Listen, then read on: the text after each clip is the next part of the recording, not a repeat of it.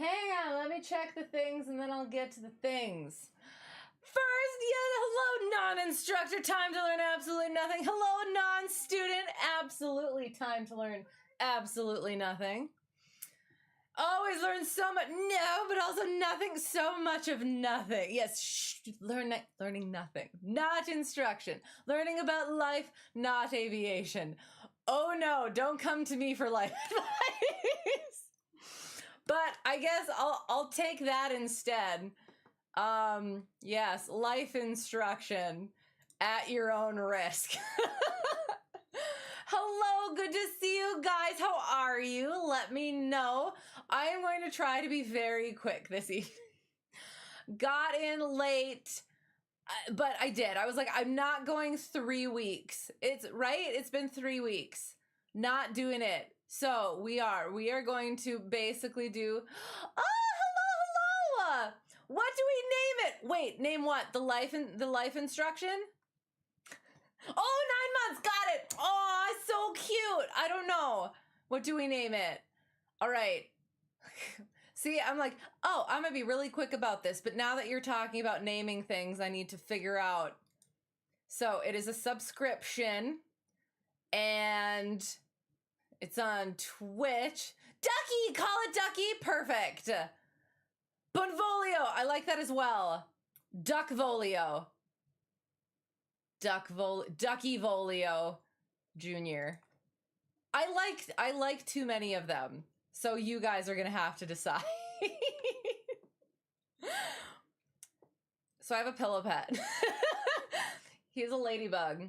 And I smooshed a bunch of things together and made a Franken name that I still love to this day. Oops. Very unique. Where am I going with this?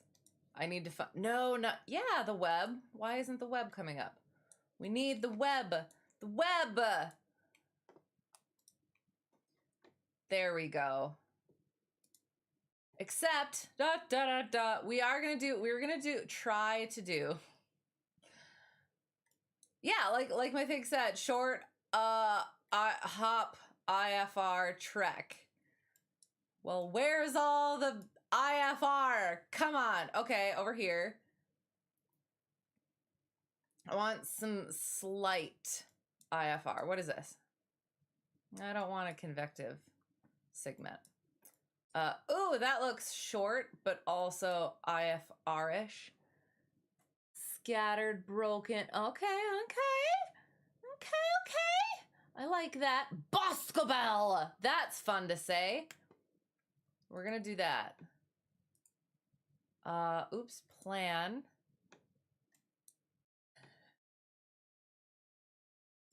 Like, I kind of want to just go here, but that looks potentially just fairly short. 27 miles? No, let's do a little bit longer. That one looks slightly longer. Hang on. Baraboo!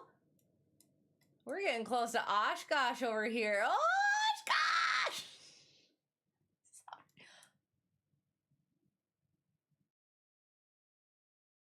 Okay. This is probably going to be a really silly question. Less a question, but more of I did not pay attention when we were doing this last time. Was there always an MOA? Near Oshkosh? Okay, sorry. Hang on. Sweet life jokes. Oh my gosh. Is that what it is? About one a week for your entire life. Oh my gosh, it's been a while. I enjoyed that show. I wasn't a faithful watcher, but it was fun. Come back to Kajabber!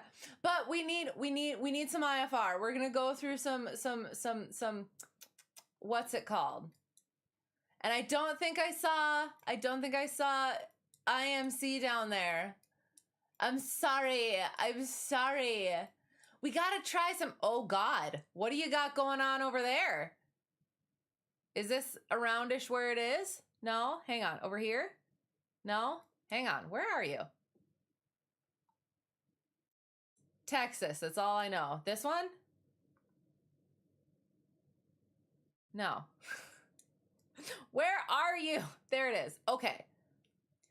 See, you're completely VFR. I'm sorry. Howdy, howdy. How's it going? How's it going? Good to see you. I hope you're well. Still keeping busy, I'm sure. There's good payware scenery for Lububub. I don't pay for things. You have it. It is a good one. Oh, excellent, excellent. Soup is fun. We're gonna hover above the soup. Well, we will go through the soup. The floods. Oh gosh. Okay. There we go. That makes sense. TFR for the floods. Got you. That makes sense. Dang. Okay. So, all right. So we got some VIPs and then all of this over there. Security. Got you. Interesting. Well, there you go. Some security. What is it? IRL practical applications of things and seeing how those look. Yeah. Dang, interesting. But yes, we are. We're gonna go through the soup. I do want to. I just want to do nice, gentle.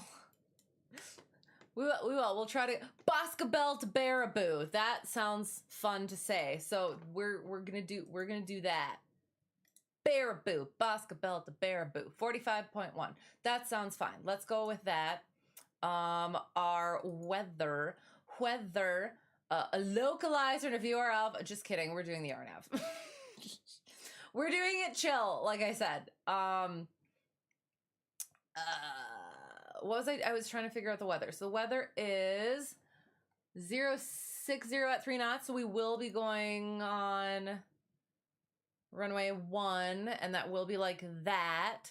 So we will at least try to maybe, I don't know. We'll see. Do we care about going a full 50 miles for our cross country time? Or what about this one? What's this guy? Ooh. This one might also be IFR. But no, we wanted to go Boscabel to Baraboo. Boscabel to Baraboo. Boscabel to Baraboo. Boscabel to Baraboo. Yeah, that. So we're gonna go from here. As you can see, I'm so prepared for this and physically capable. Coves. Takeoff minimum. Start from that departure. Joop. Okay. What runway are we taking off from? We got all of the options apparently. Oh, it's right on the river. Oh, that's cool. Okay, sorry. 0 degrees at 0 knots. So we have our pick. Departure procedure, runway 27, 20, and 20 and 25. Visual climb over airport. Obtain ATC approval for a VCOA when requesting IFR clearance. Climb in visual conditions to cross Boscabel Airport at or above 1700 before proceeding on course. So we'll take off runway 2 so that we don't have to do that. But the departure procedure, climb. Oh, so sorry, hang on.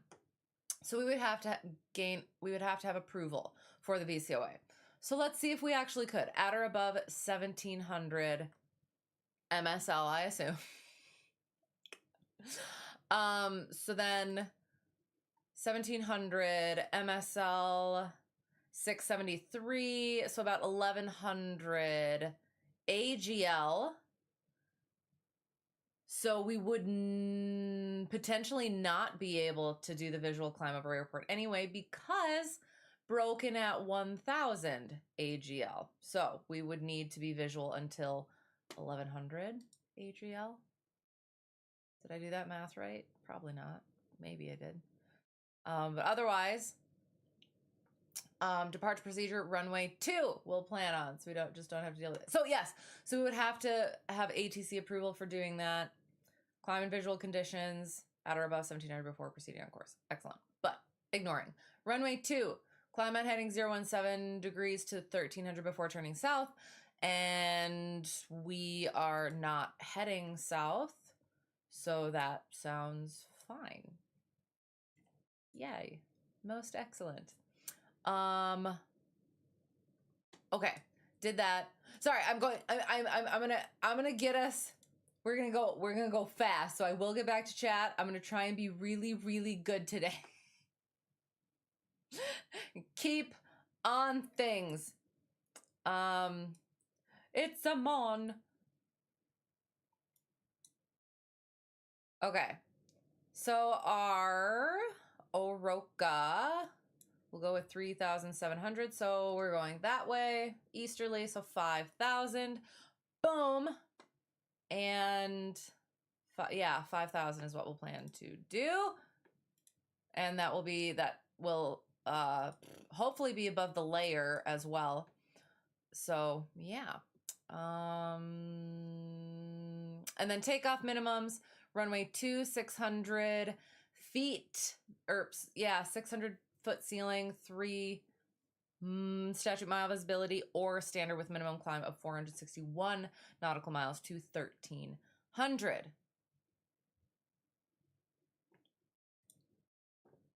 And once again, going back, 1,300 is math. A little over 600 feet. Yeah, and I think we have that power, so that's good. Plus, we have those minimums anyway. Most excellent. All right, en route, and now for our landing. We were planning to do runway 1. Shoop.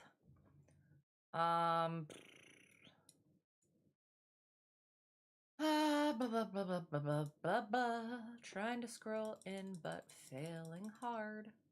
Okay, there we go. All right, it is correct. Up to date. Sorry, up to date as of today. Haha. WAS, so it does have an LPV. Approach course 10 degrees.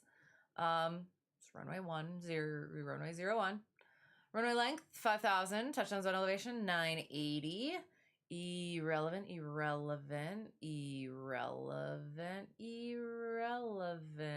and irrelevant. Good. We'll look at our frequencies. Not authorized for arrivals at the Vortac. We won't be doing that. So we'll go to Oguyu. Oguyu. Sorry. Oguyu. Sorry. Yeah, so we're gonna go to Oguyu. We're gonna be on our way to the runway, or to the airport, and then we'll request, hey, we want to go to Oguyu. And then we will go like that, and I don't know, maybe we'll do a hold just to do a hold, or we'll just not. How about? We will land, I assume. And then, yeah, potentially take back off again or not. We're gonna leave it open-ended. If we're really nice and quick, perhaps we'll potentially take back off again. But otherwise, we'll, yeah, keep it short and sweet. So we're gonna be coming from this way. We'll end up turning right, going to Oguyu. 3,000, no procedure turn. So we would have to request it, or we would have clear ourselves. Oh no. Clear ourselves for a hold. Then we could get down to 2,900 to egged. I'm gonna call it egged. Travis egged Jerry. Okay. And then yeah. Look at our profile view. So once again, 3,000 for coming from anywhere, but this is a no procedure turn from here. 3,000 down to 2,900. We're going to do the LPV, so maybe we'll just stay at that 3,000. Capture that glide slope, continue down. Yeah, following that glide slope. Our DA is 12, our decision altitude is 1229. Our flight visibility must be 1 statute mile. So this one doesn't go down quite as far as some other LPVs do. Interesting, interesting. And then what was my other thing? The other thing that I'm trying to remember to do is, yeah, look at not only looking at the specifically the missed approach point. So yeah, so DA, we go missed and then continue to our runway 1 as we climb past that for either. Now, I'm slightly confused. We'll see.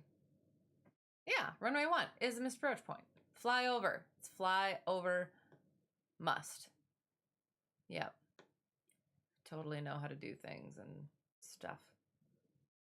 Okay. Missed approach. So we'll be looking for this configuration.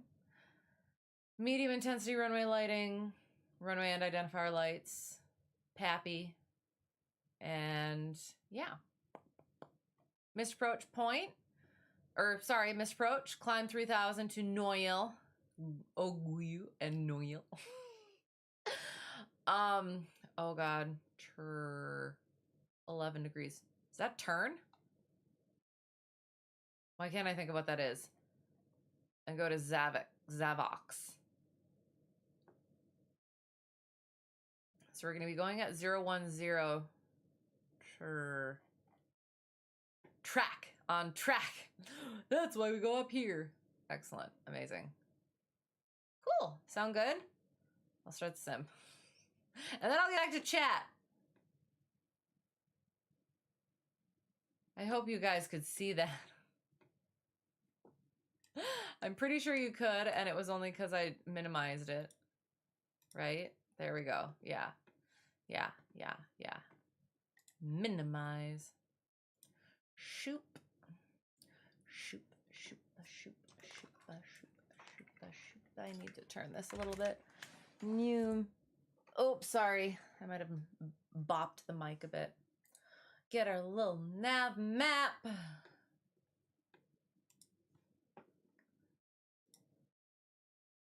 Okins Dokins goes there. Starts the sim. Gets back to chat. I'm sorry. Okay. And that's what you were thinking? Nice. Excellent. Insight. Whatever that word I'm thinking of, I think so. You're not going to fly to San Antonio anytime soon? That's a fair choice. That Piper Comanche you were talking about a month and a half ago had all those squawks like cracked engine mount. Finally left the hangar today. Yes. I bet that felt good, right? Until it comes back. That's awesome. So you got it all worked out? Or was it one of those you got it worked out enough so it could be ferried to somebody else so that they could have to deal with it? Can't log cross country. Well, I can log cross country if I fly 50 nautical miles. I don't have to land. Goes down to 250 instead of 200. Oh no. Oh no. 250 instead of 200. Hang on. Oh, are you talking about the minimums? I'll go back. Yes, exactly. Exactly. Yeah. Because what is it usually like? What's our LPV stand for? You saw it? Okay, good. Thank you. Thank you for confirming that. I would have been devastated. Just sitting there talking at the clouds. Flight sim. That's what I'm getting. Okay. So when, oh God, did last we speak? It's going to be slightly unstable and not just my mental state. That's a joke, FAA. For legal reasons, that's a joke. What am I doing? I'm checking to see when last we spoke. That one. It was Yeah, I missed 2 weeks, right? It was right, yeah, pretty much right after my check ride. So, approach it, yeah, so that was that. Yeah, okay. And you gotta share your good news, by the way. Or you don't have to, I guess. It felt amazing. 2.5 months in the hangar. Owner was being cheap and sourced his own engine and purchased the wrong one. Lots of issues like that, but you got it fixed and out of here. Other exciting news. You're closing on a house tomorrow. Yay! All the exciting things. That's exciting. So yeah, so going back, oh my God, did it actually end up being cheaper for the owner? For doing silly things? Yeah, cut corners on your freaking engine mount. Are you kidding me? Anyway, just silly. Silly. I didn't look at what the ICAO code was. Or ICAO. I like ICAO. Call the FAA! No, don't call the FAA!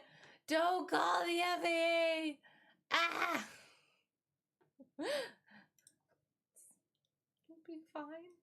Nothing to see here. Nope. Absolutely not. Distracts with chicken.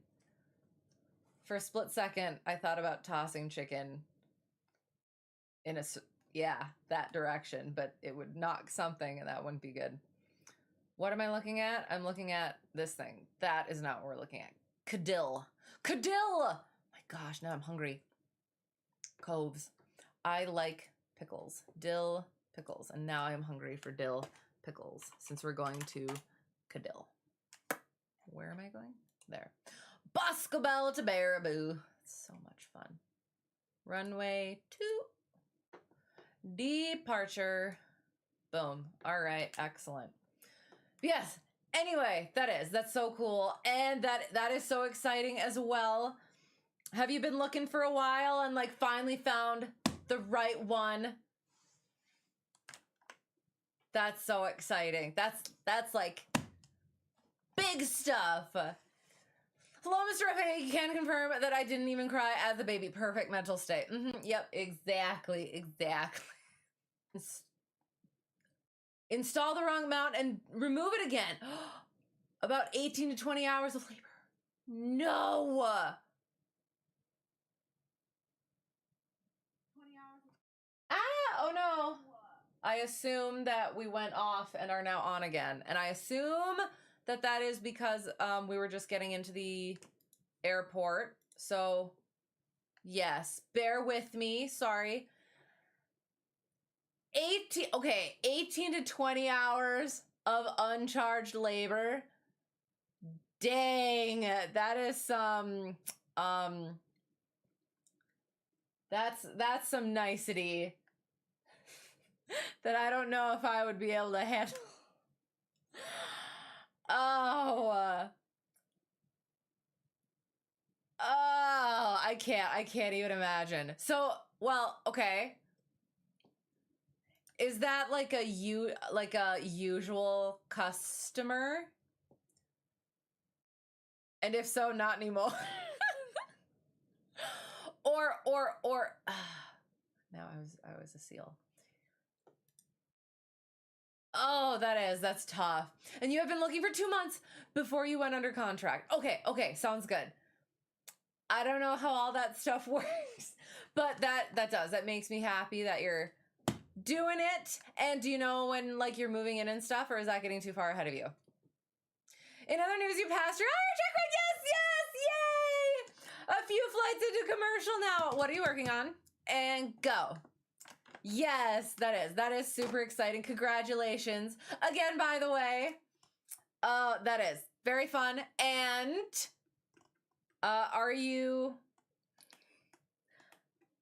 I guess it's kind of tough. I was gonna be like, so are you flying some IFR? Not necessarily IMC, but we're practicing the filing and the going through the stuff and doing all the things. But I guess I remember how it was. It was like once you're working on the next rating, it's like, all right, that's what we're working on now. FAA canceled the stream. Dang it. Gonna be kicking down the door any moment. You'll see. Oh, shoot. Got to put that on. And we are back. Good. Excellent. Excellent. Thank you. What am I doing? That's not what I'm doing. Resume. We're going over here. We're going here. We're going... Oh, we're going here. Oh, we're yawning. Ah! Sorry. Unnecessary. What have I done? Oh, that's my face. You can't see it. I can.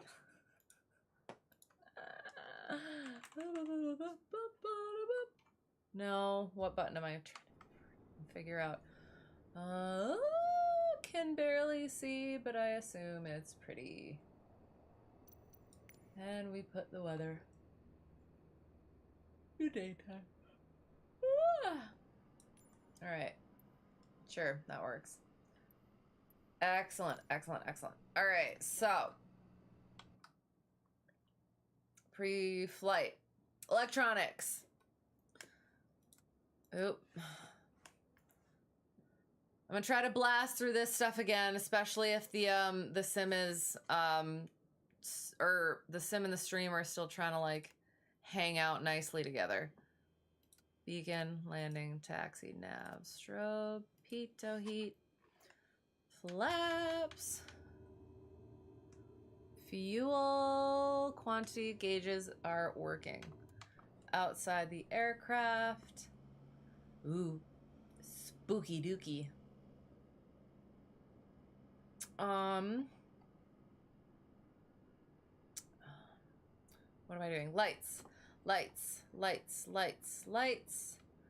Grasp the pitot tube, feel that heat, turn it off. And I think, yeah, I did accidentally.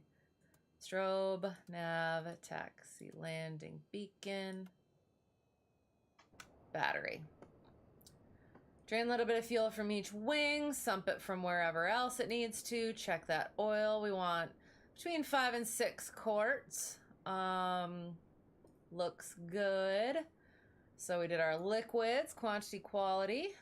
And then now we do our flow. So static port, vents, pitot tube, drain hole, stall, horn, fuel vent, leading edge of the wing, wiggle, wiggle, aileron, 4 bolts, wiggle rod, 4 bolts, connection, wiggle rod, connection, tire, make sure that's looking good, antennas for our IFR flight, fuel caps, elevator, connections, rudder,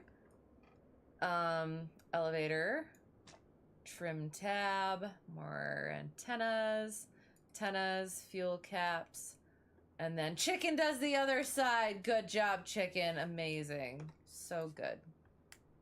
Excellent, chicken. Comes to the front, leading trailing edge of the propeller visually and physically for any significant nicks or cracks.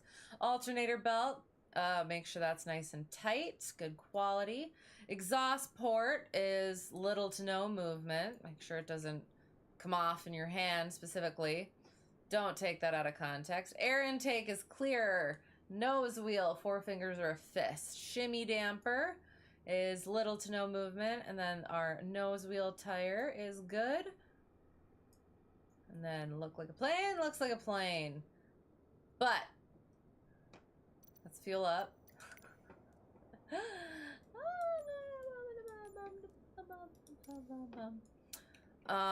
Fuel up, and then we do our final walk around. So once again, we're looking at the surfaces in case I used it for a table. The controls, make sure the gust lock's not in. Chocks, fuel caps, cowling cover nice and tight, or oil cover door nice and tight. Controls again, more chocks, tow bar, surfaces. Good. Interior. All right. Passenger briefing. Seatbelts on at all times. Exit at the doors to left and right. For now, make sure they're shut and locked. If we lose power on the rollout, we'll stop on the runway. If it's after takeoff and hello, below 1,000 feet, we'll land straight ahead. If it's above 1,000 feet, we'll consider making a turn back to the runway. We do have a crossing runway, so that could be an option.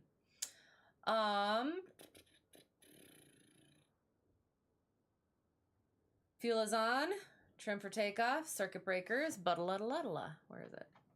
Let me actually physically, visually look. Ooh, autopilot circuit breaker. And then we did that thing, and then we seat track back and lock chicken. Avionics are off. Autopilot is off. Beacon is on. Prime it. We don't have it. Mixture is full. Throttle is slight. Let me get it was charging. iPad will actually check our checklist. Maps. Documents. Close. Boop and boop and... All right. We're being good. Did it. Yep, we don't have carb heat.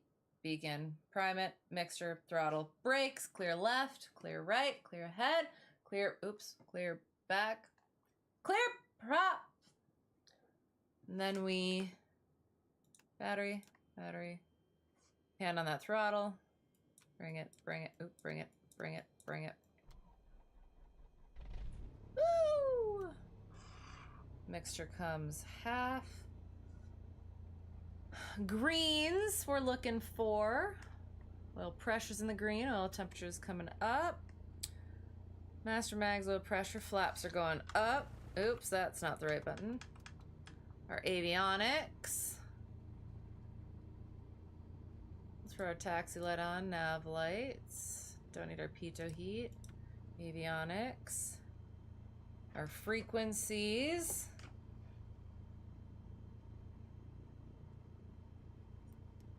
We would get in, blah, blah, blah.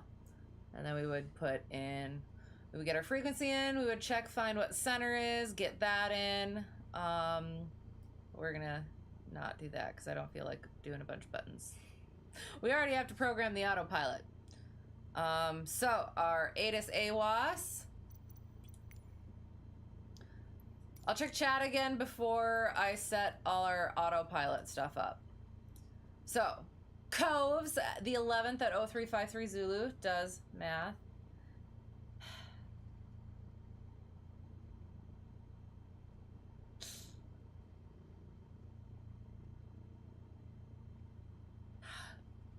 I think it's most recent. It is coming up on it, though, a new one. Automated, calm. 10 statute miles broken at 1,000, overcast at 5,500. Oh, interesting. So we might be between layers. We'll see. 21 degrees Celsius, 21 for our dew point. Altimeter 2988. Remarks AO2 differentiates precipitation. Sea level pressure 1011.6. Millibars, temperature 20.6, and dew point 20.6. Exactamundo. Interesting. 2988. We'll still plan to take off runway 2. 2988. 2988. So, Barrow.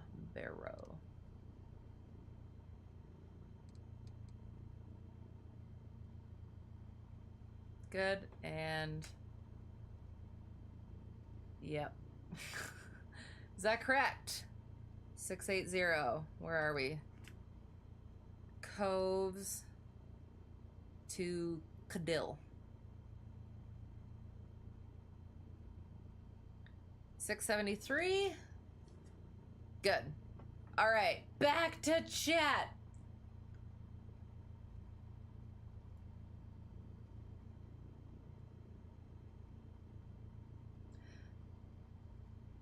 At $115 an hour shop rate. Mechanics are rightfully, word I can't say because I'm a lady, at the DOM for it because playing too nice, definitely. And this is the first time plane owner, zero time pilot. Ooh, needed to learn the lesson of let you do the work and he has to pay for the mistake. But the DOM wants to be nice.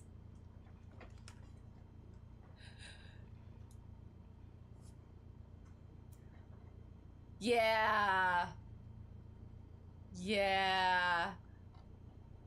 Just from that information, I'm like, definitely not the right call, but it'll be a lesson learned for someone. Probably. That's no. And okay, I will say one of the things for me for CFI stuff, the money thing, having to having to like deal with that stuff. I've never been that good at it, and I have had to get a lot better about it. And I had a conversation with friend instructor about that, and he said the same thing. But it's about knowing your worth and knowing that you put the work in, so it is okay to be compensated fairly for that. And yeah, there are like times where you can be a little bit cheaper for people, be nice, but that's a little nice. So yeah, interesting. Well, I hope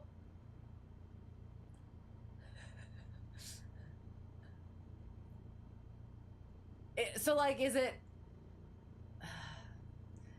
the situation completed, or are things going to be, yes, like I semi said, is there a lesson to be learned there and things to go over for next time? Potentially.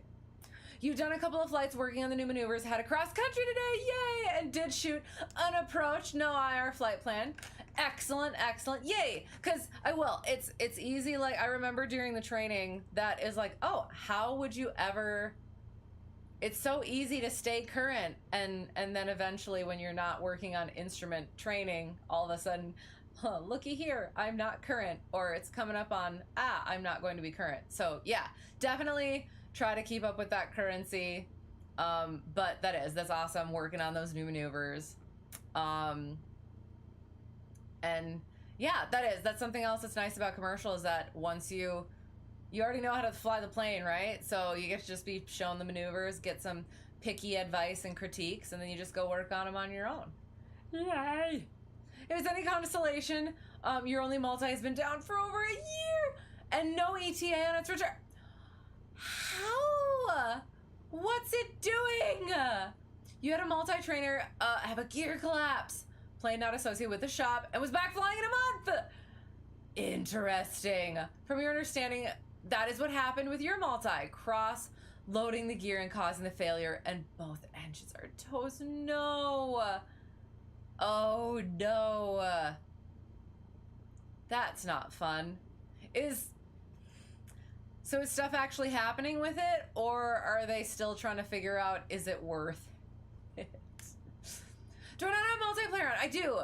You're here. Was that... How many quarts of oil do I have? I don't know. What do you mean? 5 to 6? I don't know. I can't check in this plane. Is there a way to check in this plane?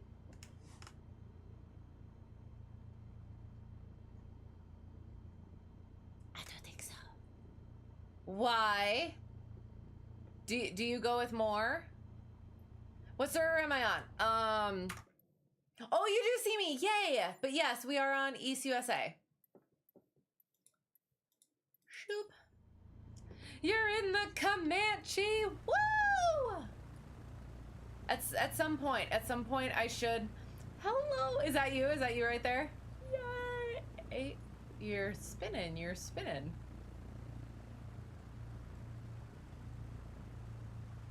I had my newest private pilot do the tightest, most beautiful 360-degree pattern clearing turn today, and I was like, I was so amazed. She milked the brake just perfect. Yeah, that was nuts. In the future, yay! That's fun. Yay! We will. We'll be getting in the air. I did just want to kind of catch up a little bit, and then I'll go head down again and try to get in the air. Hello. How is it going? Sorry, I'm trying to be more efficient tonight than I usually am. So I'm trying to be like, get the stuff done and then come back, and then get the stuff done and come back. And once we're in the air, I'll be a lot more with it. So hello, good to see you. Are we landing 19 or 01? We are doing the RNAV 01. Unless we wanted to do the 19. We could go do the 19. No, well, but we already briefed 01. However, no, we'll see, I guess. The plan is 01. There. Plane is out of the hangar, and you hope not to see it until annual. Right. You don't like working on the Comanche. Okay, okay. Like any Comanche or that specific Comanche? You're in the Comanche on the sim, incredibly well-modeled plane. I think did I fly in it like once? Or no, I can't remember. But that makes me happy. We will. We'll get to new planes at some point. But like, yeah, like for tonight, I was like, okay, I need to do like a one that I can handle. And not change anything for a little bit. All right, so back to the head down for a second. Oh God, is it F9? Yes, okay. So we need to build our flight plan. So flight plan origin is, oh shoot, I keep forgetting. There. K oval. This is why we don't put our frequencies in here, because we already have to set all of our autopilot stuff up.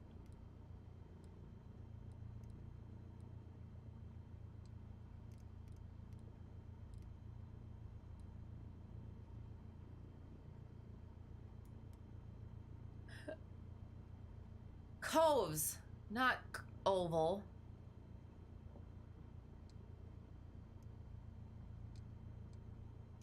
Oval coves, same thing.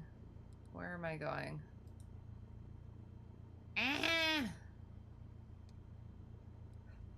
The plane will be like, where even are we? Oh my God, I'm gonna go insane.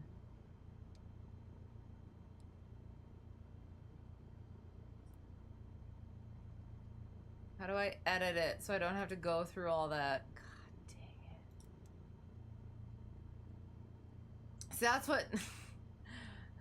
when I do those silly things for the names, and then I come up with a different word.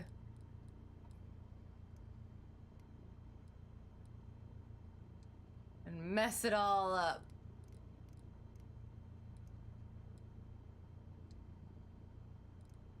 Coves.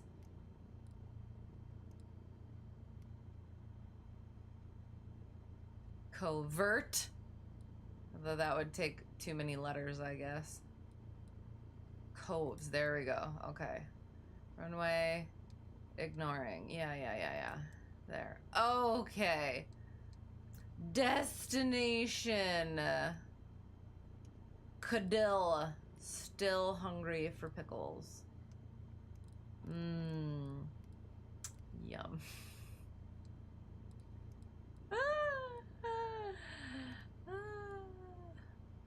I like those big jars. Big pickles. They make me happy. Stick a chopstick in them.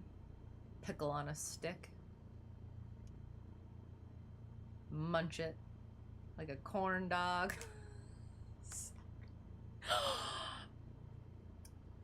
a corn dog, but it would be a corn pickle. Stick a pickle in the middle and deep fry it. That sounds delicious. Do some tzatziki sauce. We'll put our flight plan. Hang on, procedure. We're gonna select our approach. But we're just not gonna put it in. Enter. We want to go from Oguyu. Oh yeah, so we are gonna do 01 because I want to do Oguyu. When we take off, we'll see about flying out to make sure that we go out 50 nautical miles, and then we get to count ATP cross country. Procedure, approach, runway, RNAV 1. Minimums are 1229.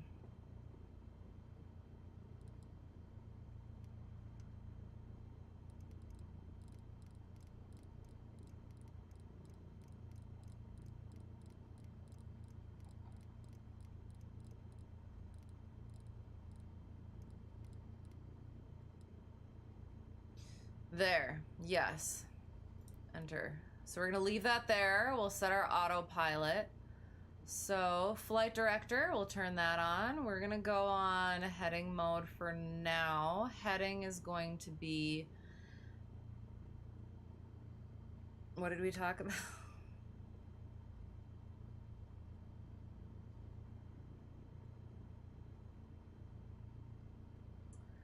Departure.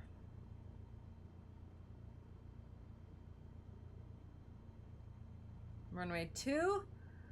Climb at heading 017. So we're just going to do 017 for now. Nope, this way. Because we have to do that until 400 feet. So, again, our departure procedure is climb on heading 017 degrees to 1300 before turning south. We're not turning south, and so we will just turn direct to our stuff. Heading is good. Nav, approach mode, vertical speed, flight level change. We want our nose down a little bit from 0 knots. Come on. Oops. I think like 80 knots we liked, right? Okay, there we go. And then the altitude, hold VNav, back course, that looks good. Altitude, 5,000.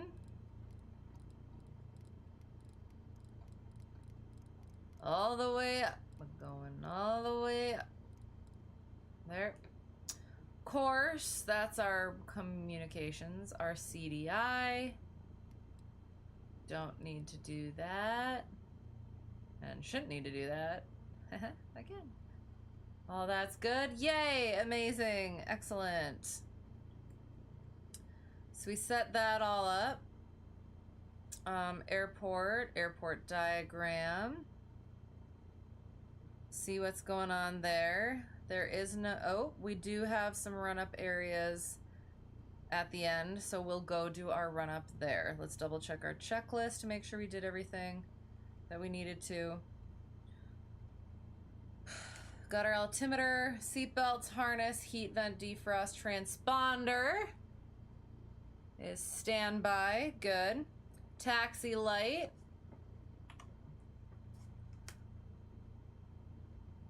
Is on. Radio test. I don't know, is it gonna let me? Probably won't. Oops. Shoot, wrong button.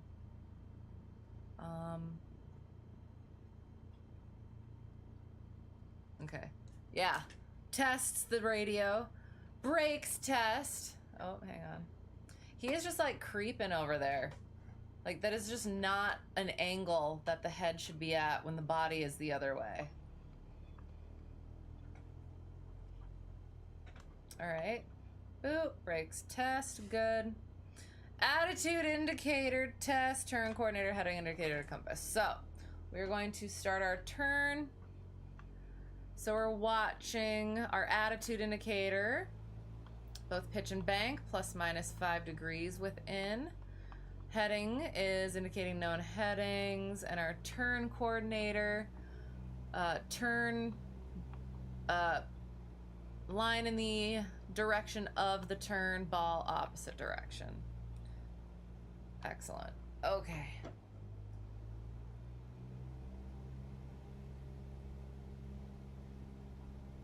All right, so we're taxiing down to do our run-up. I will attempt to taxi and catch up with... Okay. Any Comanche, they're designed horribly when it comes to maintenance. Okay, nothing makes sense with their design. Okay.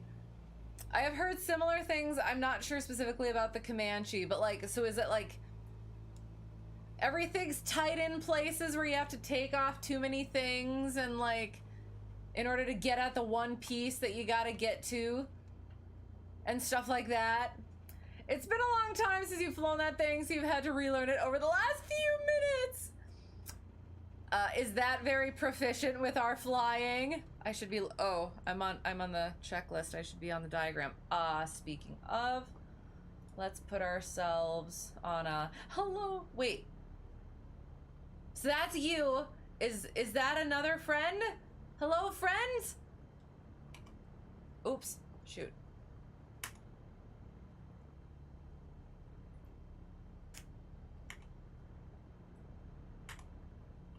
I don't know. A little close there. All right, I'll keep taxing once I get. That's what I was doing. Sorry, distraction. I promise I'm trying.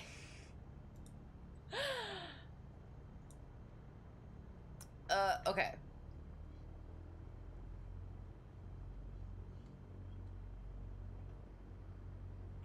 Oh, Fred, I mean, you got the pink headsets in there, so I don't know. Does that indicate that it is an actual person? Oh, hang on. We have to go over here, apparently. There is no taxiway that way. Following the leader. Following the leader, wherever I may go. So if I go on the grass, you're also going on the grass, all right? That's how this works. I kind of want to... Oh, that's so exciting. Hello. Can I, like... There. Yay. All right. Where are we? Boscobel traffic. Cessna Hotel Tree 1 Delta 1 back taxi 02 taxi of 2 Boscobel. Okay, let's see if I can taxi like this. What do you guys think? It's not gonna go well. Forgot that if you cut the throttle at idle, it stalls the engine. Oh no, that's not good. What on earth? So I'm trying to remember. I did fly a Comanche for my complex training. Oh. Come, my little duckling. I'm a mama duck, you're my duckling. It's all the avians. Yay. Oh god. This is so weird. Okay, so I'm trying to, you know what? There. Okay, this is slightly strange. So I slightly remember, oh god. I slightly remember something about, yeah, like, as I was taxiing in the Comanche, I couldn't slow it down the way that I wanted to. So maybe that is something. Maybe that was something of what it was. Or are you just talking about, was it just the oh, I'm trying to look and it's not working. I wonder why. Yeah, was it something like, or are you talking about just the sim model? You have heard of grumblings through the grapevine about it getting fixed. We should probably go into the run-up area, shouldn't we? Oh god. Hang on.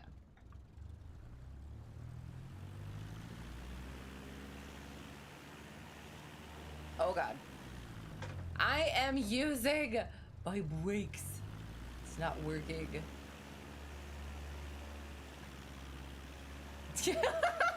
You're doing it. Okay. I should get in the plane so I can actually see. Okay, hang on. I'm better at flying a plane from inside the plane than outside the plane. Apparently that also applies to taxi.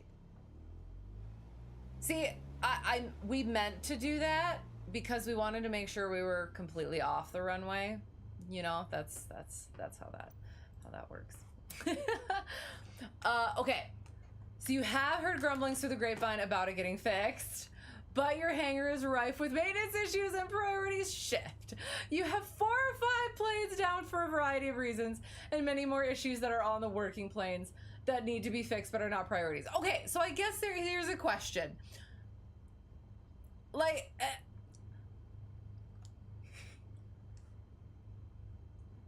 at my home airport, they have 1 rental plane.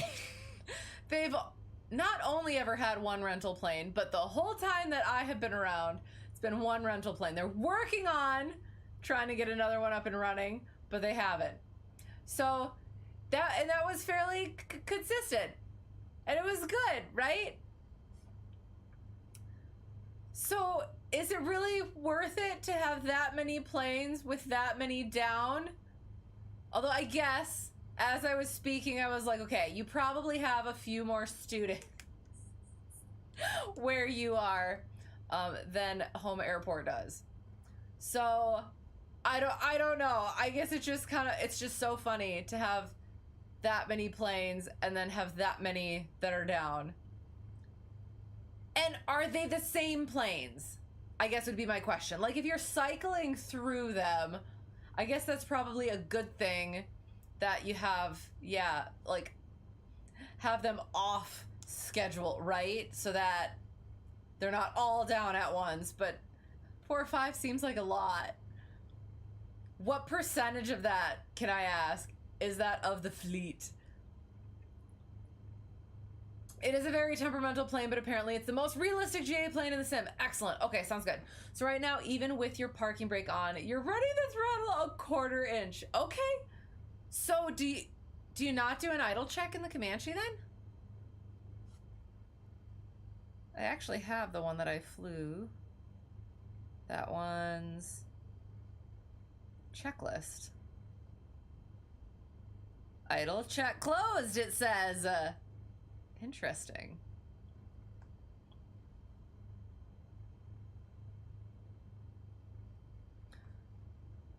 And the sound is pretty awesome. You do like it. Excellent. That's one of my favorite things too. I'm gonna try and... Oh, I guess you're probably only at a 1/4 inch. Oh. Hello. We're listening. Are we hearing what you hear? Is that just wind? You should rev it. Rev it. See if it comes through.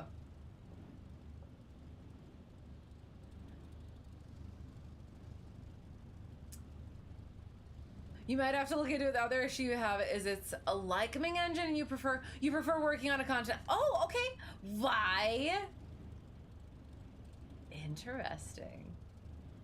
For example, the plane you used tonight.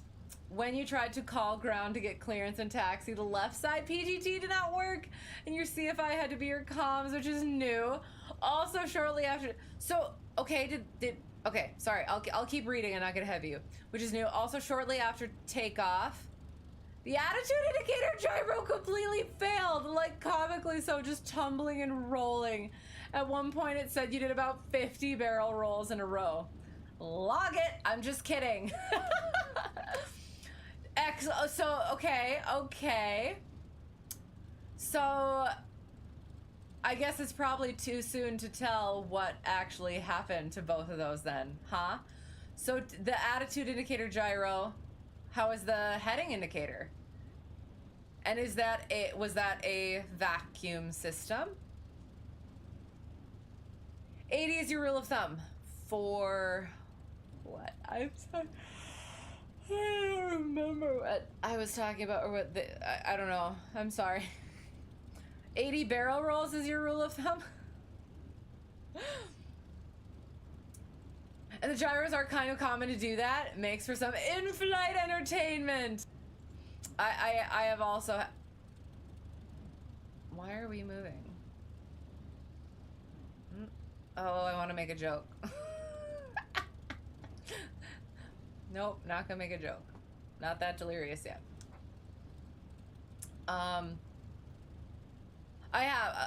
remember at least once the heading indicator in a home airplane was just... And number one instructor took a video and sent it to the owner. Like twice. And especially at a 1966 PA-28, very amusing. Excellent. Yay. And you've already finished your run-up, so I can have the run-ups, but okay. We're gonna get there. I'm gonna do the thing, catch up on chat once we get onto autopilot, or yeah, so catch up on chat, run up, take off, get on autopilot, and then, yeah. We'll be doing the thing. Oh yeah, King. Oh, what? Oh, kind of PA 28. 1978. And a 1966. No red X's. Oh!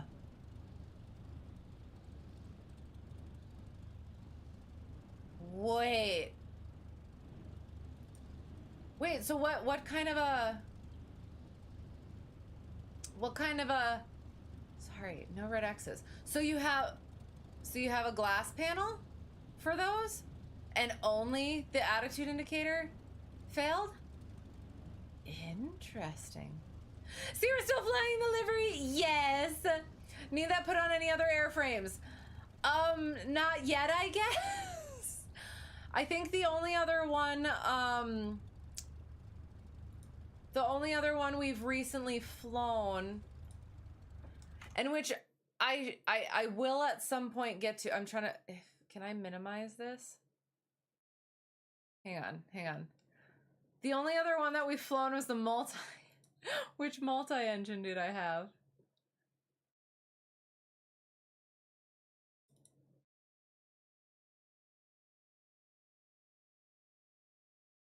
The 310. What about that one?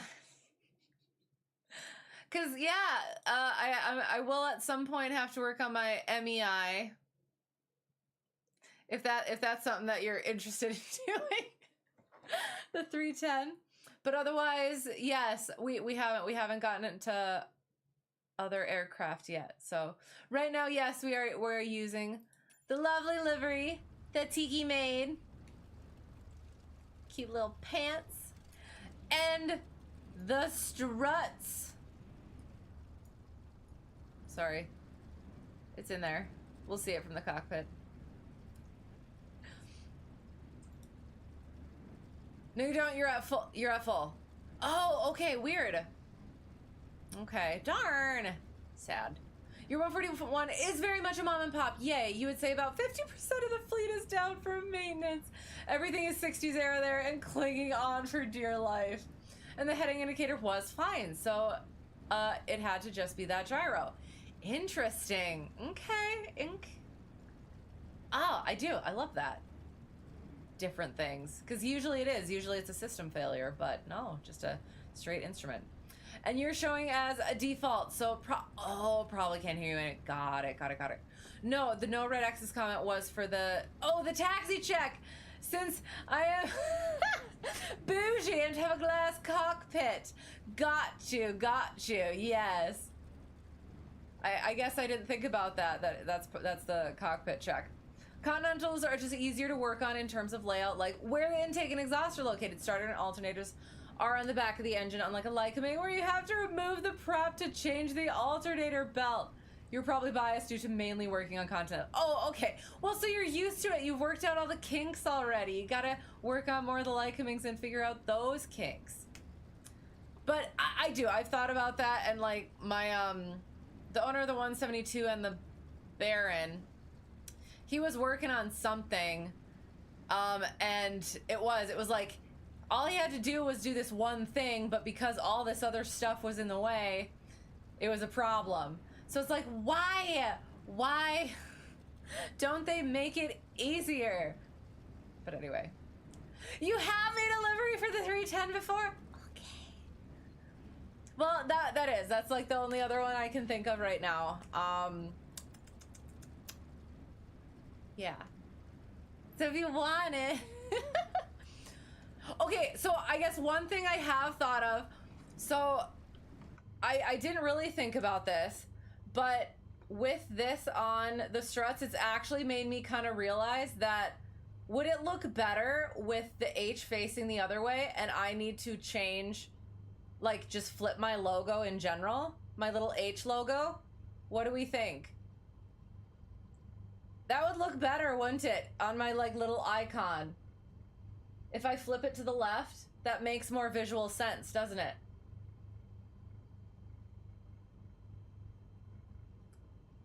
So yeah, I thought about that. And you had the 310, good plane. Yes, it was fun. One of the things, I don't know if I talked about this. Sorry, I'm gonna quick. The 182 you fly is glass. It's so nice. Yes, I enjoy the glass cockpit. I don't get to fly it much. Well, okay, so I guess I do have the Aspen. You can tell it's an Aspen by the way that it is. That's pretty neat. Every time. But not the fancy schmancy glass and the autopilot. But yes, so the 310, when we were doing the 310,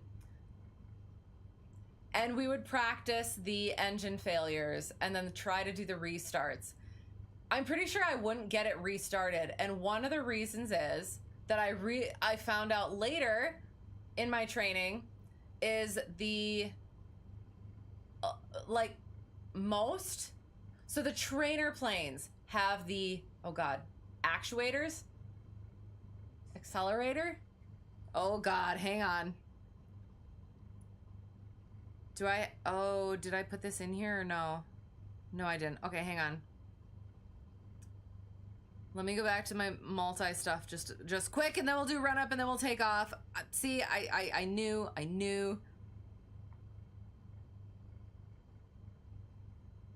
No, where is it? Where did they go?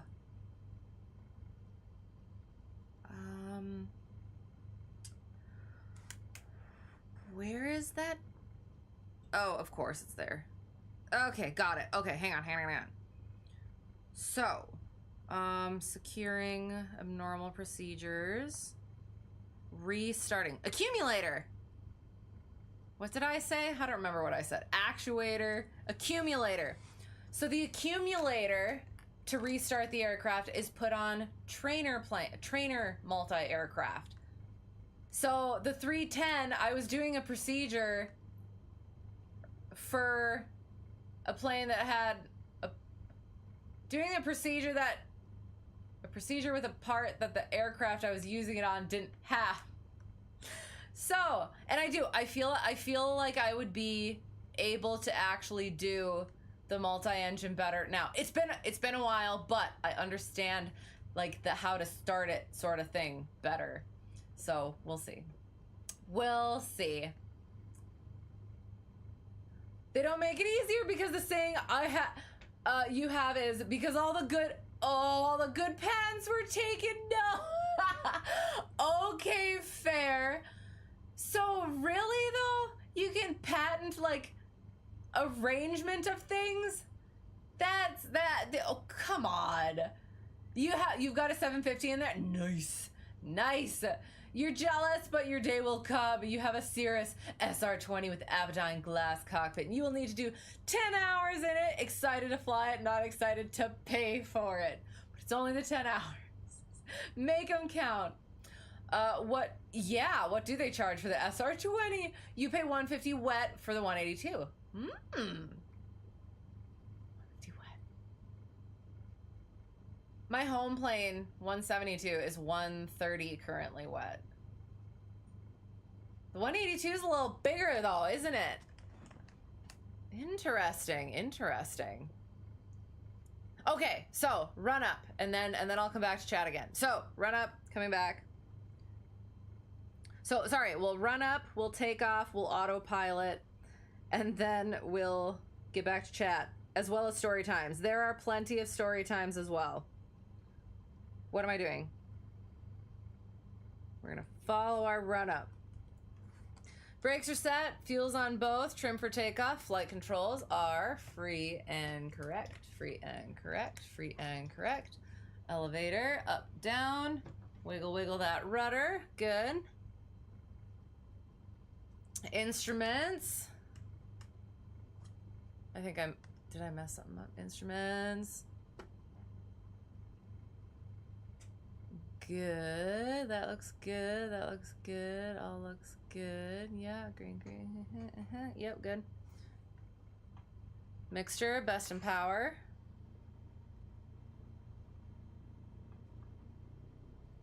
Primer is irrelevant. 1700.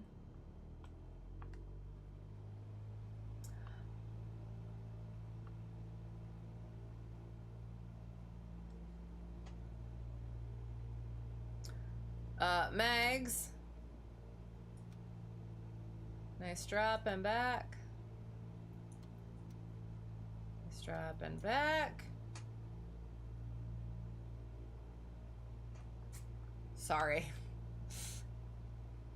Carb heat, don't have vacuum. In the green. Amps, volts, looks good. Oil pressure, temperature. Both green, idle check. All right, idle check's good. Throttle friction, flap 0 to 10 degrees. Mixture is still best in power. Carb heat irrelevant. Pitot heat. We are going to be getting into the clouds, so let's pop that on. Landing light, strobes. Sorry, we put our strobes on. Pitot heat, heading indicator to compass. Yep. Doors, windows, transponder, alt and squawk. So we were pretending we got our clearance. And we're gonna be heading direct. So, landing light on, strobes on. Time note, clear left, clear right. Boscobel traffic. Cessna, Hotel Tree 1, Delta 1, departing 02 to the northeast. Boscobel. All right, so at 400 feet, we can start our turn. Hang on. Yep, we're not doing that. So we have our, remembering how to do the autopilot.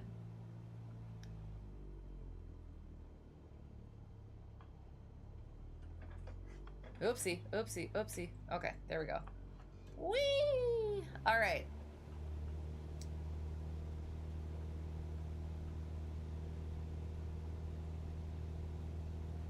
Airspeed's alive. Engine instruments are green.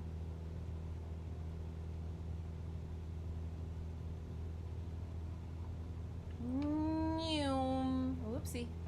Whoopsie. Whoops. All right. Right rudder.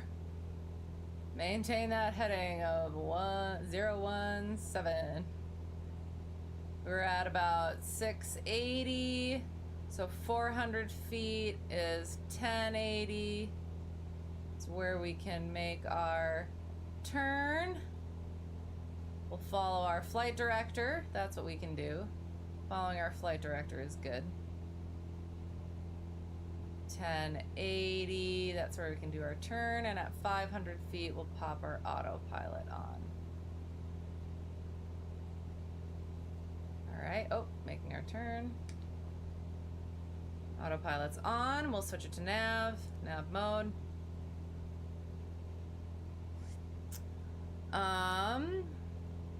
And it's not doing the thing, so we need to go back to flight plan. And hit, actually, hang on. So, can I go like this?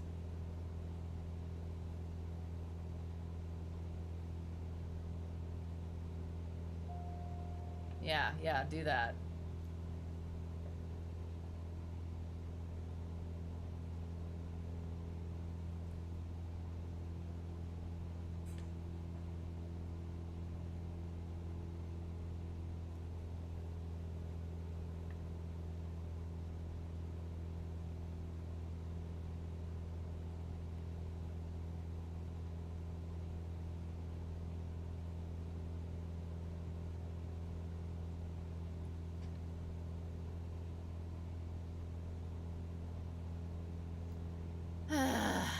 That's something that I still haven't quite figured out.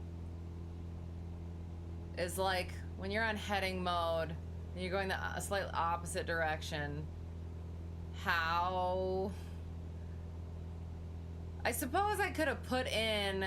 Oh my god, you know what I could have just switched the heading to, Oh, sorry! I gotta switch the heading to a, what's it called? An intercept angle. That would have been a better idea than fighting the plane. Anywho, okay. Okay, sorry. Coming back. Like 225 wet? Well, there you go. Your 150 is 135 with your 10% discount. What? Is it fancy? Does it got some fancy avionics in it? Oh, okay, sorry.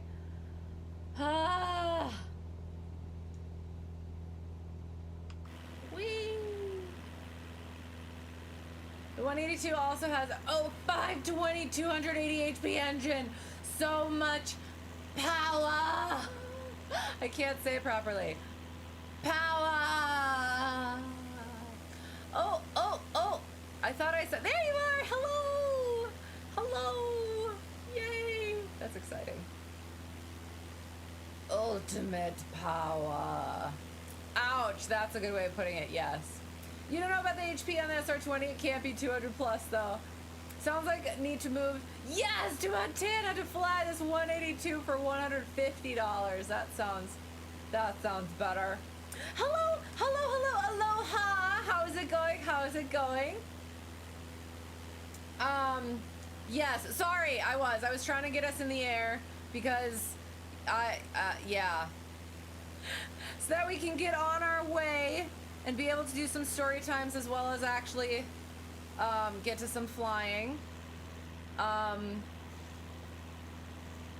however, we don't have to fly, so we can do a little more of the chattings, and I'll get to the story times as well, because again, so many. It's been a busy couple weeks. SR20 usually has a 215 HP engine. Oh, okay. Safe flights and soft landings. Thank you, appreciate it. Well, yeah, we'll hope. Coming off an instrument approach is usually less than that, less than soft. I'm working on it. I have stories kind of about that. So the one that I'm thinking of right now is I have noticed through my training that I end up coming in fast on the approach because it's like I'm aiming for 90 miles an hour. I get the runway in sight, and then I'm just aiming for the runway itself. And then I forget that, yeah, I should probably bring my speed back at that point. Oh my God, look at this is why we get our instrument rating. Oh my God. I do not like that little poof. That looks like not a fun poof. But since we're in the sim, we're probably gonna let ourselves fly right through it, see what happens. If I was in real life and I saw that coming up, I would probably deviate slightly, with or without telling ATC. That may or may not be a joke. But yes, so I did. I've kind of noticed that in myself, and my examiner actually did bring that up as well. My instructor brought it up when we were training, and then my examiner brought it up as well for my double I. So that's something that I haven't thought about, and it would definitely be better to not do that. And I have started doing some instrument instruction, and that is something I was able to bring up with a student as well. So and we'll get to that more of the story times, but it feels like being back as initial instructor, where I'm still kind of getting my feet wet and like figuring things out, and it is a little bit frustrating because I feel so much better as just a normal instructor, like a normal private instructor, and now I'm back to having to figure things like that out and being like, I'm a bad instructor. I'll get better, but at what cost to my students? We're working on it. You plan on taking it on some long cross countries to take advantage of the autopilot? Yes, only plane in the fleet with the autopilot. That sounds like the best choice. Look at that poof. Again, definitely would deviate. Oh, geez. I was like, oh God, the turbulence. But no, it was just my mouse making the turbulence. And you know what? Maybe, I wonder if we'll...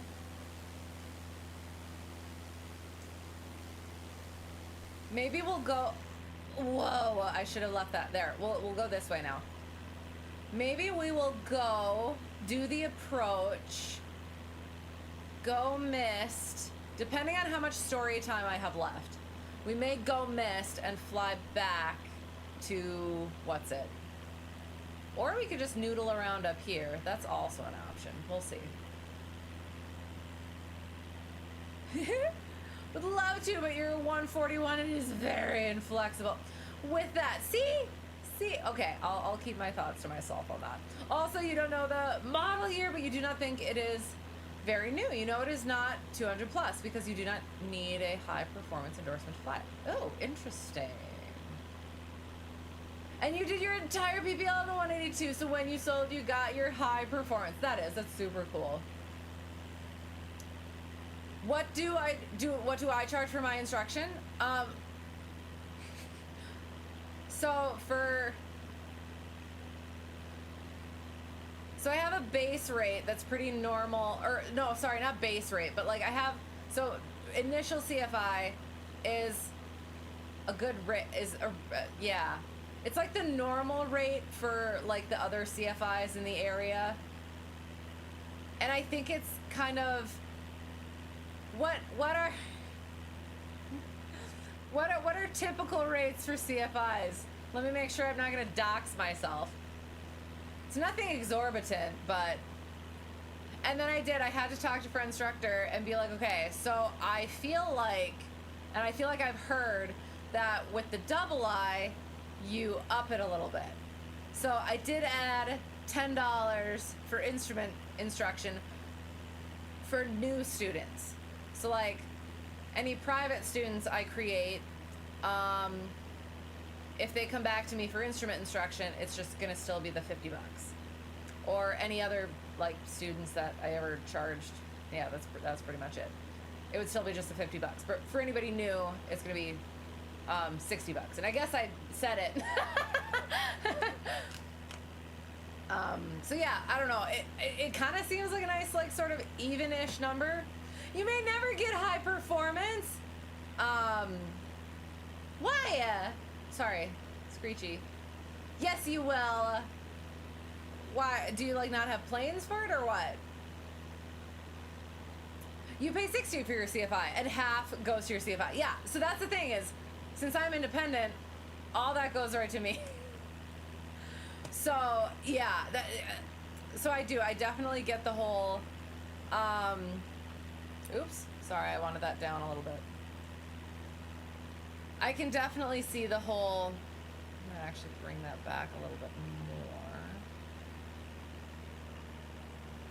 You know what, we are gonna pull it back a little bit. Let's take our time. Let's take our time, huh?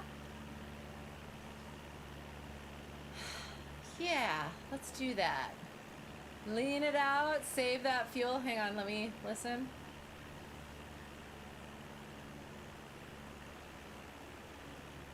There, that's about good.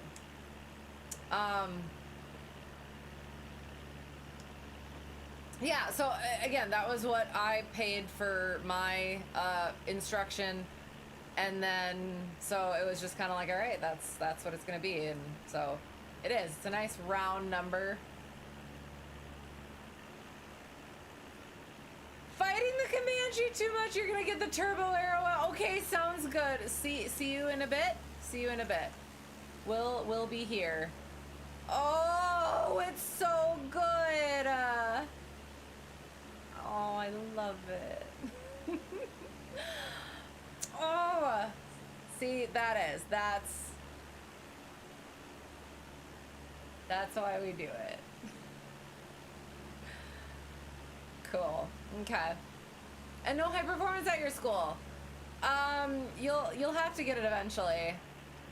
Once you get to multi, at least. I mean, you'll have to find a different plane, I guess, but And your CFI charge is 50. Your instructor has 14,000 hours of Alaska bush flying. Could probably up that a little bit. Cause yeah, that's for my multi-instructor. He was a bit more.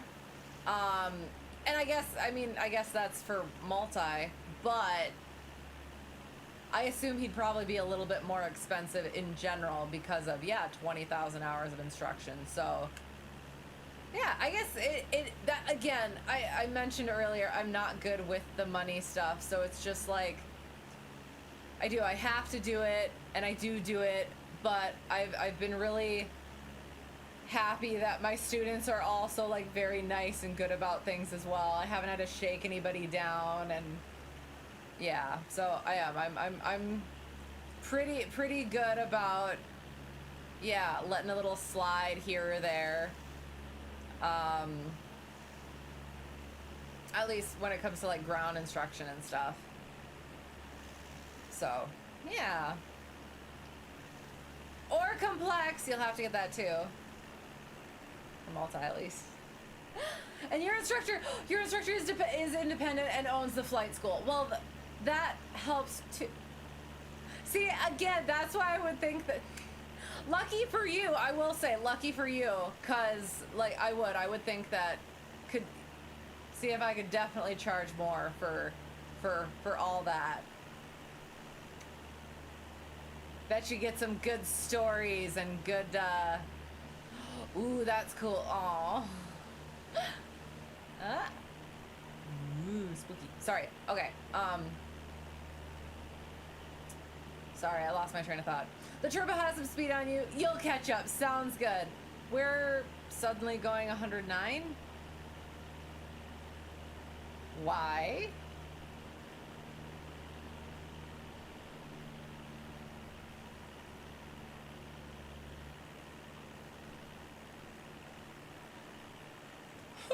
Okay, we'll see. From your understanding, the HP endorsement only applies to a single engine, so even a multi with two 180s wouldn't apply. Oh, okay. I probably could have, should have known that.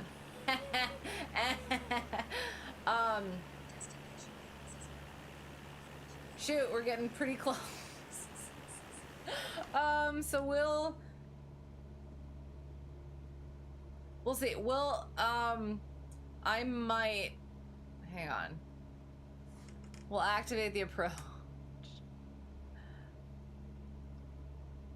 I think we will. We will. What am I doing? What am I saying?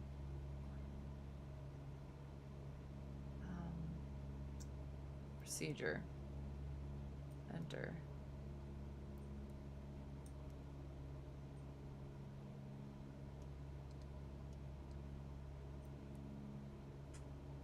Good. I'm supposed to wait with approach, but I could do vertical navigation. Bring that altitude down. Oops, wrong way. There we go. 2 hour FAF? I'm trying to remember.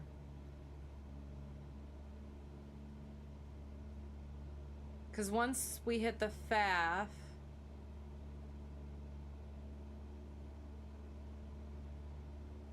then it'll be glide slope based.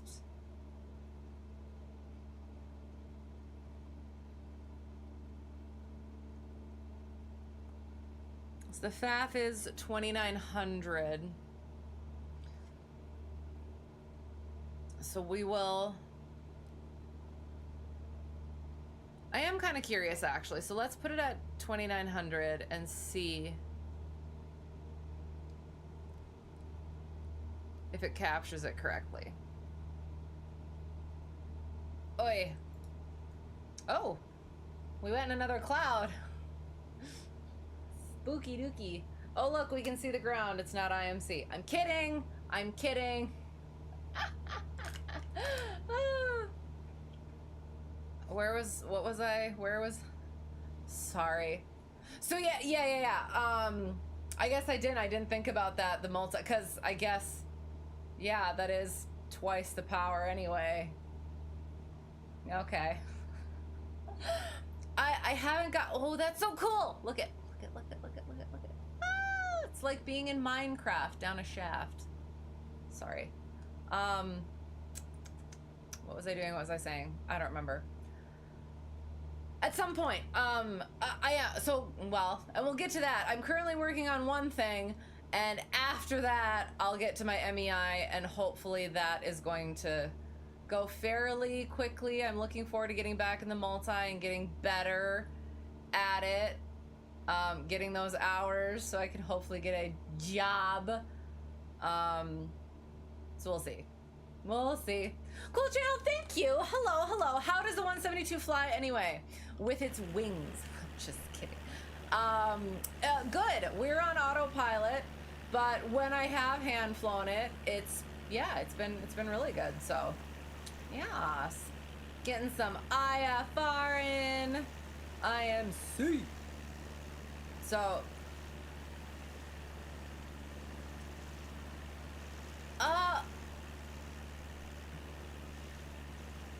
I'm so confused. Look it! I love this. And this, okay, and this is like the thing too, is, and we'll get to this. I've started to enjoy instrument flying, but I would definitely enjoy it more with an autopilot, because then it's like you're just monitoring the things. Like,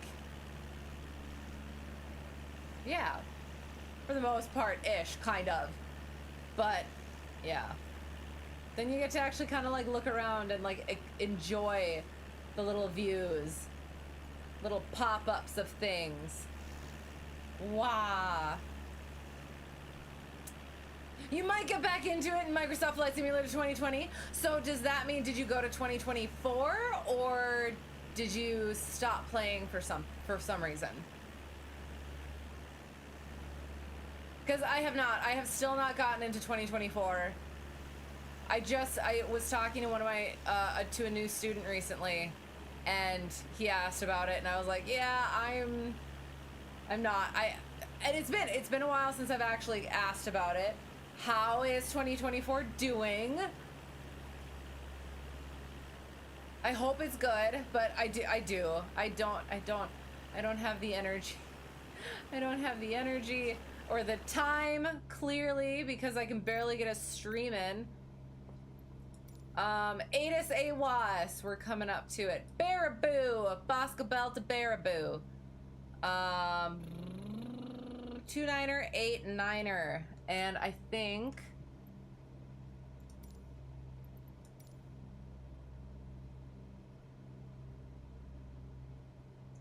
what am I doing? 2-9er, 8-9er. That's what I'm doing.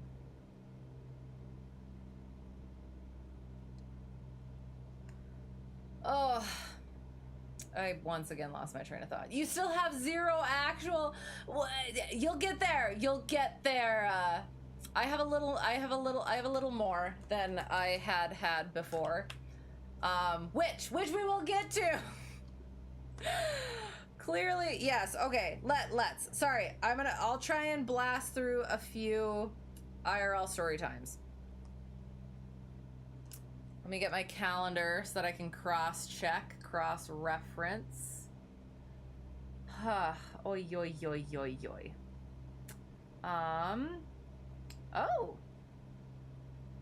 Oh, okay. Sorry, hang on. I just had like there.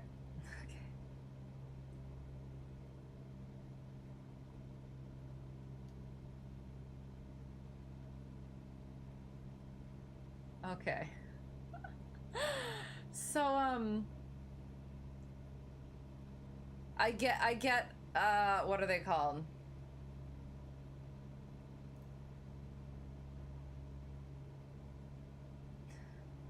I get this, oh, sorry, the 7700, initial approach fix, yay! The squawk alerts from Flight Radar 24, and we got one, and I ignored it, and I just saw it on my thing, and it was a 152, and my brain just kind of saw 150. The 150 that I typically fly is with another instructor, on a private night cross country, and yeah. I was like, oh God. So I just had a quick check to make sure, and it wasn't. It's not them, but yeah, that was, I don't know, it was just like a moment of like, well, what if? So anyway, 2024 is coming along. In your opinion, the walk around feature is cool for pre-flighting. Okay, I will look forward to that then. Oh, look, your favorite source of non-information, your favorite non-source of information, whichever one works better. Hello, how's it going? How's it going? Sorry, that's what I was getting to. We were getting to story times. Hope you're well. Good to see you. I am as per usual. Oh yeah, I can bring that up. Okay, I'm gonna just try and blast through some stuff. So, since last we spoke, there was that. Okay, so I had another lesson with, let me split view. I'm really up to date with my logbook. So, let me just find the pictures.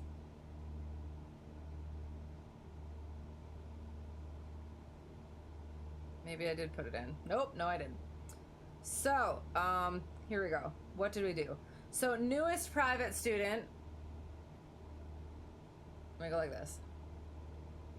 There, that'll be cool.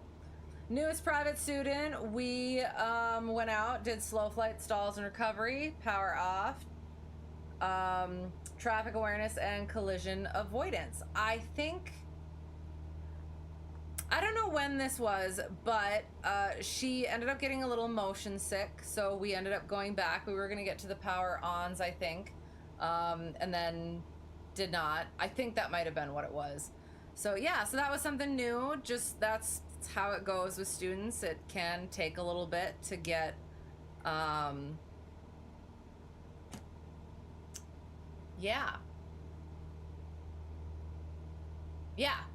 for the bodies to get used to it. So that's okay, that works. We talked about it and it was all good. So then I must have sat around for a while, because then I had dual night cross country with post solo, I guess I could say pre-long cross country private student. So we did our dual night cross country. We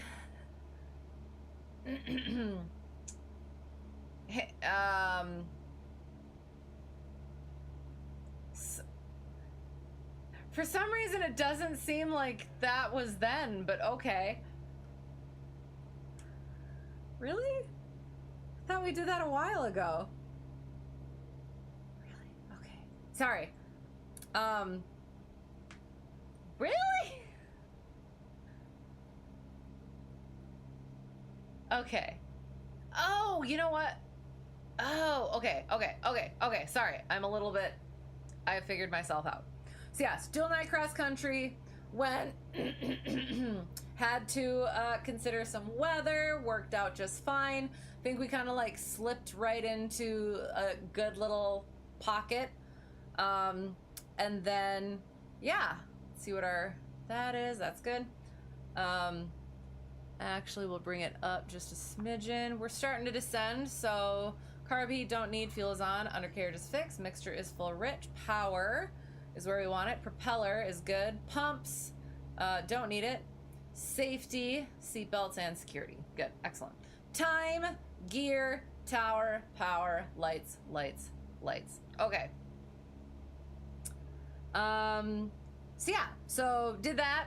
Backing up the day before, it looks like I had like my one student, yeah, so currently post solo private student had a solo, and then my other, at the time, pre-check ride private student also had a solo. Haha, little teaser there. And then, yeah, at this point, I don't remember what they worked on. I'm sure they were fine. I'm sure it went fine. And then another day, I had a lesson with one of my, again at the time, the other CFI's students that I had flown with before. Had I flown with him before? Or at that point, not yet. Maybe. I don't know. That might have been the second time we flew together.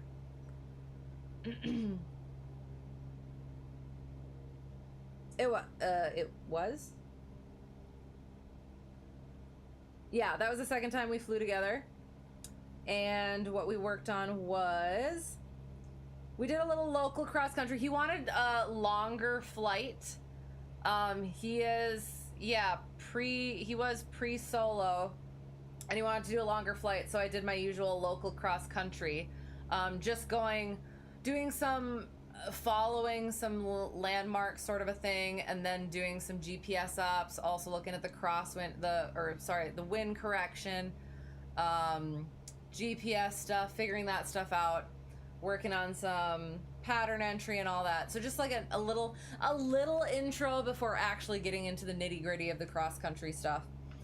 And then it turns out he wasn't getting enough time with either of us, so he was going to, we should probably look at where we're at.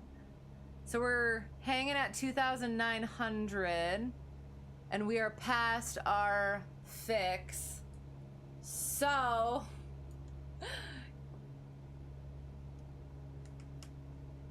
oh, let me see if that works. It's gonna take me down.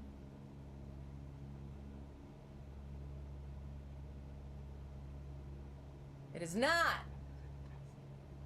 Okay, I guess we'll try to fly it a little bit.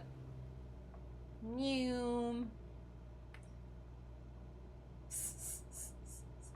Oh no, let's at least try to see the runway, maybe. So we're past our FAF. It was supposed to take us down. All right, so this is not a good angle for like actually seeing things. There we go. All right. So yay, that probably counted as an approach. Can I go like this now? Will it continue down? Oh, you know what? No. That's probably what happened. Okay, autopilot's coming off. So I didn't arm the approach, as per freaking usual.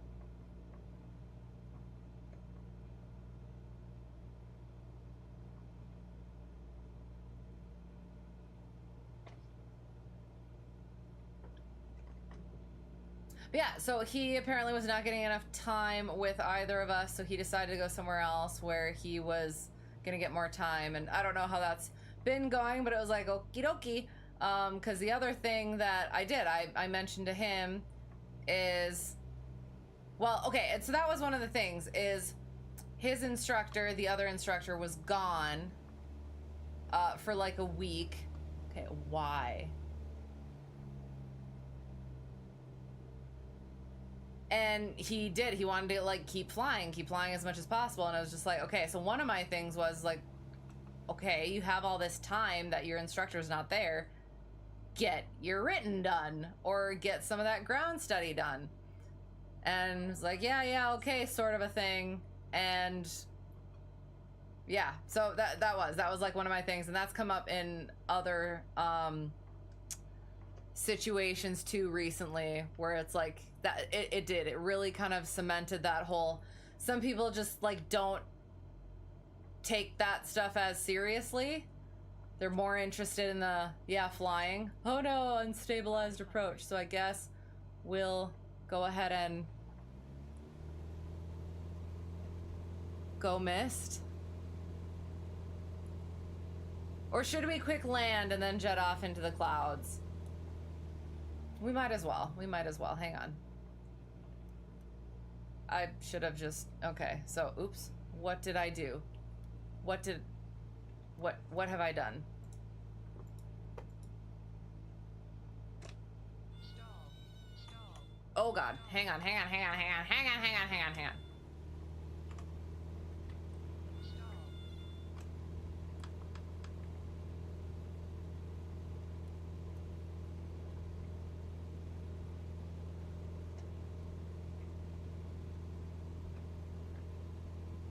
We'll come back around and do that again. We're not really on a flight plan, but that's okay because we're in the sim. There it is. Okay. Baraboo traffic. Cessna Hotel Tree 1 Delta 1.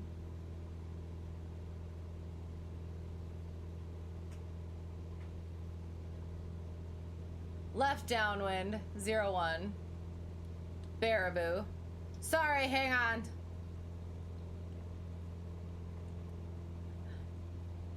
I'll quick land it. We'll catch up with chat again. We'll jet off again, and I'll blast through story times again. So yeah, so that was kind of one of those things. It seemed like he was raring to get the flying done and everything, and not entirely recognizing the importance of that aspect of it. So we'll see. I hope he does well, and yeah, well, that's just the way that it goes.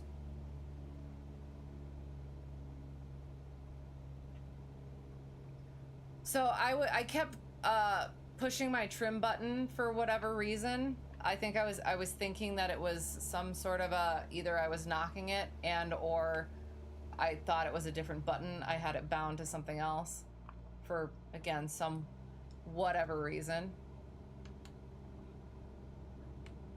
Carb heat, fuels on, undercarriage is fixed, mixture full rich, power, propeller pump, safety seatbelts and security. Aiming for those 1,000 footers. Oh, you know what? We didn't practice. Silly me. Well, I mean, because the whole approach was just not good.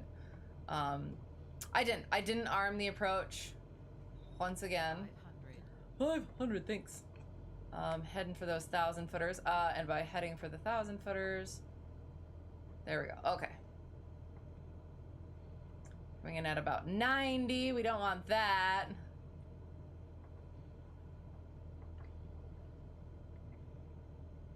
Oh God. It looks very skinny. Ah!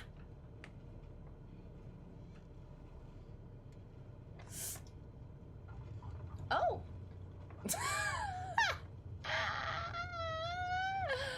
Okay, cool. Aerodynamic braking. Wee! Oh, dang it. I was gonna try and do it again. Oh well. Ugh. Taxi leaned. Hello? Is it a friend? Or is that parked? There is a taxiway. Yay. Okay. Leaned. All the things. Okay, well, we'll exit. We'll exit. And then we'll clean up. We'll taxi back down while I'm catching up with chat. We'll get back into the air, and I'll blast through some more story times. Whee. Okay. Baraboo traffic. Cessna Hotel Tree 1 Delta 1. Clear of runway 01. Baraboo. Strobes off. Landing light off. Let's check the other stuff.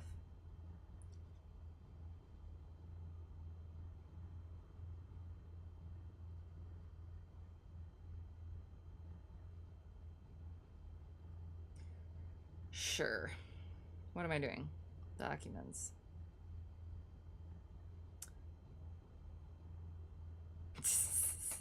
Autopilot off, it says, for pre-landing. Landing. Did it. Flaps up, carb heat, irrelevant, strobes off, landing light off, taxi light, pitot heat, trim for takeoff, transponders on standby. Okay, sorry.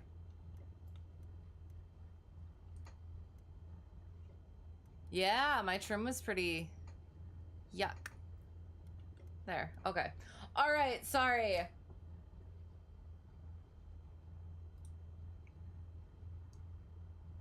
Almost got me, absolutely not. You called a flight after 1.5 of the new commercial maneuvers due to nausea, but it was 0705 and you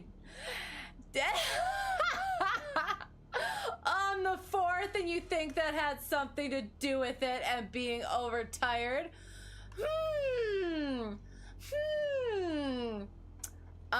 So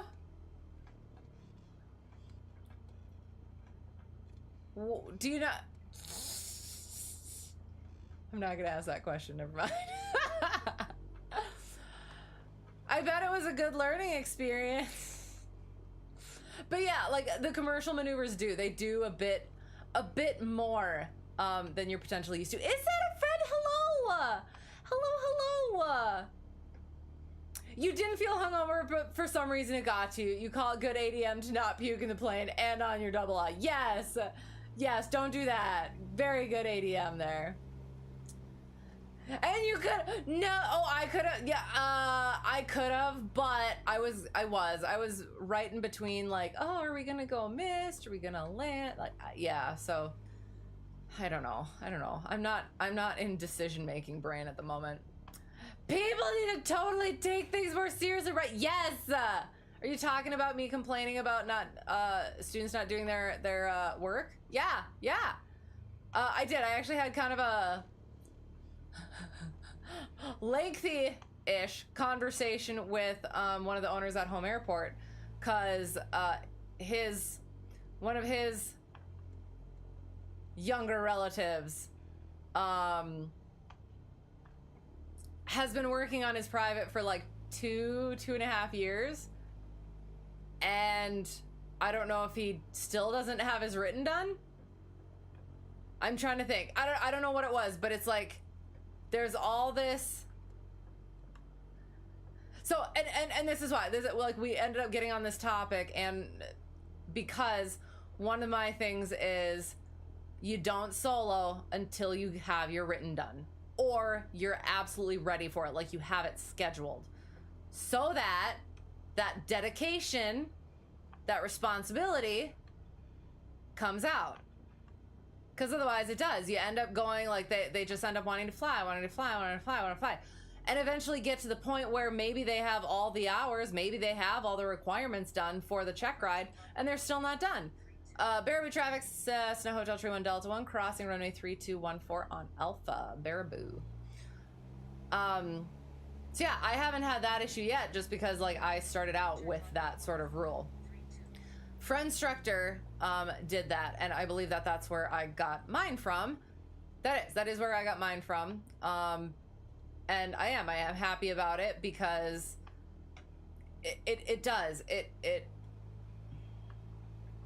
it's an early way of telling whether or not a student is actually going to not make it, but go the distance personally.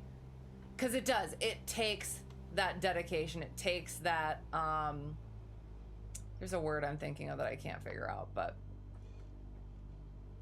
yeah, I don't know. Anyway, sorry. Sorry for your language. Yes, you should. No, I'm just kidding. I mean, I totally, yeah, maybe I could have. I totally could have. I'm not good at slipping in the sim for whatever reason. I'm good in real life. Don't take that out of context. That came out wrong.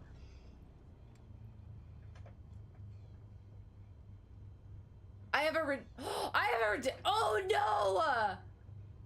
Or should I say, OMG?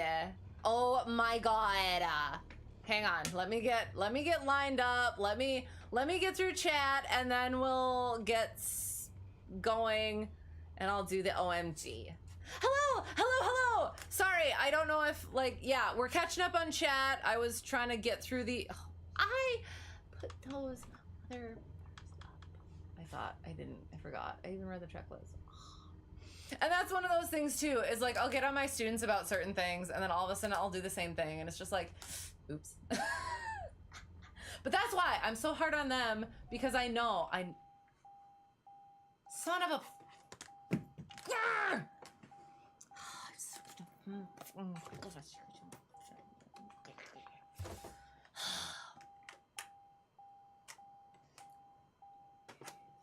I'm gonna go nuts.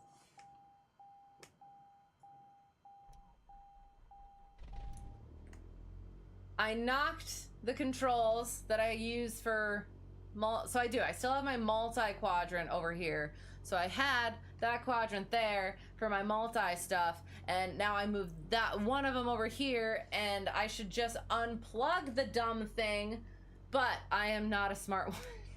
Apparently. I enjoy pain. Anyway, sorry. But yes, hello by the way. Sorry, babbling, getting to the things. You'll never you'll never understand not studying. Right, in your opinion, for every hour in the plane, you need 2 to 3 hours of studying. Right, exactly, but like it does. There is a sort of, yeah, people want to fly planes, but they don't realize how much actually goes into that. Like, you have people who think like, oh, airline pilots just like, oh, take off, put it on autopilot, sitting there, that's it, that's all I do, and then they go and then they land it again. It's like, okay, you put all of the work into it so that you can do that stuff.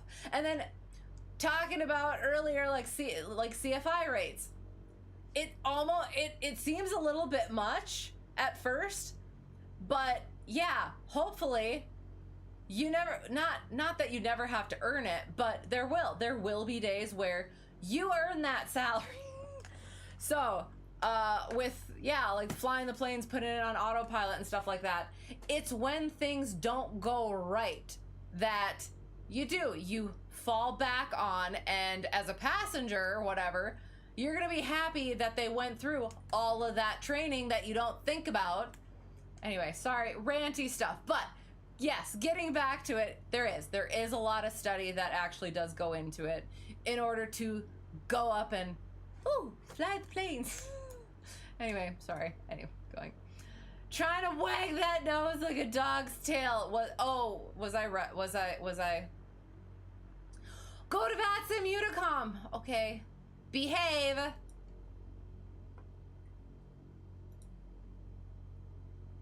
I updated, right?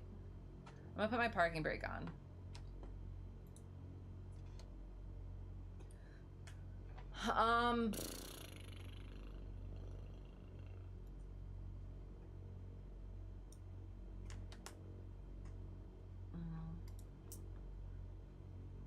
I have to make sure I have the right frequency in.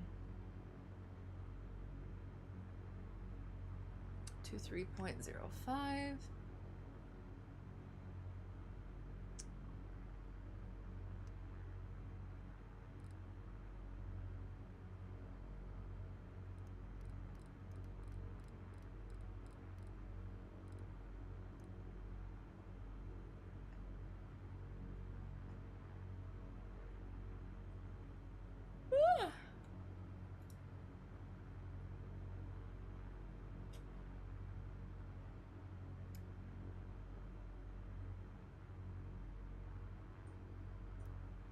There.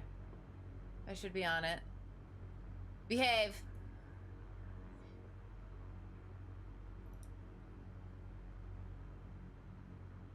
Skipped your I didn't. Well, we're going to, but I figured I'd go through chat quick first without it, and then once I'm doing stuff in the plane, then I'll go ahead and do the oh my god voice. Okay, is that okay? I even gave you a little bit of extra. You just got back from a cool night flight. Yay!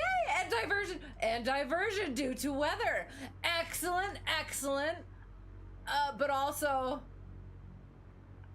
excellent that it worked out. Was the diversion prompt enough that it wasn't sketchy? Or maybe I shouldn't ask that question. It was good practical application of training. Yes. But yay, that is fun.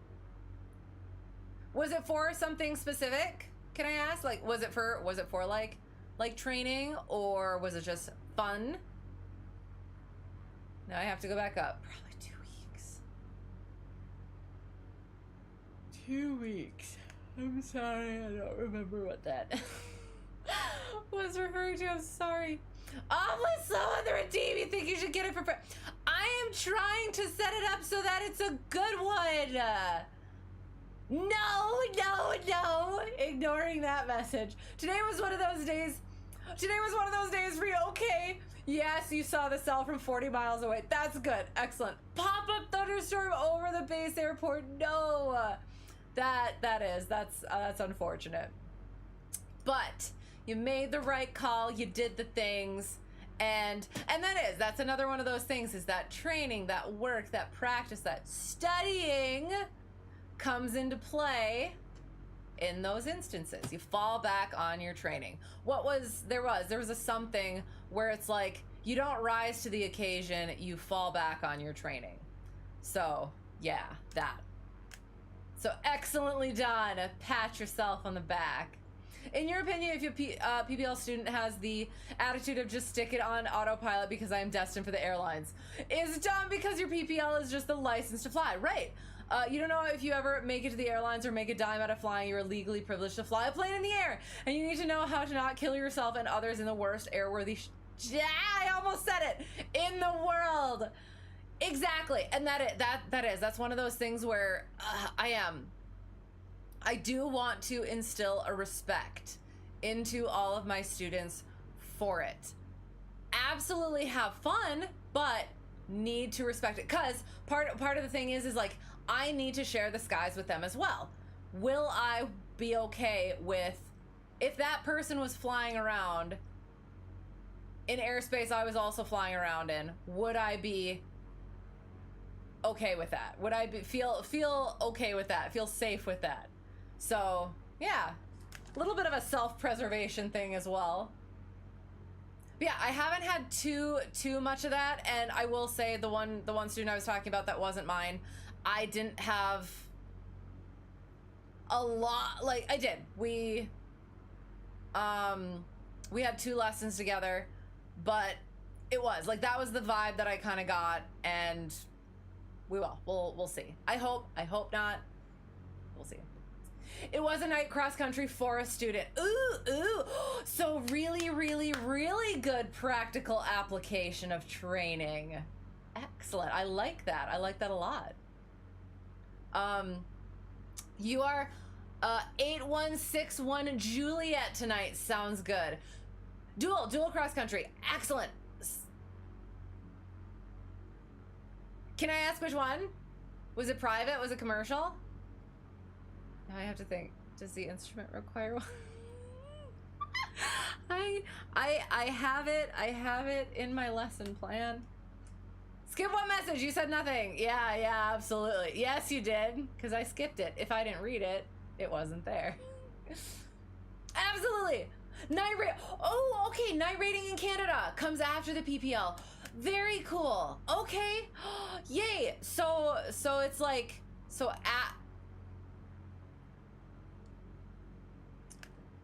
how much training do you need? Is it just this one dual cross country, or is it like a certain number of hours plus the cross country and stuff like that? Because yeah, that is. I have heard that you guys have that, and I think that is pretty cool, because I didn't. Technically, I could have flown at night. After I got my PPL, I didn't fly by myself at night until commercial, when it was required. And part of the reason, I guess I probably will say, is because my home airport does not have like great lighting. So yeah, that probably made a little bit of a difference. 2 dual circuits, 2 solo circuits, and 1 dual cross country, 1 solo cross country. Okay, so the 2 dual circuits are done, 2 solo circuits are done, 1 dual cross country. Is that done? Is that completed, or does a little bit more have to happen then now? Done. Yes. Excellent. So then now it's just the 1 solo cross country, and then they're done. That's so fun and exciting. Ooh, getting those requirements knocked out. Love it. Yay. And is that just like sort of for personal-ish purposes, or are they like kind of going on to other stuff as well too? Okay, I'm gonna quick invert this flight plan. and have it loaded. We'll get back in the air. We'll pop it back on autopilot. Oops. Oh, and I'm supposed to do my OMO. What voice am I doing right now? Hang on. I'll put the this thing, and then I'll go this thing. For 1 minute. We'll do oh my god for 1 minute, and that was not the way to put that. We're gonna move on from it though, because we just don't want to make it any weirder than it is. We're doing Boston. Hang on. OMG. Oh my god. Okay, so so you got a little bit of Boston in there too. So god dang it. Let me go back. Terrible Boston, terrible OMG. See, I can't go to, I'm resetting the timer. I can't go 2 weeks without doing this stuff. I lose my voice, the grasp on my voices.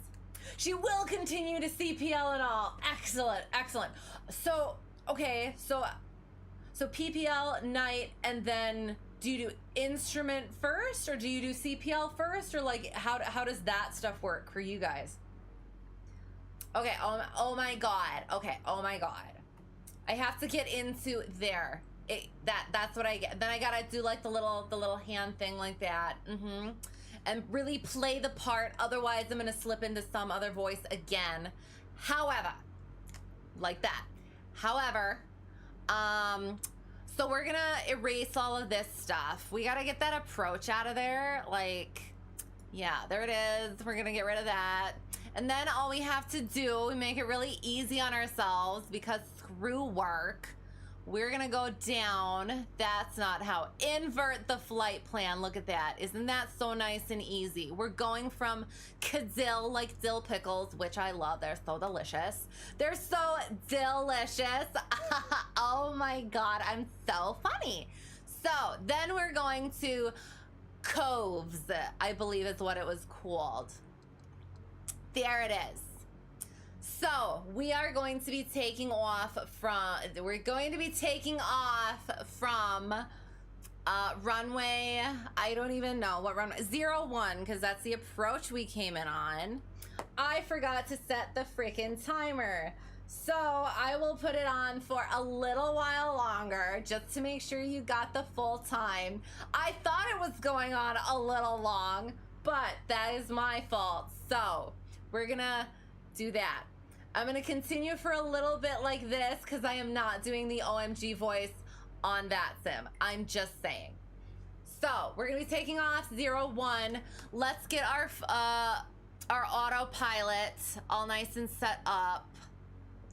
So 01 is our heading. Let's go like that, and then we're gonna flip it over. No, not like that. We're gonna go like, yeah. Bring it back around. See that cute little blue bug? It's such a nice shade. And it goes all the way over here to our runway heading 0, mother, father, 1, about-ish. And that's what we're gonna follow at first. And then we'll go direct to Coves. Perfect. 1900, we don't want that for our altitude. Yuck. We're gonna go up to, I think we're gonna have to do 6,000. Otherwise, we're gonna be just in the clouds the whole time. And I wanna see things. I wanna see things that are pretty. And I think I gave you a lot there. Where is it? Where's the time? Did my timer go off again? I am going to go insane, but that has got to be a minute. There's your OMG voice. It is completed.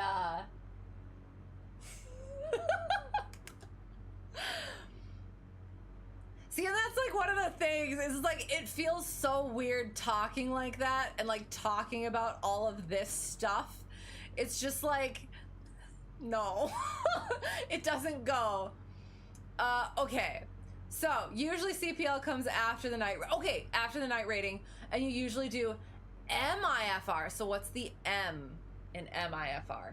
Closer to getting higher. Interesting. Okay, so do you guys can do personal IFR flights, right? instrument flying. I guess you have to be on a flight plan anyway, and not always, but mostly. Okay, sounds good. But that's what's perfect for shenanigans. No, we are respectful of the system. You didn't hear the OMG voice, therefore, yes. Who all here, raise your hands. Heard the OMG voice. Hang on. Hands in the chat. OMG's in the chat. I need evidence. Wait, I'm streaming. I'm recording. I have evidence. Multi-IFR. Marginal IFR. What do you mean personal? Like, do you have to be working for someone to fly instruments? Like, you can fly on your own, right? Multi-IFR. So, my mind is being blown, potentially, unless, yeah. Nope, using my own logic again. Can't do that, my stream. No, you can't do personal instrument flying? Oh, yeah, no, yeah, for sure. You can fly on your own. Okay, so when you do multi-IFR, okay, so are you talking about strictly for, like, pipeline training, going to hireable training? Like, if you were doing it just for personal, that would be like PPL, night, then probably instrument, then you wouldn't have to worry about commercial necessarily anyway. So it's just like the structure of your, what's it? Oh, you did hear. Yes, excellent. That's right. On the side of truth. That's right. I like that as well. Oh, people don't want to lose their IFR currency. That's okay. I can definitely get that. We talked a little bit about that earlier, where it's like, oh, when you're doing the training, it's so easy to stay current. Then all of a sudden you're not training anymore, and 6 months go by, and it's like, oh, I should probably go do that stuff.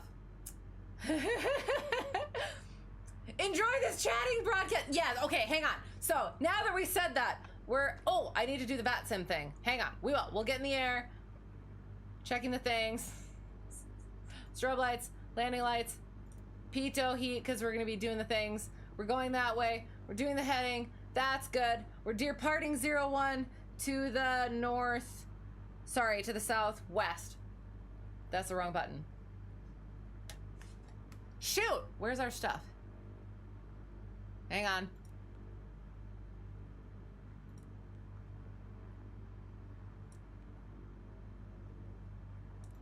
We're not ready.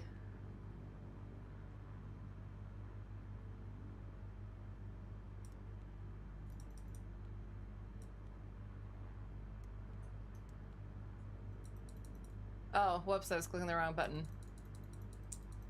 Yeah. See, I was doing so well, kind of, for the first part, but as the delirium sets in, much less so. Okay, there we go. Clear left, clear right, Baraboo.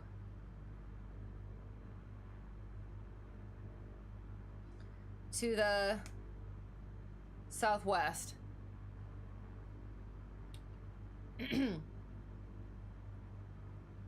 Baraboo traffic, Cessna Hotel Tree 1 Delta 1, departing 01 to the southwest.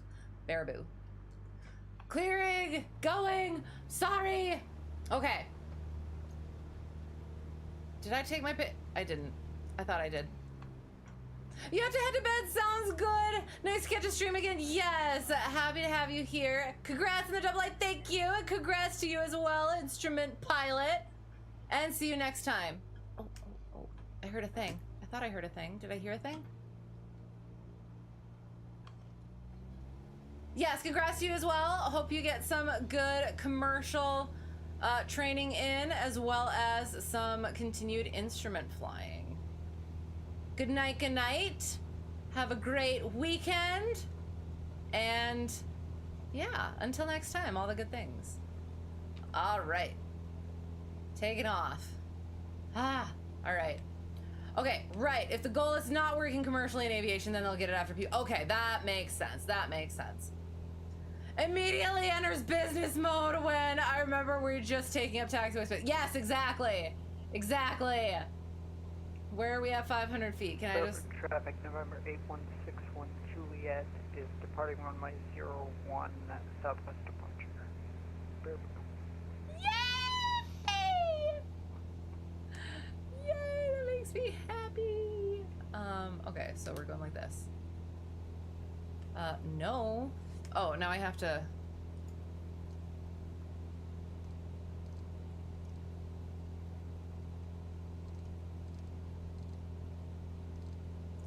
I can't believe that for how friggin' long, I didn't just think to do that. Like, oh, it's almost like I could change the heading that it's trying to make me fly in order to intercept the course that I would actually like to fly. Silly goose.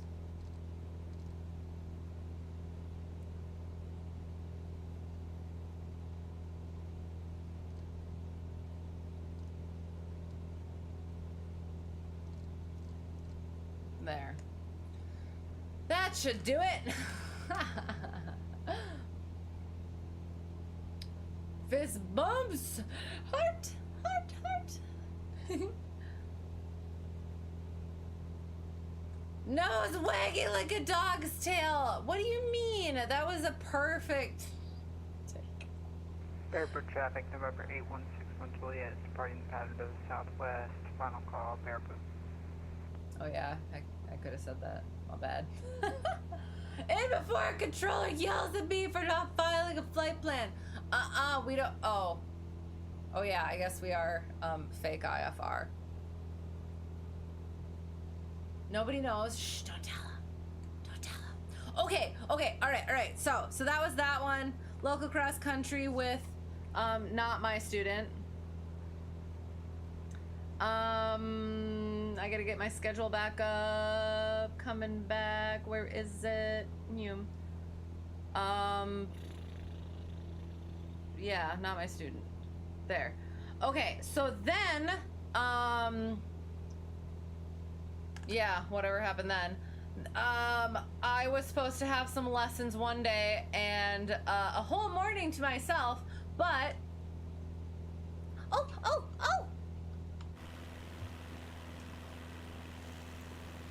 Was that a... I was gonna say, I was like, wait, where were... I thought that I saw you, but I think it might have been just like a little artifact. Where'd you go? Oh, you know what? Let's bring it back. We're gonna bring it back. We're gonna slow it down. Slow it down. Slow it down. Slow it down. Slow it down.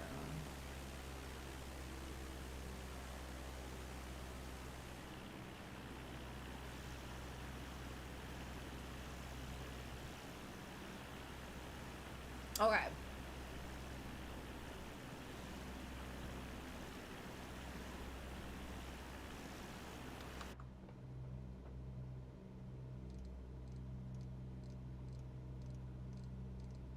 Oh shoot, hang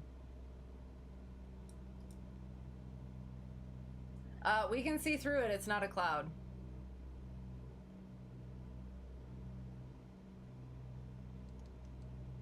I guess we could have gone under. No, you know what? We'll do this. Hang on. Oh, sorry. We'll make it. Okay, fine.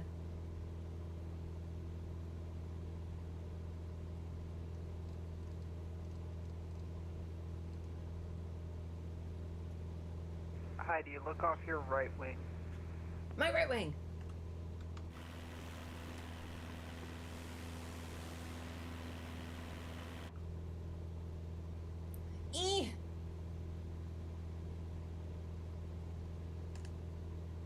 Hang on. I have to change my heading again. Wrong way.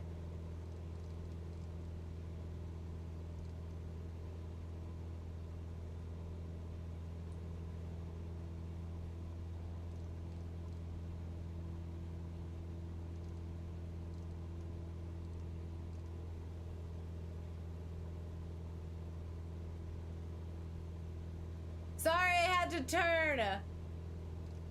I'll try again. Hang on.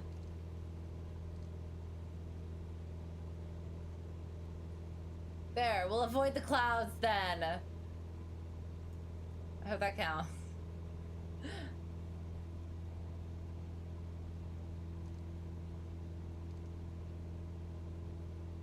Okay, looking again. Oops.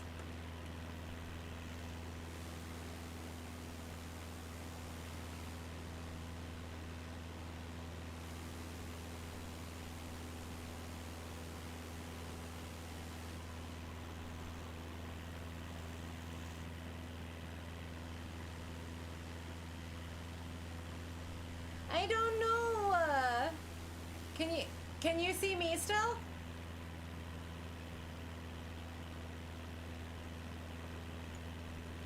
Yay! There, we're legal. I can see your nameplate. I'm gonna circle back around to you. Okay, sounds cool. All right. Yeah. So I did. I was supposed to. Not I was supposed to, but yeah, I had a couple lessons anyway, and so one of Friendstructors. Hang on, let me make sure I'm gonna clear this.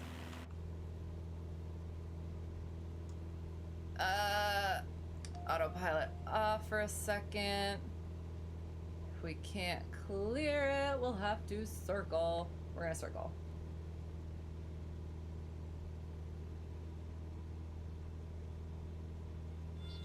Should have made that decision earlier.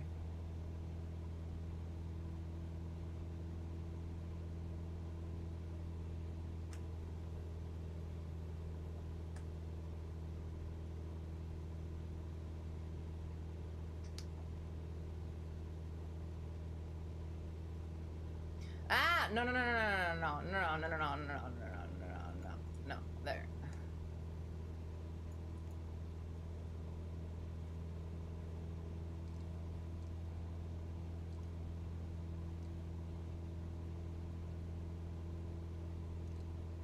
So yeah, well, Friendstructor's instrument student who is coming up on his check ride, asked if I could just fly with him, give him some input, because Friendstructor's been busy.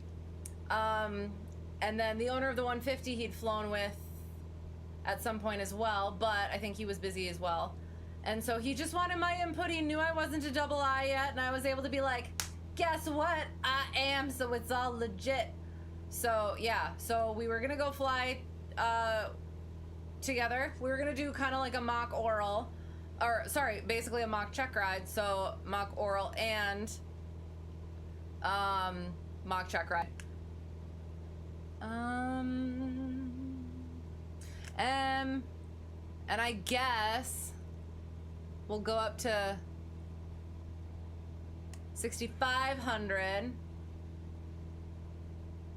since we're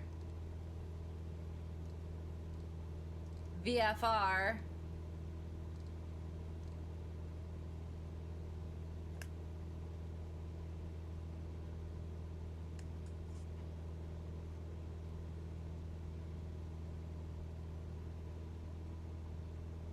Heidi, I've got you inside. Woo! Oh, got you! Yay! Once we get up to our altitude, I'll pull it back.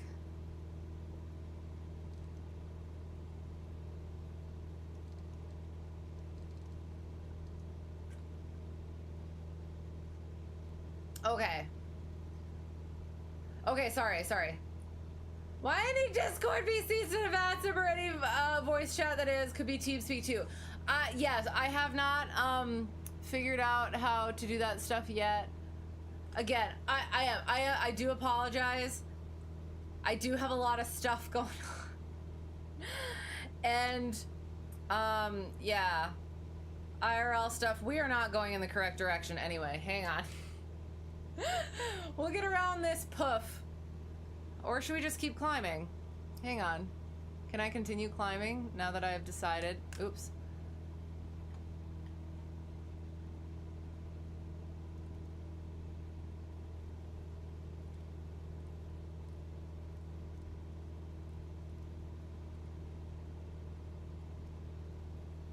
I do have to be functional tomorrow. Not for flying stuff, but in general. So we do gotta get to it. What is up? What is up? How is it going? The plane is up. And the panic is up. And the shenanigans are, nope, wrong way, this way.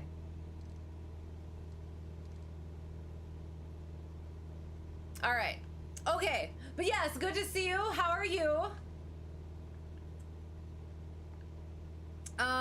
Yeah, so, was able to do mock oral with that student, went over a bunch of stuff, weren't actually able to get to the, into the plane that day. Is it climbing? I don't think it's climbing. It is very slowly climbing. I could probably lean it back a little bit. Yeah, that probably would help.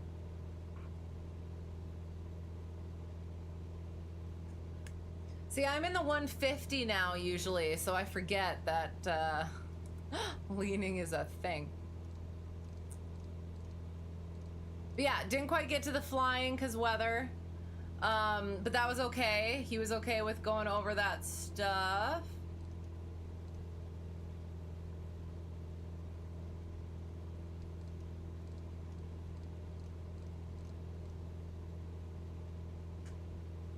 There, yeah, that. So yeah, went over instrument approach procedures, weather systems, logbooks, and documents, apparently. Then I had lesson with, let me see. Can you go over, oops, there, please. At some point, I'll get really good at knowing which way I'm supposed to turn the heading in order to get it where I want it to be. But it is not this day. So yeah, did that, and then I had lesson with newest private student, and we did ground reference maneuvers. We got to turns around a point and S turns. Ooh.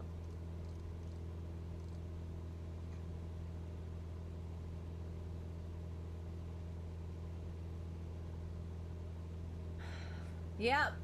And then had a lesson with pre-solo private student, and he had wanted to work on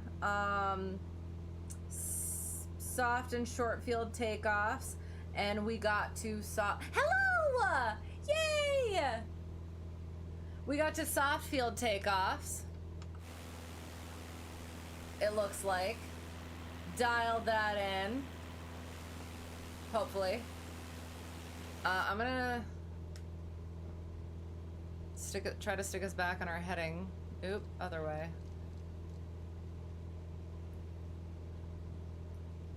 That should just be a nice straight shot, hopefully.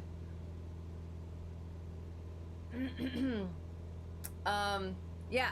And then crosswind correction, I also threw ADM in there. Because those are you start thinking about, like, okay, I mean, if they do something, gotta cover, gotta CYA as a CFI. That belongs in a t-shirt. So yeah, making sure that we talked about ADM. If they made a bad decision, it wasn't because of my training. I'm gonna put nav on. And hopefully that holds it once we come back in. All right. Cool. Did that. And then next day of lessons, then was able to go. Oh, yeah. So the next day I was supposed to go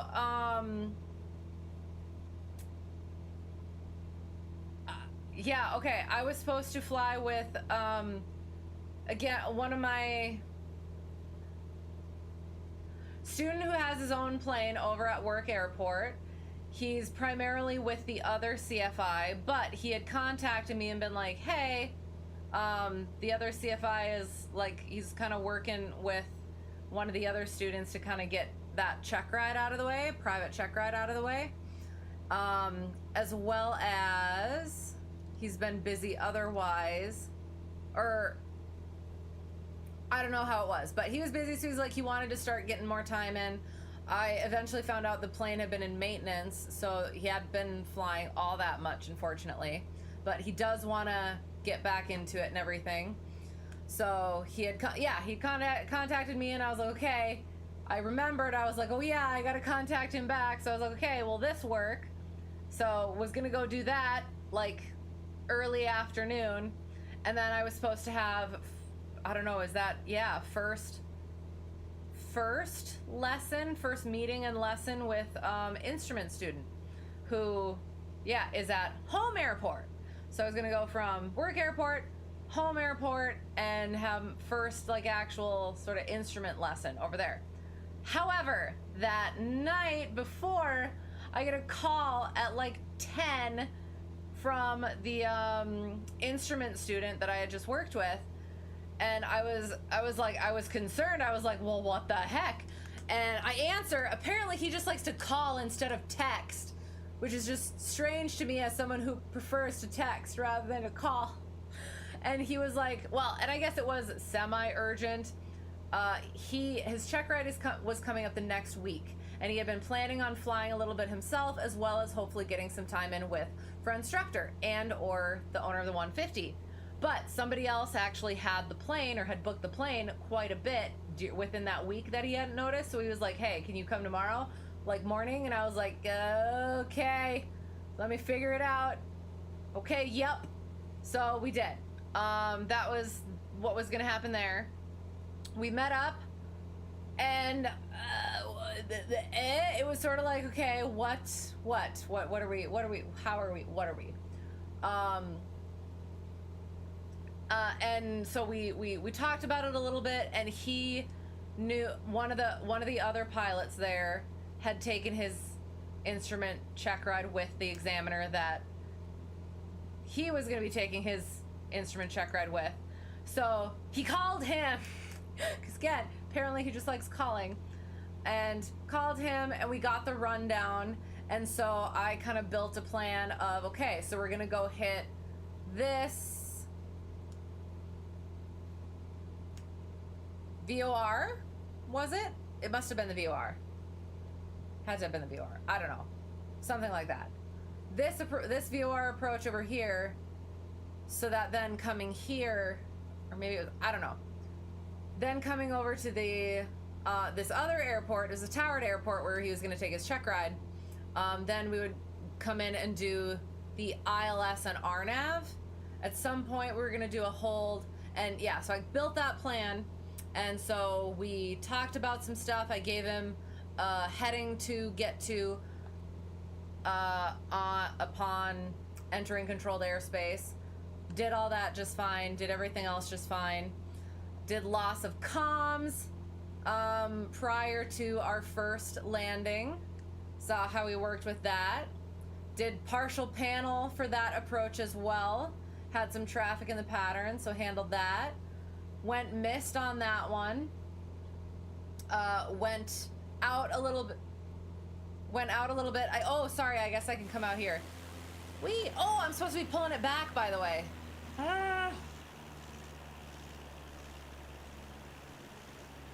Let's go slower. Yay!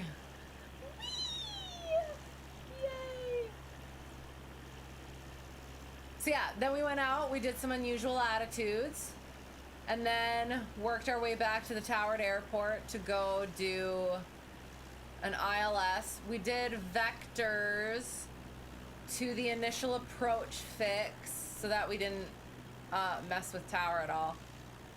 And then I did have him land that one. So yeah, I wanted it to terminate surprisingly, so he wouldn't know what it was. So I did. I decided to have him do that landing, and then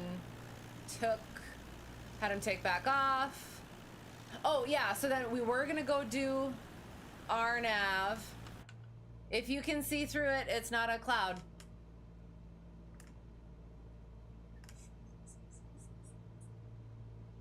Oh no, hang on. I guess we're gonna go up a little bit higher. Hang on. How do I do that again? Oh, we're a little, hang on.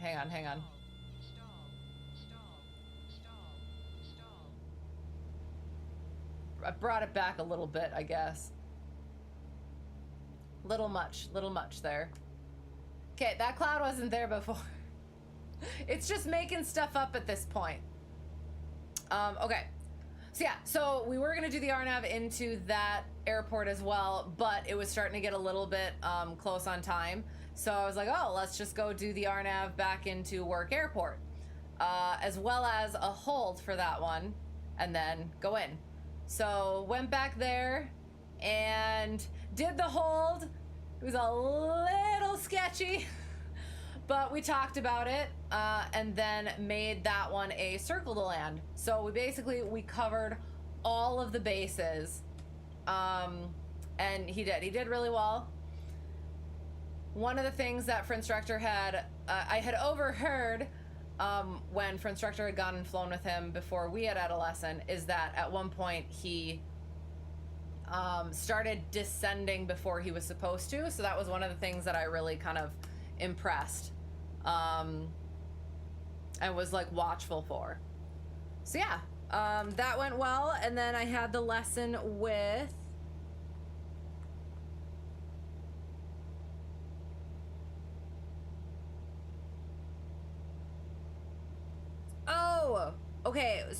so sorry, we didn't do a VOR, we did an RNAV, an LNAV RNAV, and then we did, yeah, ILS, and then the other one, yeah, yep. Then with that other student, so he said he had to do towered ops, hood time, and nighttime. And I was like, the way that it was phrased, I assumed that he had done all of those things with the other instructor and he just needed more time with it. But no, apparently. So my plan was, we'll go do some towered ops, we'll do some hood time on the way back. And when we got there, he was like, oh no, I haven't done any towered ops with him yet. And I was like, oh, okay, that's fine, I guess. So we went over and did towered ops, talked about stuff, did pretty well. But then, yeah, I didn't want to like introduce too many things. So we left the hood time out and just kind of kept it to that. Worked on radio calls. And then, yeah, that. So then that was fine. Went to home airport, met up with with first, I guess, instrument student. Technically, he's number 2 instrument student because at some point the owner, one of the owners at home airport, he is going to be number 1 instrument. Traffic November 8161 Juliet is on a 5-mile final runway 25. Stop Copeland.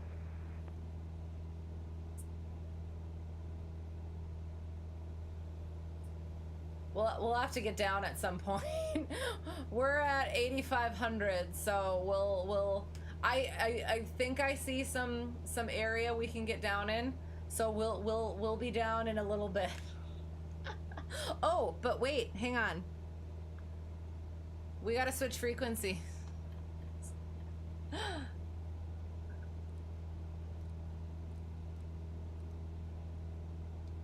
1228. Thanks for reminding me. We're gonna actually we'll just cut that a little close. Don't tell that's him. Yeah, then what? Sorry, hang on. Oh yeah, so after that, yeah, okay, so was supposed to have a lesson with new instrument student over at home airport. We went through paperwork stuff, and we're both talkers. It appears. So he likes to ask questions, I like to answer questions, and then I like to ask questions, and stuff like that. So it took us a little bit to actually get into the plane, and then we got into the plane. So watched his pre-flight, added some stuff in, And he started with the CFI, the main CFI who's over there now, who was the buddy of and was also taught by number one instructor for me. So I assumed very well of him, and he did really well. And I just added a few things in there, and then we get in the plane, we go, we're doing run up, and then we're about to enter the runway, I think, and his seat back breaks. So it was like, oh, what? And then it was a moment of, all right, PIC, what are we doing? And he's like, no, go. And it was like, yeah, that's probably a good idea. And that had happened before, I guess, and it just must have, yeah. So it was like, okay, taxiing back, and that's the other thing. Okay, so before I got there, he was a little late because of work, and that was okay because I got to hang out. I love hanging out at home airport, and the owner there was gonna go up in his new Bonanza that he got, and so he showed me, and I got to see it and creep, and then he went out while we were chatting and meeting and doing paperwork and stuff, and then yeah, so that was cool to do and see and stuff. We'll probably just kind of like adjust our heading and just kind of circle up here a little bit, just so that we don't get into the clouds. Yeah, we'll see. So because next story time is also fairly large, and it's kind of why we did this flight here, sim flight. So let me kind of just make sure that, and then yes, okay. So so that day, then my student was again. So the day that I had my check ride, my very first private student, or my first private student that was going to take a check ride, was supposed to have his check ride too. Ceilings were a little bit low. I was able to file to go to my check ride. He was not able to go do that. So had to figure out something else, reschedule for weather. He was supposed to go take it again, and weather did not work out again. And then another day was supposed to have lessons with, how did that work? Yeah, was supposed to have lesson with newest private student, had to cancel that for weather, and then also had to cancel weather for, oh, that's the other thing I forgot. Okay, so yeah, so also had to cancel with with instrument student as well. Had to make that call. So, well, I had him make that call. I was like, oh, so how are we doing? However, so pause. Coming back, sorry.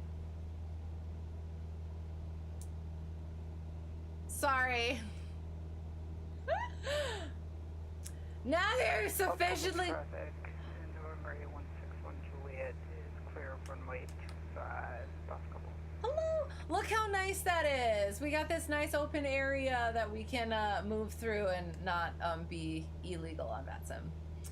Time to try to sleep again. I hope you sleep well. Sorry for missing you. No Baron what? I'm sorry. Good. Finally got a flight in after about a 9-month break of flight. Yay! Turns out the new 172 you're renting has 210 horsepower. Okay, so do you gotta get are you already so high performance endorsed? 150 can't lean. We just don't. Well, one, we don't get up high enough where it matters. But I've also been told operating, yeah, I've just been told, like, not even leaning it on the ground, like, you don't have to. So I don't. Well, I actually do. I still do. If I'm kind of like sitting there, if I'm flight planning or something and I'm sitting for a while, or I know I'm gonna be sitting for a while, If I go land somewhere, then I have to flight plan, or just get stuff together, I will lean it out then. But other than that, no, not really. You have to try to sleep now. Okay, sounds good. Give me a hard time. No, no, no. Absolutely not. No giving me a hard time. Well, I wasn't reading chat anyway, so I wouldn't know what I... Sorry. You think you did a good job. Okay, the instructor said he didn't fear for his life, which is good. That is definitely very good. As an instructor, that is what we hope for. So excellent. And yeah, being your first time back in a while, that's always good to hear. So yay, congrats. I'm one of those people, a millennial, allergic to phone calls. I don't, okay, so if you could send it to me in a text, why would you call me? But I'm not. I'm a lot better than I was. I've had to get a lot better about that stuff, which I am happy for. Like, it's just kind of like a nice side effect of being in like the aviation stuff and all the other stuff that I've had to do with this.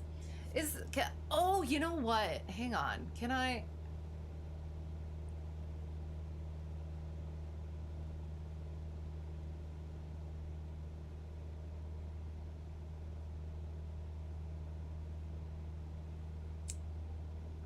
Hang on. I know what I want to do. Okay, hang on.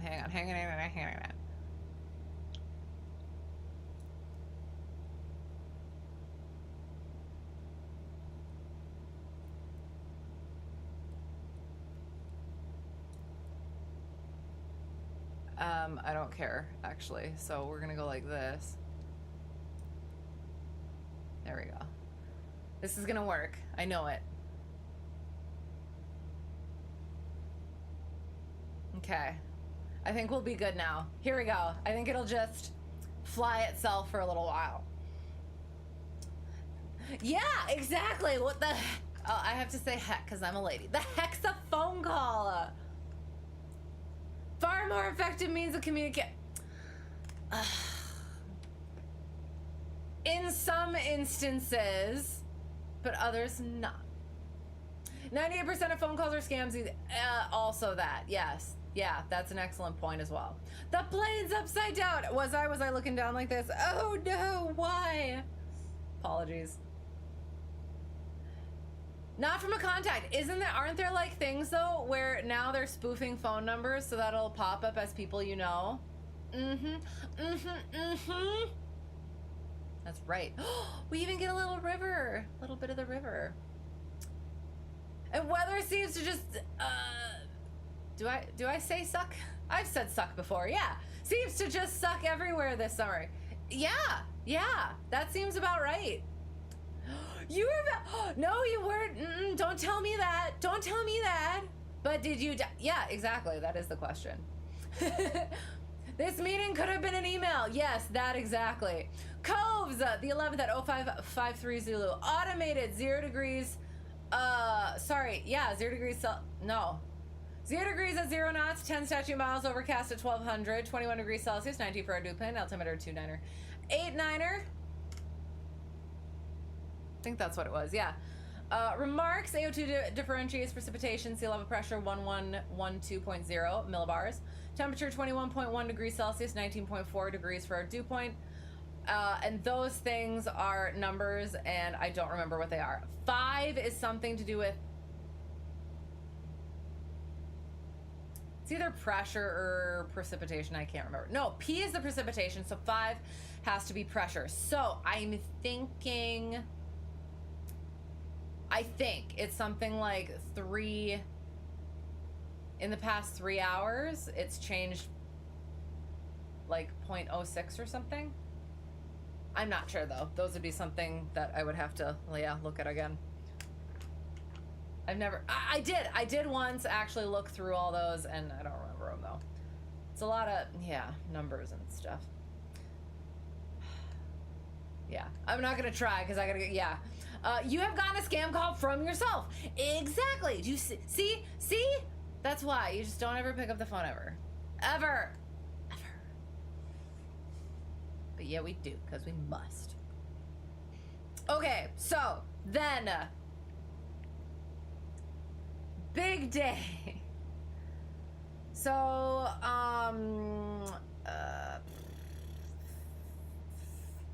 pre-check ride private student had his check ride scheduled again, and I had told him, I was like, hey, if it's another day like the last time and it's stuff that'll burn off but it's not comfortable for you to go flying, I'll come with and I'll file and we'll get there and we'll get it done. He's like, yeah, okay. So come check ride day, and it's looking like it's gonna be okay, it's gonna be good. Ceilings were low, so I was like, okay, we'll go ahead and we'll file. But then as we were like looking at it, it was like, okay, it says that it's not low enough where we wouldn't be able to go underneath it. So so I had filed the flight plan just in case, but we took off, and it was a bit lower than it said on the weather. So we turned back around and got back down, filed, climbed. So it was a little bit of a thicker layer than we would have liked, than I would have liked. And I will say the 150 is not as nice to fly instruments in as the 172. However, we got ourselves up on top, and we got ourselves on the way, and sent him in a pirate. That was cool. And we were going. We were watching the weather at our destination airport, and all of a sudden it's like 1.5 statute miles, and it's like, I'm definitely not doing an approach into that. There was an airport on the way that was consistently marginal. So we did. We were, well, basically it was more me, right? I was the one like making those decisions because instrument stuff. So we were looking at that, and I let him know. I was like, it's not looking good at there, so we may be going to our alternate airport, which was slightly backwards on our way, in marginal. But as we were getting closer, as we were getting to that point of we would have to make that decision, or I would have to make the decision, hang on, what is it gonna make me do? Once we get into the hold, we're gonna suspend it.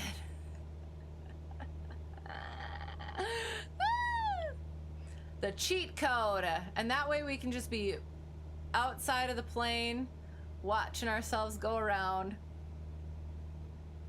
Yeah, so it did. It ended up, the ceilings were good, the visibility was good, so it was like, okay, ATC comes on, what request we would like, we got the weather, we're requesting this, and yeah, did the thing, got into the airport, and it was like, oh, and that was the other thing. So yeah, so my student texted the examiner, was like, we're on our way. And the examiner was like, or like we filed and everything. He was like, this is a VFR check ride, right? And I was like, yeah, but we're optimistic that it would burn off and lift. So we got in there, and he did. He showed up, and apparently he may have been a little bit not happy, which I definitely can understand now, and so it is probably not a decision I'll make for another student. Like, I'll let them get it scheduled and get there on their own, figure it out, and if they gotta wait, that's just kind of the way it is. Because it is, and like my student and I talked about it afterward. Examiner was probably counting on not like going, because it was like, oh yeah, that's not gonna burn off or anything. And he mentioned like various TAFs around the way were like afternoon, it was showing it was gonna lift enough, and it was like but I was looking at the dailies, and the dailies were optimistic. So I was like, yeah, crossing those fingers. But again, like I said, the layer was a little, it was a little bit thick where I guess now I would look at that and be like, yeah, that's probably gonna take a little bit longer to burn off. I want to suspend. How do I, hang on.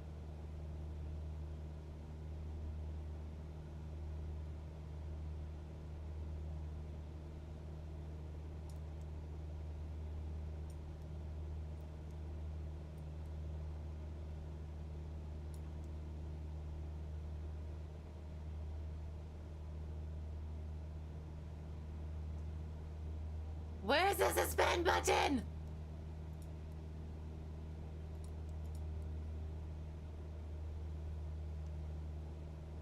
Am I missing it?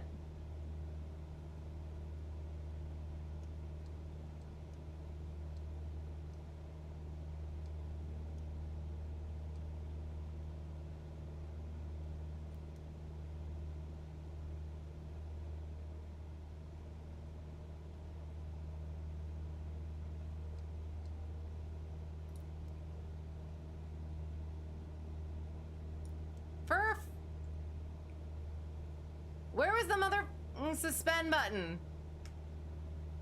God damn it.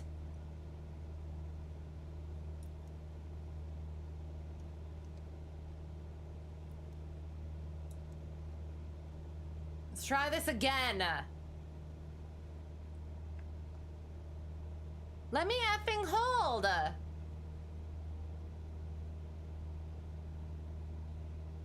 Does anyone know? For words. Okay, anyway, sorry. So yeah, so like that was one of the things is like my student mentioned that examiner had like paint on his hands, and so he had been like painting his house and stuff. So yeah, that sort of a thing. So I can definitely like understand that was a bit peeving to be like, oh yeah, this isn't gonna work out, and then all of a sudden, instrument rated CFI to the non-rescue sort of a thing.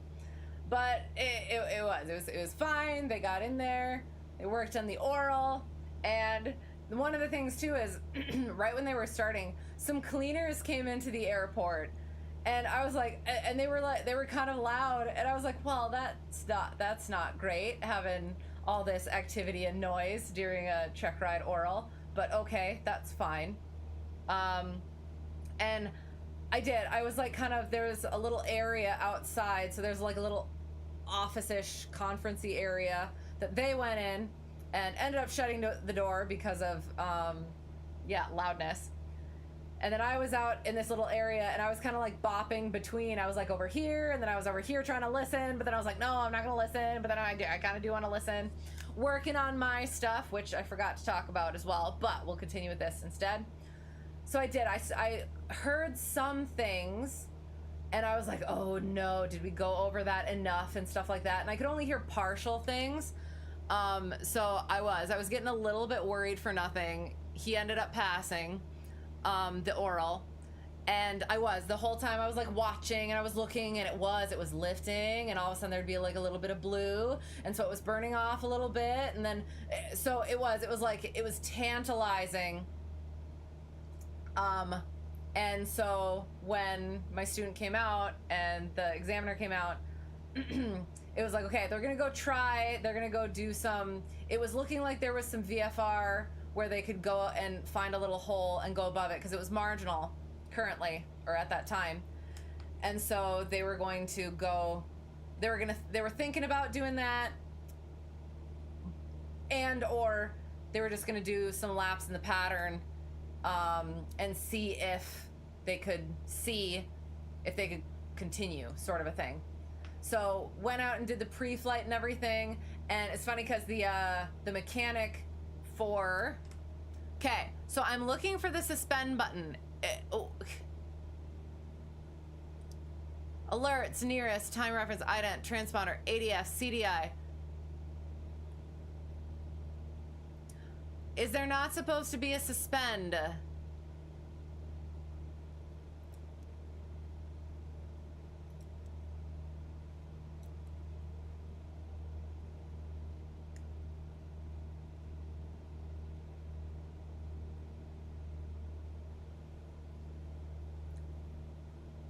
I was supposed to be able to click the friggin' button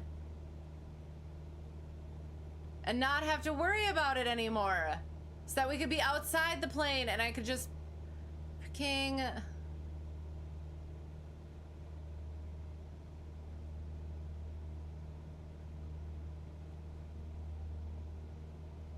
I don't know how to fix it.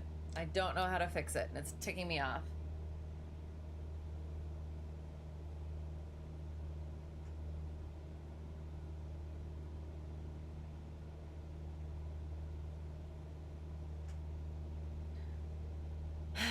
Anywho, yeah, so the mechanic for the 150 knows the examiner, like they go way back, and so he was actually there, and they ended up chatting a little bit while my student was doing pre-flight, as well as like afterward, and then yeah, didn't get a chance to talk to him, but then they went up, they did some short field, they did soft field, and then it wasn't. So where is my mothering suspend button, you dummy thing?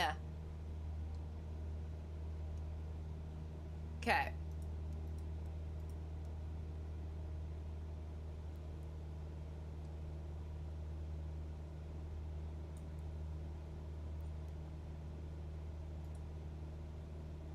I'm so angry at this thing right now. Why? It doesn't make sense.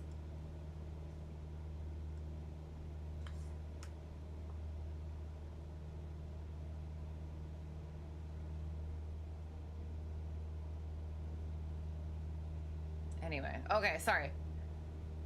So yeah, they were able to get a couple couple takeoffs and landings done, but it did not lift quite enough to go out and do the rest of the stuff. So they did have to discontinue it. And then we were able to fly back visually, go over some stuff. And oh, well, that was the other thing. So I was able to go in for the debrief, and there were a lot of good things. Some things he did bring up that he had brought up before. One of the things being, can I just...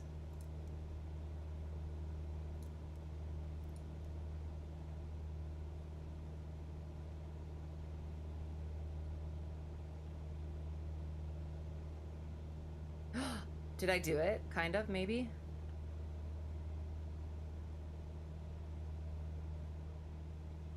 Okay, so it's in the hold. I just need the dang suspend button.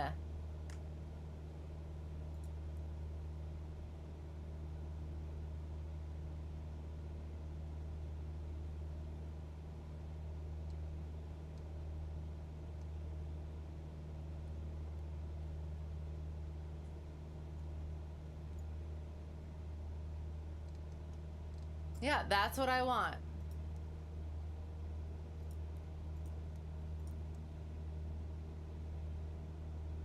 Am I insane? Should there not be a suspend button for this thing? I'm just gonna have to keep on friggin' clicking the hold. Anyway, sorry. So yeah, so I was able to go in with the debrief, and examiner said it was all good. There were certain things, and one of the specific things that he had mentioned, and I had actually tailored my instruction around, is he had mentioned, what I remembered was on the run up, making sure to not put your tail toward anything that you wouldn't want to fling a rock at, because that has happened before. You run it up, get that propeller going, and if there's some sort of a something, some debris in the way, flicks it very badly backward. So I have been teaching my students to be pointing the tail in a direction that if something were to get picked up, it would fling it not at something, people, buildings, fuel tank. And he did. He went over it, and it sounded a little bit familiar, so he maybe talked to me about the rest of the stuff that he mentioned too. However, the way that that airport is set up is it's very tight. There's not a whole lot of ramp, so it's kind of difficult to find a spot to like kind of do that, point your tail in whatever direction. So my student did. He found grass and pointed his tail in a direction where it wasn't going to hit anything. So what the examiner brought up was that run-up shouldn't be on the ramp. I was like, okay, well, because there's other stuff moving around on the ramp that can like leave debris. There's trucks, there's, yeah, all sorts of other stuff. So he did. There were like, and he's talking about this and he's bringing this stuff up, and maybe I'm like looking back at the time I was like, okay, interesting. And like at the time I didn't think about it too much, but it seemed like he was mentioning, like he was saying he blames the instructor quite a few times, and I was like, oh, like I mean I can see that because like, yeah, I mean if you, because, well, and that's the thing too, is like over at my work airport we do our stuff on the ramp because we don't have like good spots there either. So that's just kind of standard operating. So, but looking back on it, it was like, okay, so what was he making a point there to me? Because I mean, I am the instructor. But it was funny that he like brought that up, and it's like the way that I was teaching was because of what he told me. I didn't get the whole, like I picked out the one part of it, and then I guess I missed the rest of it. But then, if you're... which instructor are we gonna blame here then? So, I don't know. And I could be just, like, looking at it, like, looking back on it, and it wasn't even an intent. But the other thing that makes me think, like, maybe it was, is when we... when they taxied, and apparently my squawk was still in the transponder. I fully remember punching the buttons to put it back to 1200. So I don't know why it didn't fully go all the way. So I will say that is, hang on, let me see if I can.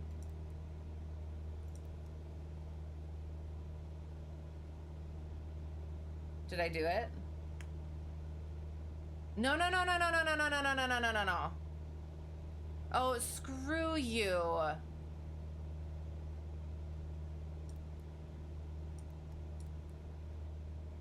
There. Maybe I did it right.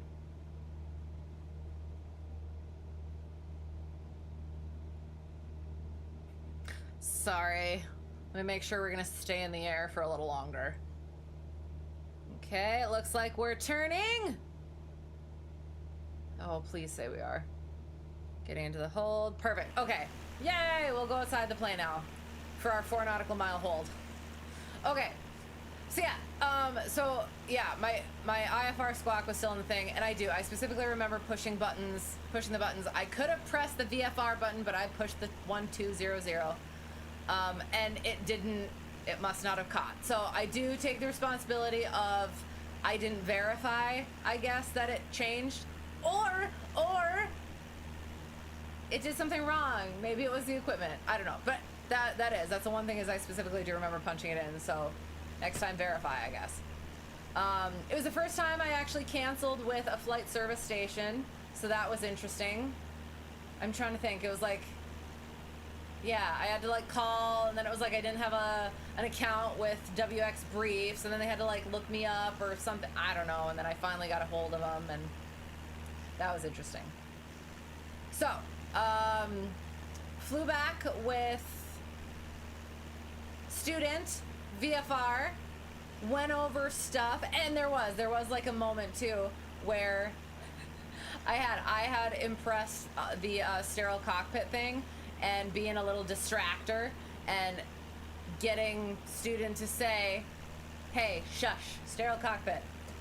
And he actually had to do that with the examiner because the examiner's a little chatty as well. And he did. He brought the examiner brought that up, and he said that thank you for doing that, sort of a thing. So yeah, so that was nice. Some of my instruction was good, I guess. And then so that examiner is a little bit intimidating, and I forgot kind of how much, and it might have been a little bit because he was a little bit peeved that I had filed. And it was, and I got to like mention that to my student because since I was sitting in with the briefing or the debriefing, the examiner asked me a couple of questions, and it was like I knew the answers, but the way that I answered was like I reverted to that like sort of student thing of, well, I'm not sure, but like not so what I said was, as far as I'm aware, this is the answer. And it's like, no, I know what the answer is, just say what the answer is. And that was one of the things that I had been working on with that student in particular, is just being firm in, like, you know your stuff, trust your stuff, and don't have like the little sort of wishy-washy words for them. And it is like you revert, it's a normal thing in a check ride situation. So yeah.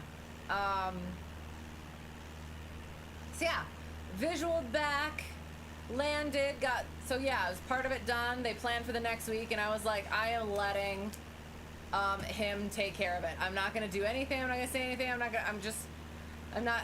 because it looked like it was gonna be a little bit of weather when they planned for it, and I was like, I'm just not gonna, nope, it's them. They work it out. I'm done. My work here is done, and I just let them, yeah, figure that out. So yeah, so did that, and then that was that day. And then I probably had to recover a little bit.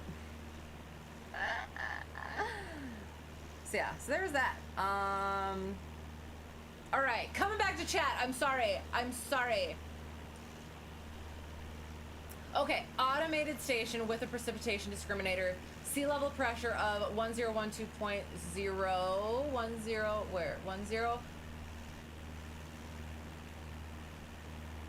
Yeah, so the sea level pressure, yep, got that one.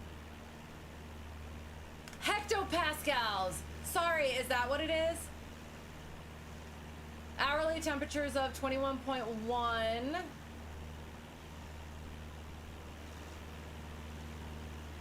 Yeah, yep, got that one. Sorry.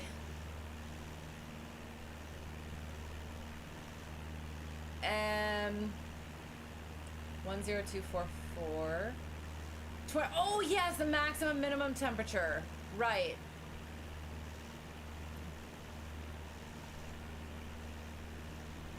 Decrease or steady, then increase, or increase, then increase more rapidly of 0.6 hectopascals in the past 3 hours. So I was somewhat correct. Excellent. Very cool. Thank you. Yeah, like there's so many things, like, and that's one of the, like, the jokes is if your METAR, like there's like a ruler, and if the METAR goes past a certain point on the ruler, just don't go fly. If it's nice and short, good to go. If it's about here, you should probably check the weather. Then if it's like over here, you just don't go fly. You just noticed you're less than a week out from leaving for Oshkosh and you still need to fix your van. Oh no! It shouldn't take too long, right? Yeah, well, okay, and that's what's fun is we ended up over at Baraboo. So that's kind of fitting, right? So are you going for the whole week? Is anyone else going to Oshkosh as well? I would love to, but it's a little busy this year. So I'm hoping to next year. I'm hoping next year I'm going to be a little bit freer to do stuff. Like I'm going to try and actually take the time to do some fun stuff. We're coming up on our initial approach fix again, so I got to bring the hold back in. So I'll go like this. I'm going to click activate leg again.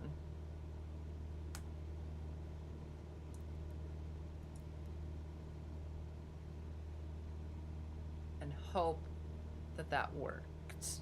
No.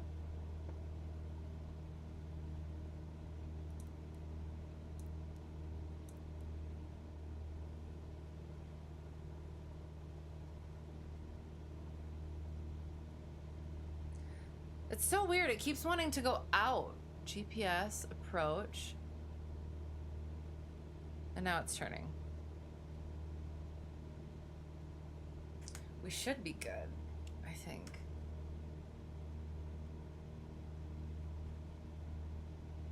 Okay, there we go. Maybe it's because I'm so slow. Worst part of it is you're still waiting for a door motor. Oh no, so how long is that gonna take? Is there a timeline? Full week and then some. Nice! Yay! That'll be fun. Have you like planned out what you're gonna do and when and stuff like that? Both night shows, I assume. Any good seminars or presentations that you're going to?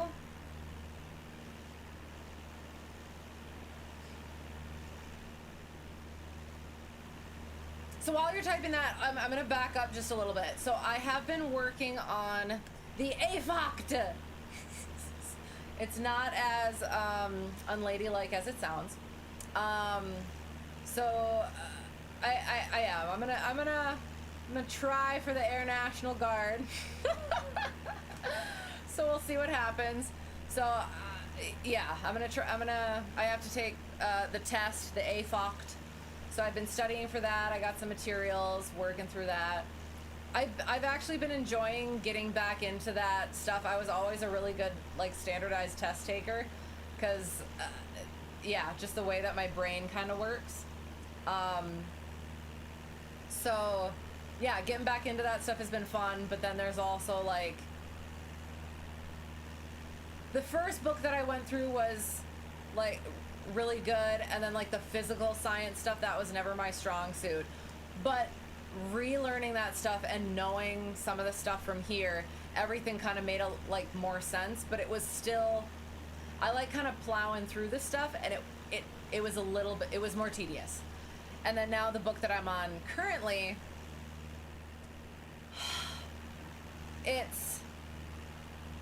I'm on the math section, and I love math, but it's in all of the stuff that I didn't like as much, just because it was like so.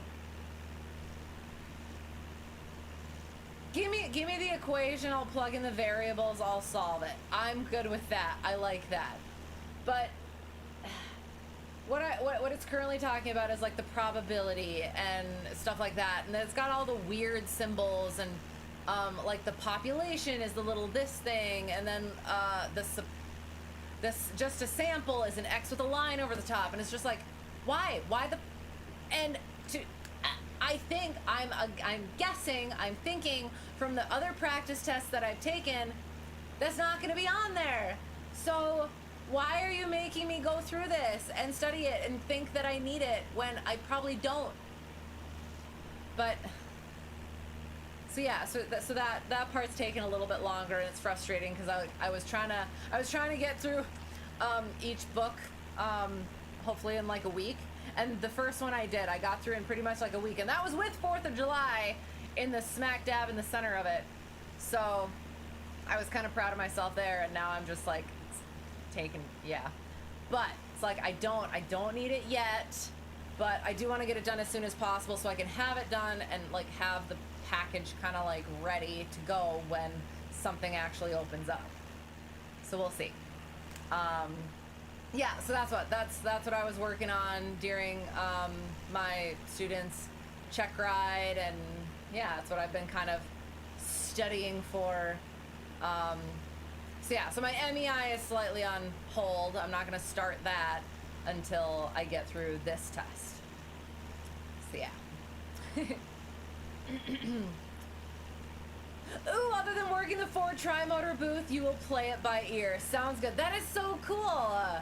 So how did you get into that? Did you just like call and be like, hey, I would like to volunteer?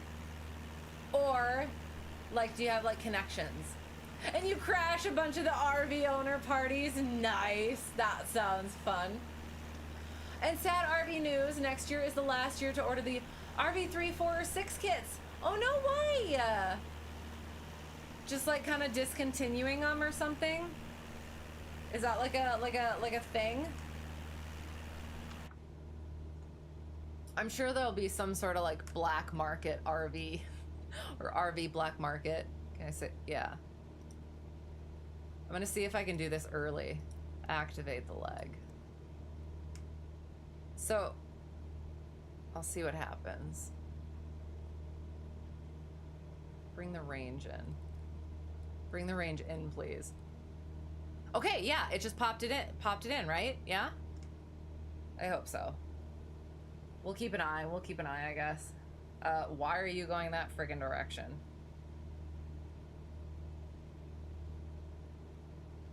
Is it...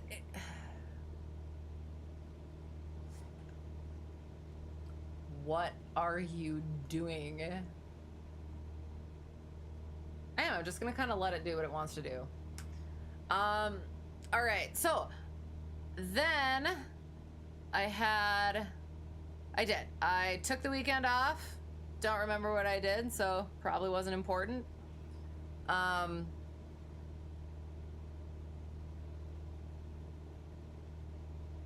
See what happens. I don't want it to get too far off course, so I'm just gonna enter again.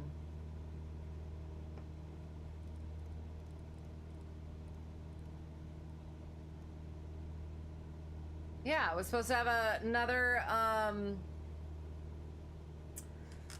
day of lessons. Got in touch with a sports student to go do another lesson.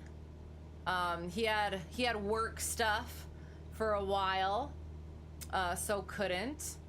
So we were able to go fly again, and we went out and did just some general work, keeping what specifically? I guess I can look.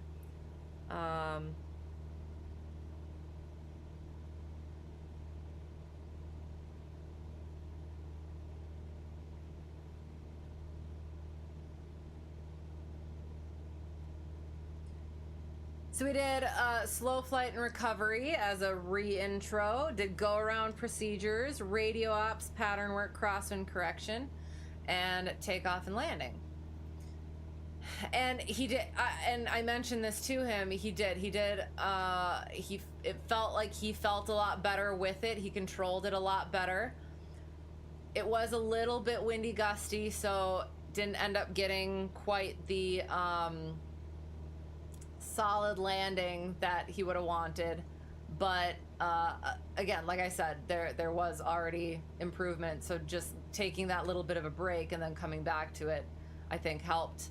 So hopefully that continues to go well. And then I had a lesson with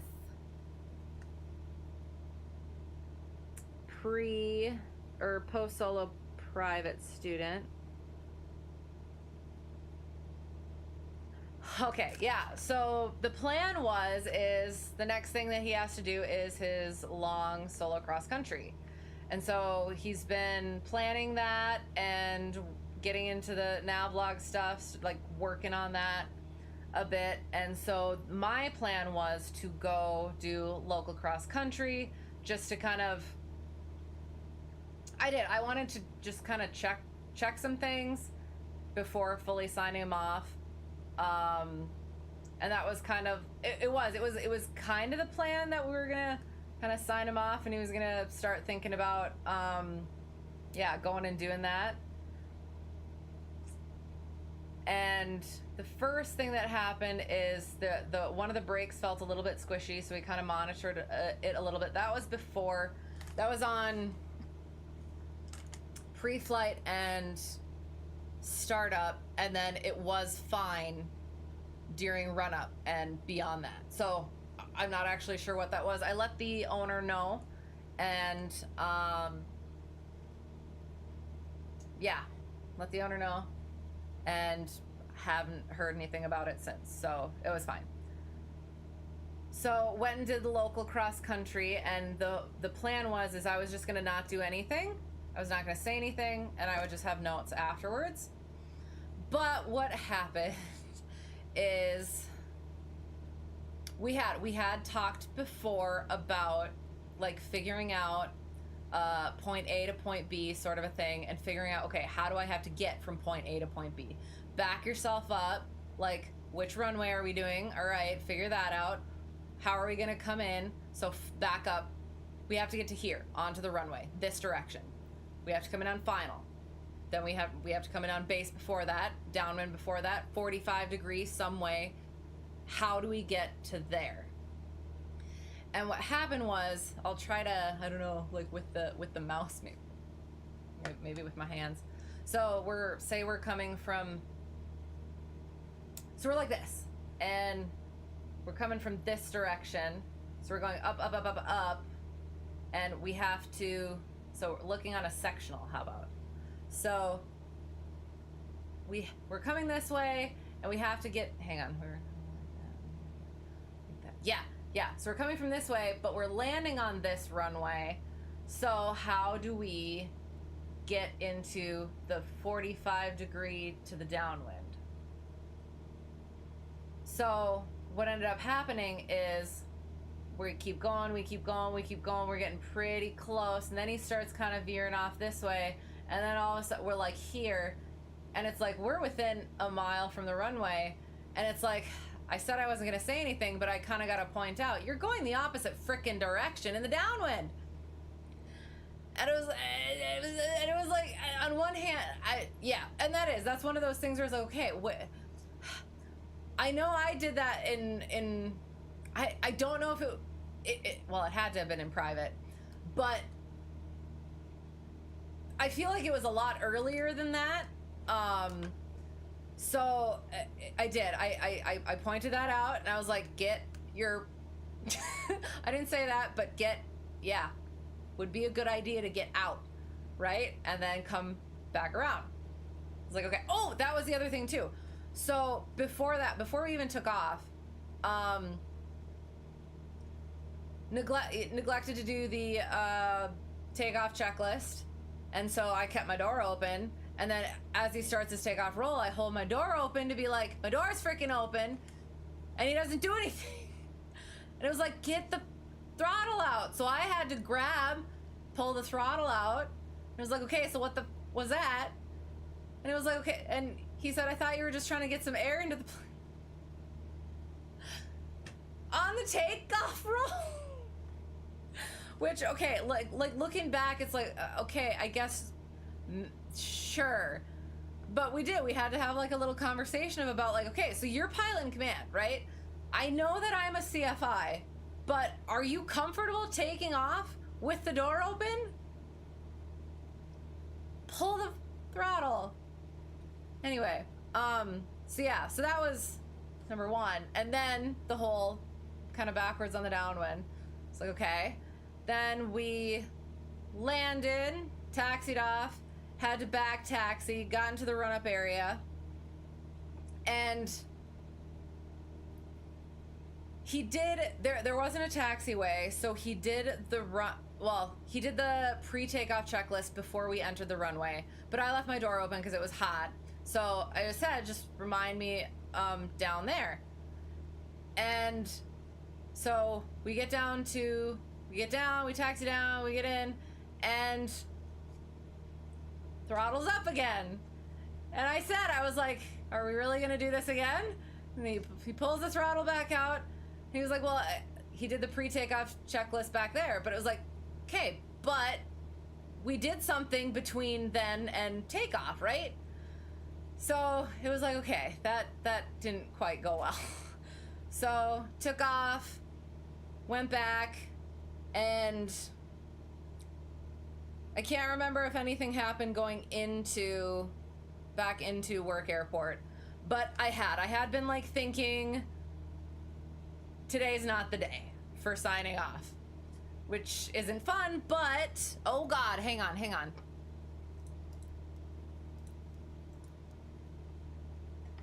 Did it work? Did I make it in time? Yay, we made it in time. Okay. I think. Yeah. So yeah, so that was like, and it was, I felt okay with it. Like, it's not fun, but it was also like, I tried to give it the benefit of the doubt, and it just kind of, oh no, that is what happened. So we did, the next thing that I wanted to check on was the simulated engine failure. So as we were on our way back, I pulled his throttle, and airspeed, landing spot, and that's it. That just nothing else. Didn't do memory items, didn't even grab the checklist, was just hyper focused on, we're about to land this thing without our engine. And it was like, okay. that was kind of the sort of nail in that coffin. And it did. I was just like, okay, needs a little bit more time. And that's fine. And it needs to be fine.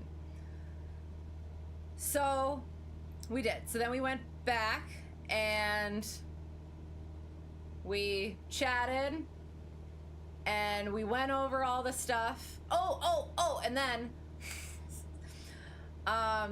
we had to cross to do a teardrop entry. We've done these before. And you go over at 500 feet, right?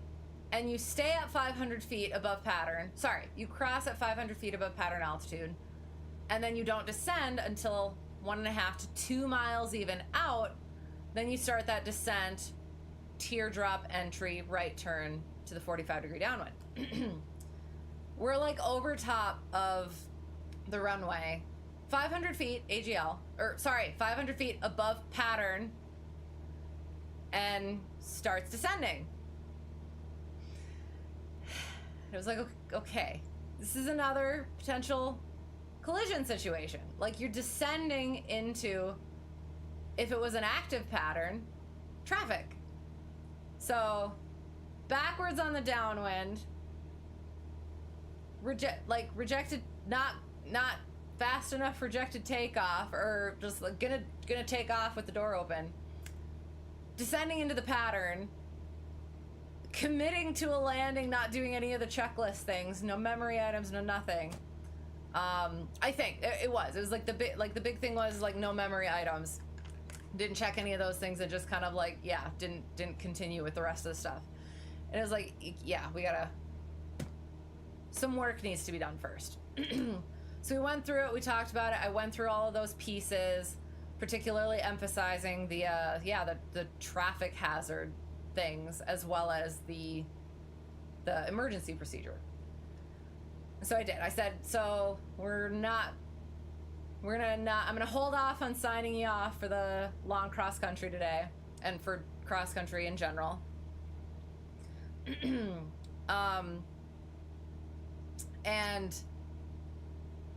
then I can't remember if this was before or after I told him. We went over his navlog, and he'd been using indicated altitudes for his calculations. So no pressure settings, no temperature adjustments, I guess, unless it was in the notes, which now I should probably write that down and make sure that he's looking at the notes in the calculations.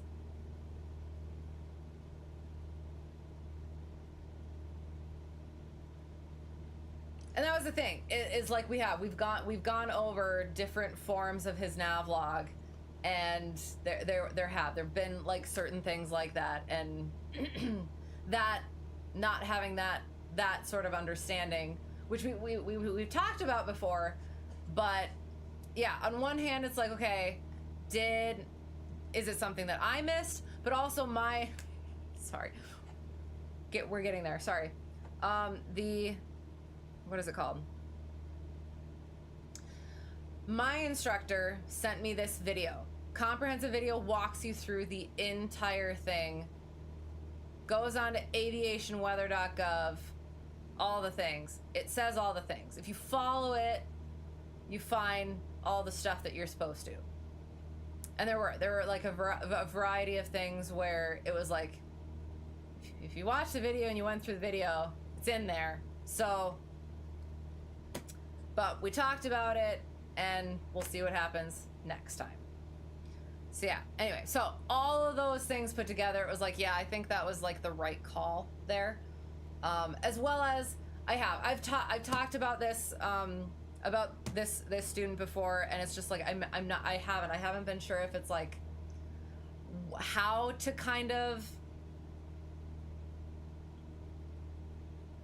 again, not a bad student, but there's just certain things that need to be adjusted. So I think that was like a good sort of a light bulb moment of like, these are very important things, and you need to be a lot more aware of them and taking those things into account and taking that like responsibility and things.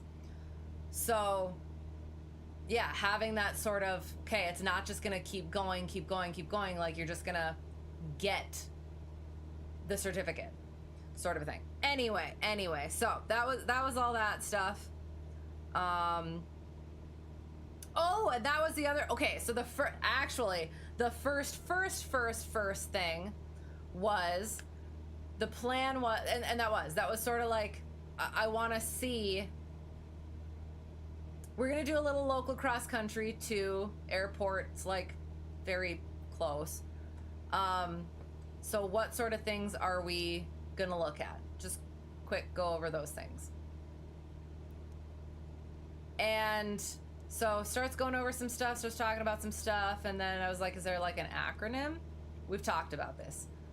Is there like an acronym that we can use? And couldn't figure it out. And so, yeah, Northwest Craft, and we like went over that and everything, and it's like, to start, very beginning of private, it's PAVE, I am safe, mice, Arrow, aviates, Northwest Craft. Split over a number of lessons to kind of like get that in mind. And then my friend instructor, created a PAVE 2.0 sheet that has all of it together. And it was like, okay, I'm gonna hold your hand for this. And then once we're through with that and you kind of get that down, I am going to give you this PAVE 2.0, and then that is going to be your responsibility. So I'll say like, did you do your PAVE? How's your I'm safe? Things like that. And it's just like, yeah, good, excellent, whatever. It's like, okay. And then we go, like, we start talking about that before the lesson, and it's like, he didn't have that document that I had sent him. And so it's like, so have you actually been taking responsibility for that thing that I gave you responsibility for? So that was like that was the first like thing that was just kind of like, okay. And then it was just like that whole snowball sort of thing. And then I wrote that in as ground instruction. So the cross country flight planning, weather briefing, which was the other thing, and like I thought we talked about it, but like was, okay, so we're not just looking at the weather here, we're also looking at the weather there, and not just there right now, when we're actually going to be there. And then yeah, wrote down Northwest Craft, so he knows that we're supposed to do that, as well as like the calculations. So anyway, sorry, that was a long-winded one, but it was just one of those things where it was, yeah, interesting. So yeah, anyway, sorry, moving on. It was a good experience for me. I do think it was a good experience for him, and there is a follow-up with that, so we'll get to that in a little bit. Looked at the EAA volunteer website, and they were the first one that popped up you were interested in. They slashed your hours to the military jets, basically taking over the air show, so you might have to find another spot to volunteer to get your free ticket for next year. Well, they got plenty of spots, so I'm sure you'll find somewhere nice. That's cool. Those kits weren't as popular as they never, converted them to the modern kit style with pre-made parts, essentially. Vance Chapter 12, bankruptcy probably didn't, no, okay. Well, shoot. Well, yeah, if anybody's looking for them, get them in now. Good memory. I'm not sure what that was for. I'm sorry. The babbling is real. Go and heckle those cub crafters. Yes. They can't make plans to save their lives. Oh no. You can. You have had to do it. Which part? Sorry. Just don't exceed like 90 to 80 knots. Oh gosh. Which part? I'm sorry. Remind me. I'll try to check in a little bit more on the next ones. Maybe I'll see. Because we're getting there, but there's still some ones.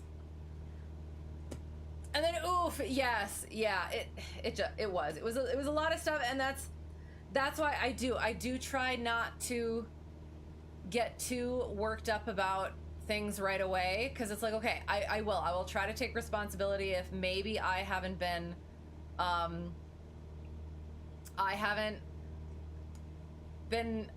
done well enough, like I haven't instructed well enough with it. I need to, like, you know, do the things. But I did all of those different things. Like we have gone over different times before, and yeah, it was I don't know. It was a good lesson for him. And yeah, I don't know. And take off with an open door. And that's the thing, like, if, yes, you can you fly with open doors? You totally can. But the one thing is I opened it at the very beginning of his takeoff roll. He had plenty of time to pull the power. And so it was just another one. It was yeah. So yes, so take off with an open door. It popped open right after you rotated. At that point, you can fly with the door open. It's totally fine. Come back around, land, do the thing. Which I have, like, that's what I teach as well. If it pops open when you're that far into the takeoff roll, as well as like in the climb, whatever, just fly the plane, come back around, you're gonna be fine. So yes, that's what you want to do. But yeah, like I said, I tried to make it like as soon as he throttled that up, doors open. And he did. He looked over, and it was just like, so then what do we do?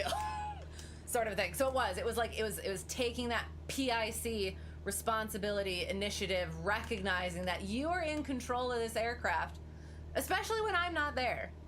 So yeah, anyway, I don't know. And that's the thing. Like, if it was just like maybe one of those things, maybe I would have still been fine, like talk through it, but still sign him off. But because it was all of those different things, it was just like, no, not quite there yet.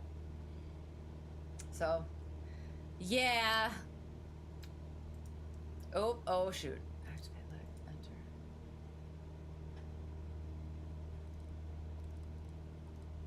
Woohoo!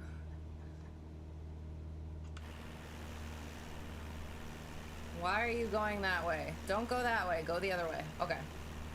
Oh, it's because of the yaw. That's why. The adverse yaw. I get it. So yeah, so that was that. So then another day.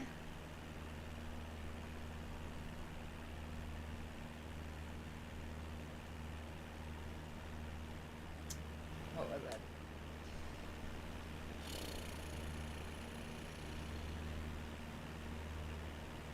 Yeah, oh, that day, actually. It was still that day. Went over to home airport and actually had first instrument lesson with first instrument student. And we had talked about the time before that he isn't great with towered stuff, so we were gonna just kind of towered stuff, holds he wanted to work on, ILSs are a little bit ish for him, so we were just gonna throw him into an ILS with a hold going into a towered airport. But that's when the seat back broke, so we weren't able to do that. So then when this time we talked about it, and he said he kind of wanted to do just like a chill one, sort of. So we still did an ILS, but we did it to a different airport, got him some cross-country time as well. And yeah, so flew with him for the first time. And my thing was, so he had been working with the instructor who's over there, but he's not a double I, so at this point he needs the double I to actually like get through the actual training. So they've been working a lot, and from what I could tell, it was all good things. And one of the things that I wanted to do slightly differently was, and this is the thing, is I'm brand new at this. Yes, I passed the check ride, but it's just like that CFI initial, those first like lessons, you're still kind of figuring things out. So I'm a little bit about it, but so my thing is they were kind of doing IFR procedures even in visual conditions, where I'm like, okay, we're still going to do the visual procedures since we're in visual conditions. So we're still going to be considering like the IFR stuff of it, but so yeah, so I guess I'm not sure whether that is the choice to be making or not. So I'll have to consider that. Oh, sorry. Also, that day, the instrument student that I had done the mock check ride with, he passed his instrument check ride as well. So he came back, and I was with a student, and yeah, was able to say congratulations and all that, and that was pretty cool. So we start flying, and he mentioned that he uses his iPad a lot, so we talked about that, and he figured out how to take his own ship off of, like his location off of ForeFlight, so that it was just the map. So that was good. Mounted that up on the dash. Why isn't this working? Oh no, that's not good. And yeah, he did. He held the stuff pretty well, but then would once in a while kind of deviate a little bit one way or another, and I assume that that's fairly normal. But also that's why trying to figure out coming in like halfway through somebody's training, trying to figure out where to kind of start is a little bit ish. But yeah, that's what we're working on.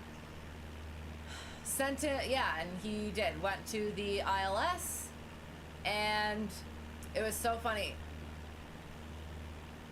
He got into it, and he was a very talky approacher, and it was just delightful to me to kind of like watch how he was working, and he was holding everything really, really, really, really well.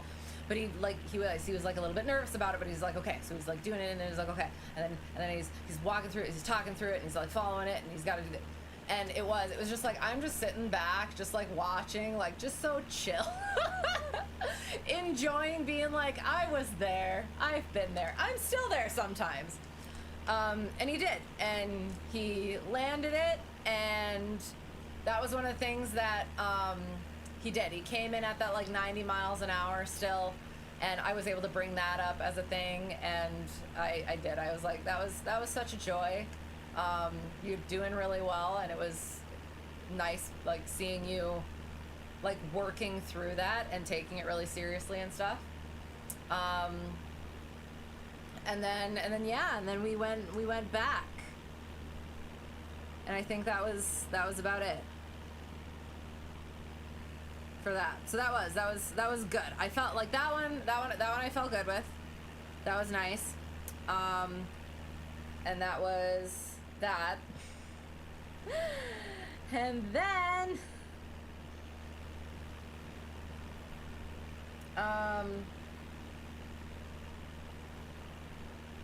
Oh, and then the next day was a pretty big day. I officially made a private pilot. My student passed his check ride. He went and he finished it up. And that was, I did. I knew when it was going to be, and I was able to watch a little bit of it, but I was also like, oh God, I can't be like sitting there watching. And then I knew it was like, they finished it up, and they were going to finish it up in the evening because they didn't have the whole thing to do, right? So then, so I was like kind of looking at the time, and I was kind of like, okay, he hasn't texted me yet, and he's still got to get back, and I got to get in the plane here quick so that I can reactivate the hold, since I can't find the friggin' suspend button. And then he did.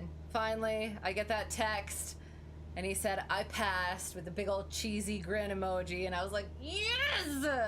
I was so happy for him, because like I was really excited. He really, very conscientious.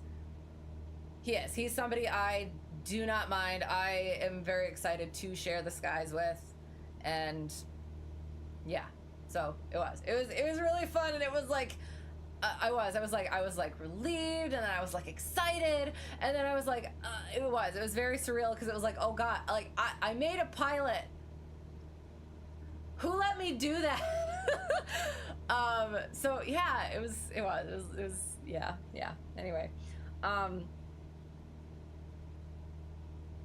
yeah, so that happened. And then so that was kind of riding that high a little bit. And then my post-solo private student went for a solo, and we talked about during that lesson, we talked about, okay, the things that you're gonna work on. He was gonna go do, that's the thing, is he was gonna go do his long cross country that day, but since I wasn't gonna sign him off, I was like, you're gonna go work on this stuff. You're gonna go work on situational awareness, know where traffic is gonna be, like what is likely to be, and be aware of where you are. Go work on entering the pattern from different areas, and being just really precise, altitudes, speeds, things like that. Just always know what your plane is doing, what you want it to be doing, and yeah, fix it if not. All those sorts of things. And it worked out because the other CFI texted and said that his student was going to go finish up his check ride that day. So could we kind of bump it a little bit? And it was like, yeah, that works out just fine. So yeah. And so I was getting ready for the 4th, and so my student texts me, big old long text. Things went pretty well. He went over stuff that didn't go well as well, which I appreciated very much. And I hope and feel like he's getting more comfortable, like talking about that stuff with me, like mentioning that stuff. And then at the tail end of it, he said, yeah, overall it went pretty good, except for the way that he described it is I didn't fully understand. But there was another pilot in the pattern, or another pilot that came in, who was apparently on the incorrect frequency. So from what my student said, like, I didn't think too much of it. He said that everything worked out. He got on frequency and said, I apologize, I was on the incorrect frequency, and everything, they worked it out, and they each landed, was fine. So, and then another pilot who is over there and has his own plane over there apparently saw everything that happened and came over and talked to him about it. So that was nice to hear that, like, oh, there was a slight issue, and there was somebody that could come over in that moment and talk to him about it. So I texted that pilot as well, and I was like, hey, thanks for being there for my student. He told me a little bit about it. Somebody wasn't on frequency in the pattern, and I was just curious what you kind of saw. And he comes back with, he had been at the fuel pumps, and my student was on final, and it was the Bonanza coming in pretty much right behind him, broke off left to get back into the downwind and everything, and yeah, it wasn't on frequency. And so that pilot got on at the fuel pumps, who was talking to me, got on his radio to listen to what was happening, and that's what he just heard was that he was apologizing for being on the wrong frequency. And then there was like a little bit of back and forth with us, and he had come in on a right base, wasn't on the correct frequency, low wing above high wing situation. Apparently, so again, this pilot talked to the Bonanza pilot, and he said that he had my student in sight and thought he was the one that was not on the correct frequency. But the thing is looking at flight radar, and it does. This is one of those things where it's just like, looking at flight radar, he was coming in right behind my student, right above my student, and according to the altitude thing, it was like 150 feet of separation. And it was like, again, I don't know if that's like actually legitimate, because my student never saw him, and it's like that could be like the wrong altitudes, but it's just like thinking about that is just, yeah, it's like it is. It's sort of like you feel so helpless, kind of. And I was talking to that pilot at the same time as I was kind of like talking to my student, and it was like I kind of like realized like how that actually kind of like happened. And he did end up mentioning that he felt a little bit shaken up because he never saw him, so he heard him and never actually saw him. So he took it like a champ and everything, and was able to focus and do what he needed to do and everything. But yeah, I didn't downplay it at all. At least I feel like, but I just, yeah, I don't know. Like I did. I made it into like a sort of a lesson and everything, but also like, yeah, good on you, good practical experience and everything, and yeah, learn from it. But yeah, and that's like one of the things too, is like, okay, so if he's had him in sight, and again, I don't know what the actual like things were, can't necessarily trust that stuff. Why did he let it get, like the Bonanza pilot, if he had him in sight, why did he let it get so close? And one of the things that the pilot I was talking to, who saw it, said was, well, maybe he was like, again, he thought that he was on the incorrect frequency, so maybe he did a little buzz the guy, my student, to kind of be like get on the right frequency sort of thing. And then he's the little words I can't say because I'm a lady, but I'm very close to it. He's the one that, and that's the thing, is he had a new panel. Oh no, did I miss it? Yeah. He had a new like panel and isn't like quite used to it yet. So the thing is the track, he had a long track. He'd been flying for a while. So on that flight. So how many other like calls did he miss? Or why was it just that one? So anyway. So yeah, so that was fun.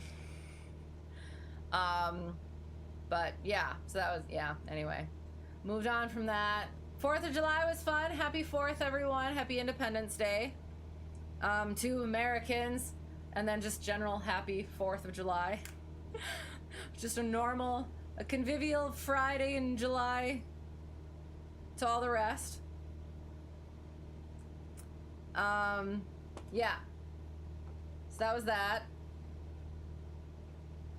So had that, worked on stuff, came back at it again. So yeah, had another week set for lessons, had lesson with that student again, morning lesson, and we went and worked on, what did we work on? So we did another, we did another, okay, so I asked him what he wanted to kind of work on, and he had wanted to work on some short and soft field takeoffs and landings. And I had wanted to see some more local cross-country stuff as well. So we went and did local cross-country to still do that pattern entry departure procedures sort of thing. And then did some short and soft field takeoffs and landings, and then came back. And those went pretty okay. Had to kind of separate out a little bit of the short field and the soft field information, because apparently that got a little bit muddled. So that was good. Talked about some more like different pattern entry departure stuff, and then was supposed to have another lesson with my instrument student, but weather. So yeah, so I ended up, I was able to go home and then wait, and weather ended up canceling our, I put that on my instrument student. I was like, all right, you let me know, go, no go decision. And he was like, yeah, I think it's probably a no-go. And I was like, yeah, it's probably a fair choice. We'll try again next time, as well as do your studying. He was like, oh yeah, that's probably a good idea. And I was like, yep. So then I was able to go back to work airport and do check ride debrief with my student. And that was a lot of fun. Got to see him in his private pilotness, and he was really excited. I got to write on his picture again that he got his private on this date. And yeah, it was he got there, and the examiner was a lot more chill than when we went, and so that was good.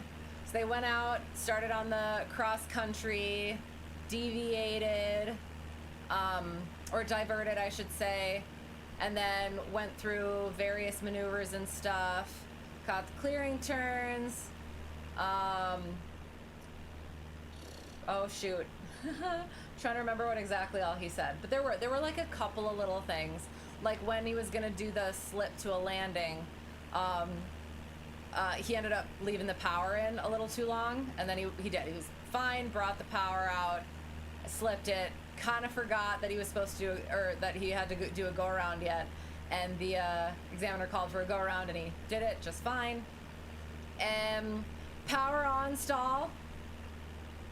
That plane is notorious for breaking one way or the other, and he broke it right straight ahead. Perfect, the best one he'd ever done. So yeah, so that was nice to hear about. And he went over a bunch of stuff, and I'm like I'm not remembering it right now. Just the one thing, the couple things that he said is like, as he was coming back to the runway, it was like they already did the short and soft field landings, so it was like, oh, so he couldn't quite find the runway at first because the sun was in his eyes and everything, but it's also a little bit tricky to spot. So it took him just a little longer than he would have liked, but found it just fine. And then slip, go around, landing, and as he was coming closer to the runway, he was getting kind of excited, but stayed focused, did the thing. They went, parked it, and examiner asked, okay, how do you think it went? And he said, yeah, think it went pretty good, things to work on, stuff like that. And examiner was like, it went really good. So I was like, oh, proud CFI moment. And I'm sure for him, like that was like exactly what he needed to hear, because the how I've seen him fly, like I've been really not astounded with, but just like it makes it so much easier when the student takes the responsibility and has the respect for it and is really conscientious and precise about stuff. So yeah, so I was rooting for him hardcore, because he really does deserve it. And to hear that hard-ass examiner thought he did a really, really good job, or a really good job, I guess, but from him it's a really, really good job. That was awesome. So yeah, that was exciting. So that was fun. And then had lessons. So went with the student pilot who has his own plane at work airport and wants some, other, just more, what's the word? A different viewpoint. So he, okay, actually, okay.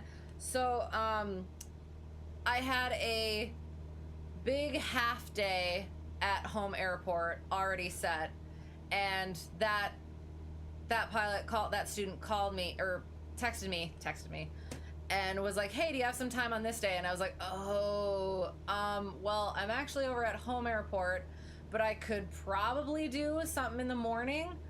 And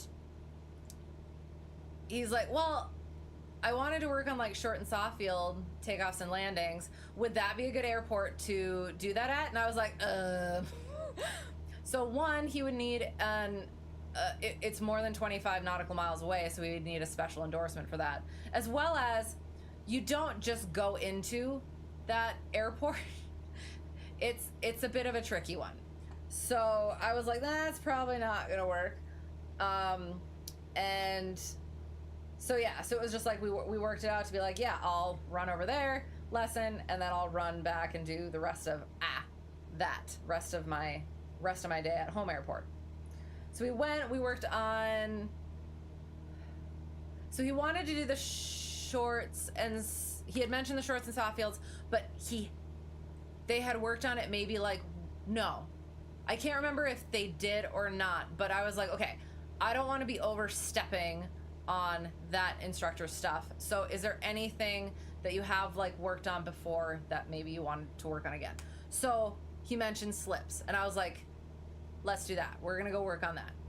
So we went out and we worked on coordination. So the cross coordination. So getting on a straight line and getting those ailerons over, that rudder over, and just holding it cross coordinated.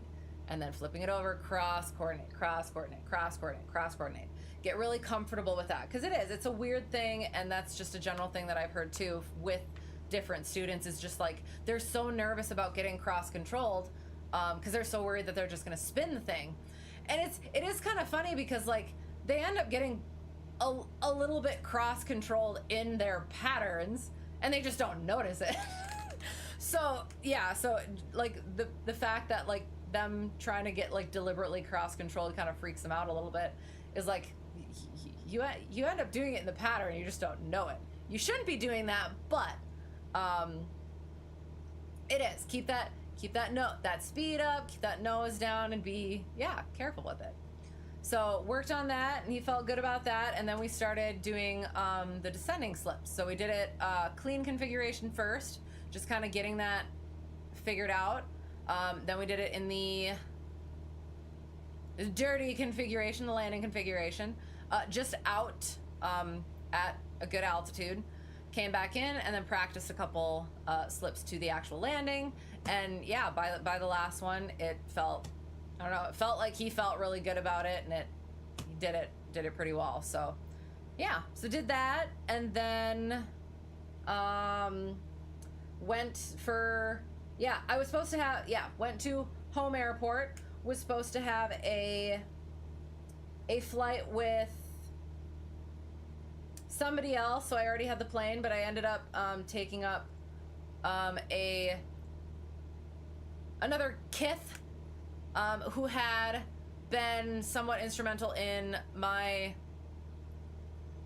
how do I usually say this? A relative of mine who I took care of, and both indirectly and directly got me into flying. The person I took up on that day was one of those people who was very connected to that. So that was fun, getting that person up, and it worked out kind of like perfect timing, because another one of our kith people was having a baby at the same time. So we went and flew over the hospital. So that was fun. And then right after that, I had a first instrument lesson with the private pilot who I had worked with but didn't sign off for check ride. Went and took her check ride with yeah, figure that out with somebody else because timing just didn't quite work. So we went and we worked on Foggle stuff, maintaining that straight and level, really getting that scan down and everything. And I vectored her all the way to the pattern through the teardrop onto the 45 degree, and then I let her put her Foggles on. And she's like, I am really trusting you, or I really trust you. And I was like, you should, look it, there's the runway. So yeah, so that was interesting, that was good. And then was gonna have second lesson with first instrument student, I guess. And so what, again, coming into it like halfway through his training is like a little bit weird. Like I have my syllabus, but I don't want to, like part of me doesn't want to like redo stuff he's already done sort of, but thinking of it now, it's like that's a silly thing to think. But so I've kind of been like, well, so what things do you want and need to kind of work on? Because so yeah, so it makes sense to me, or it made sense to me. But yeah, so he was kind of like, well, so I was like, okay, so I will figure something out, but maybe you won't like it in a fun way. Ooh, what is that? Yeah, okay. So what I ended up doing is I planned, I didn't give him the approach we were gonna do. He was going to sort of brief it on the fly. So the scenario was,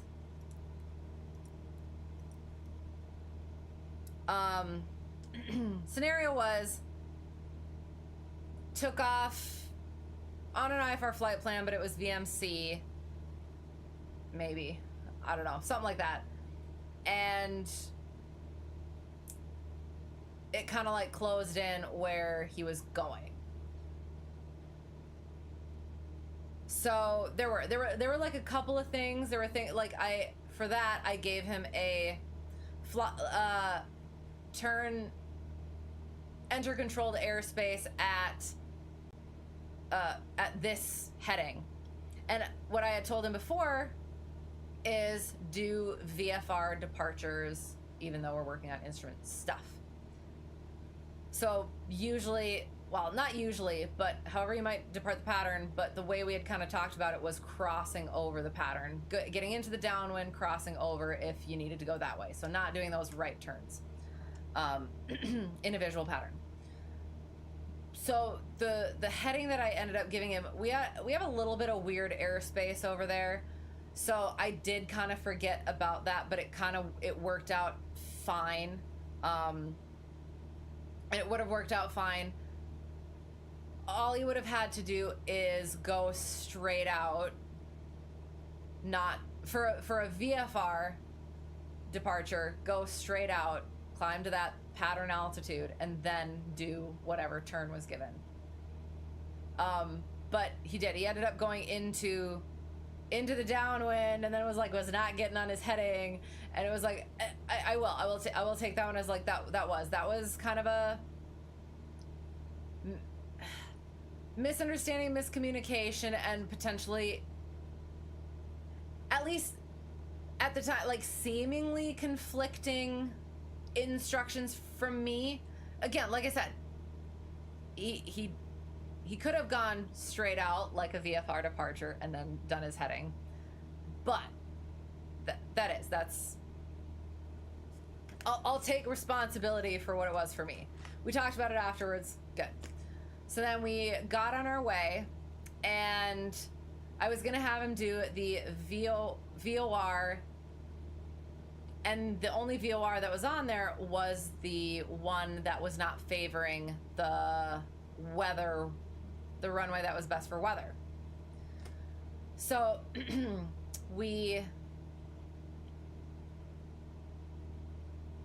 I tried to distract him a little bit for some reason, and then because he was somewhat getting, what is it? I was doing it for a reason. Why was I doing it? I don't remember. I was distracting him from something so that he would, yeah, anyway, unnecessary. Continuing. So I came on and, I was distracting him from his altitude, or I was trying to distract him from his altitude, because that's another thing that we were working on and got into a little bit in that during that lesson is, why am I inside the plane? Sorry. That we got into for that lesson is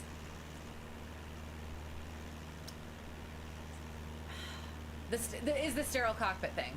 If you're doing something, if your workload is high, when you're coming up on an altitude, coming up on a heading, if you're about to talk on the radio, if somebody's talking to you, distracting you, whatever, you tell them to shush, initiative, take command of the aircraft, sort of a thing, and the people within it. So that's what I was kind of doing, is I was trying to kind of, I had him start punching stuff in, or looking at the approaches into that airport while he was coming up on his altitude. And he hit his altitude just fine. All right, that was cool. That was fine. And then I came on as ATC and was like, all right, so let us know when you have the weather and what approach you would like to request. Keep in mind that other pilots have mentioned that the ILS appears to be out of service, as well as you don't have RAIM. So then he has to do the VOR. So he's like, okay, I guess we're doing the VOR. So started getting into that, and that's one of the things that I'll have to like bring up and go over a little bit more is the quick briefings, how to properly kind of do that, and like what my suggestions are. Because he did ask about that, and I'm not sure like I fully gave him like, we did a lot of stuff, so I'm not sure I gave him like full proper answer for that. So I'll come back to that. So he's working on it. He's getting the stuff in there, turn it in. We got dual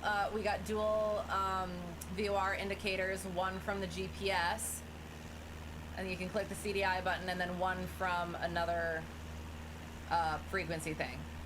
So dual VORs.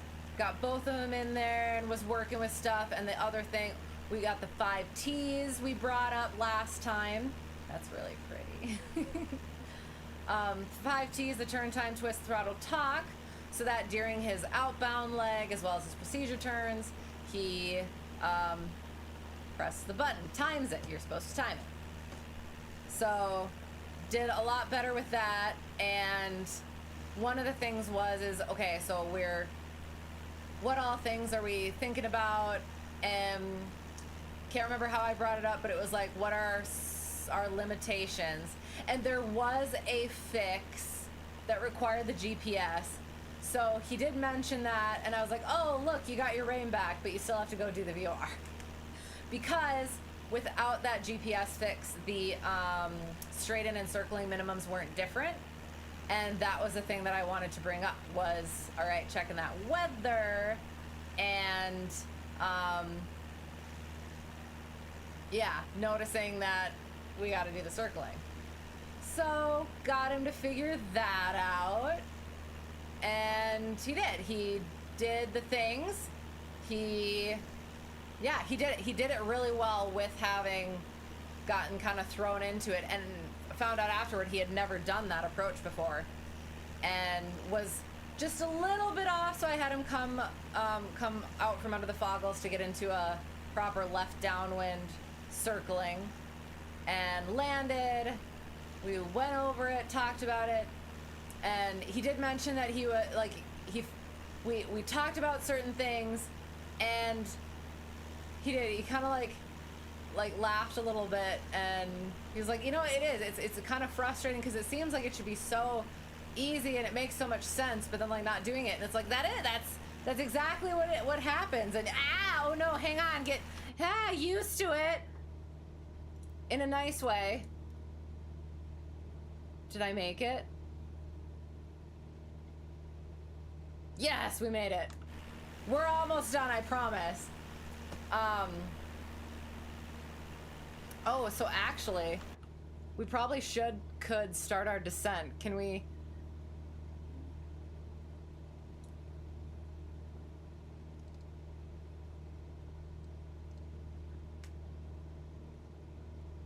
$3,000.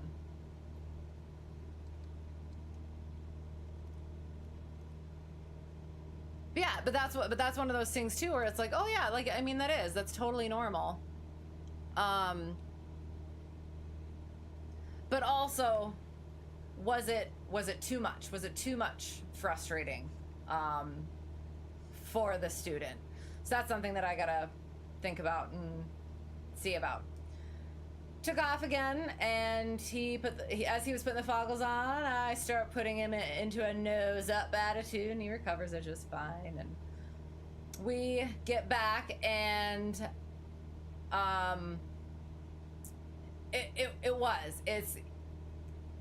that's one of the things that I do really want to work on with him, is that sterile cockpit stuff, taking command of that sterile cockpit, and if there are distractions,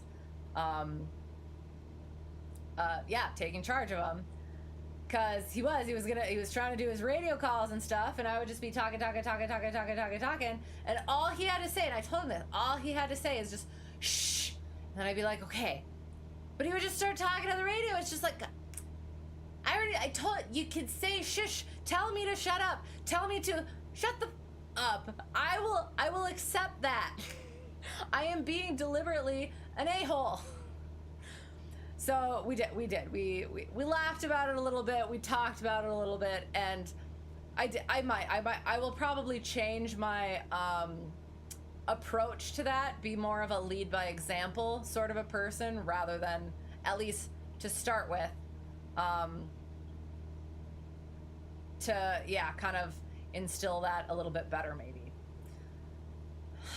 So then, came in, landed, fine, I guess. There was a moment where he like came kind of fast towards the runway, right towards the end, and I was like, oh. But it was just fine. And chatted about a bunch of stuff. Again, really tried to impress that, like, study material, do your ground study, because he wants to get it done as soon as possible. But that's like the big thing is, when we're not flying, be studying. And we'll see how all that goes. I mentioned Pilot's Cafe, he found a Flight Insight cheat sheet instead, and that looked like it was pretty similar, so that'll probably be good as well. So yeah, we'll see. Like I said, I'm still in that, like, stage of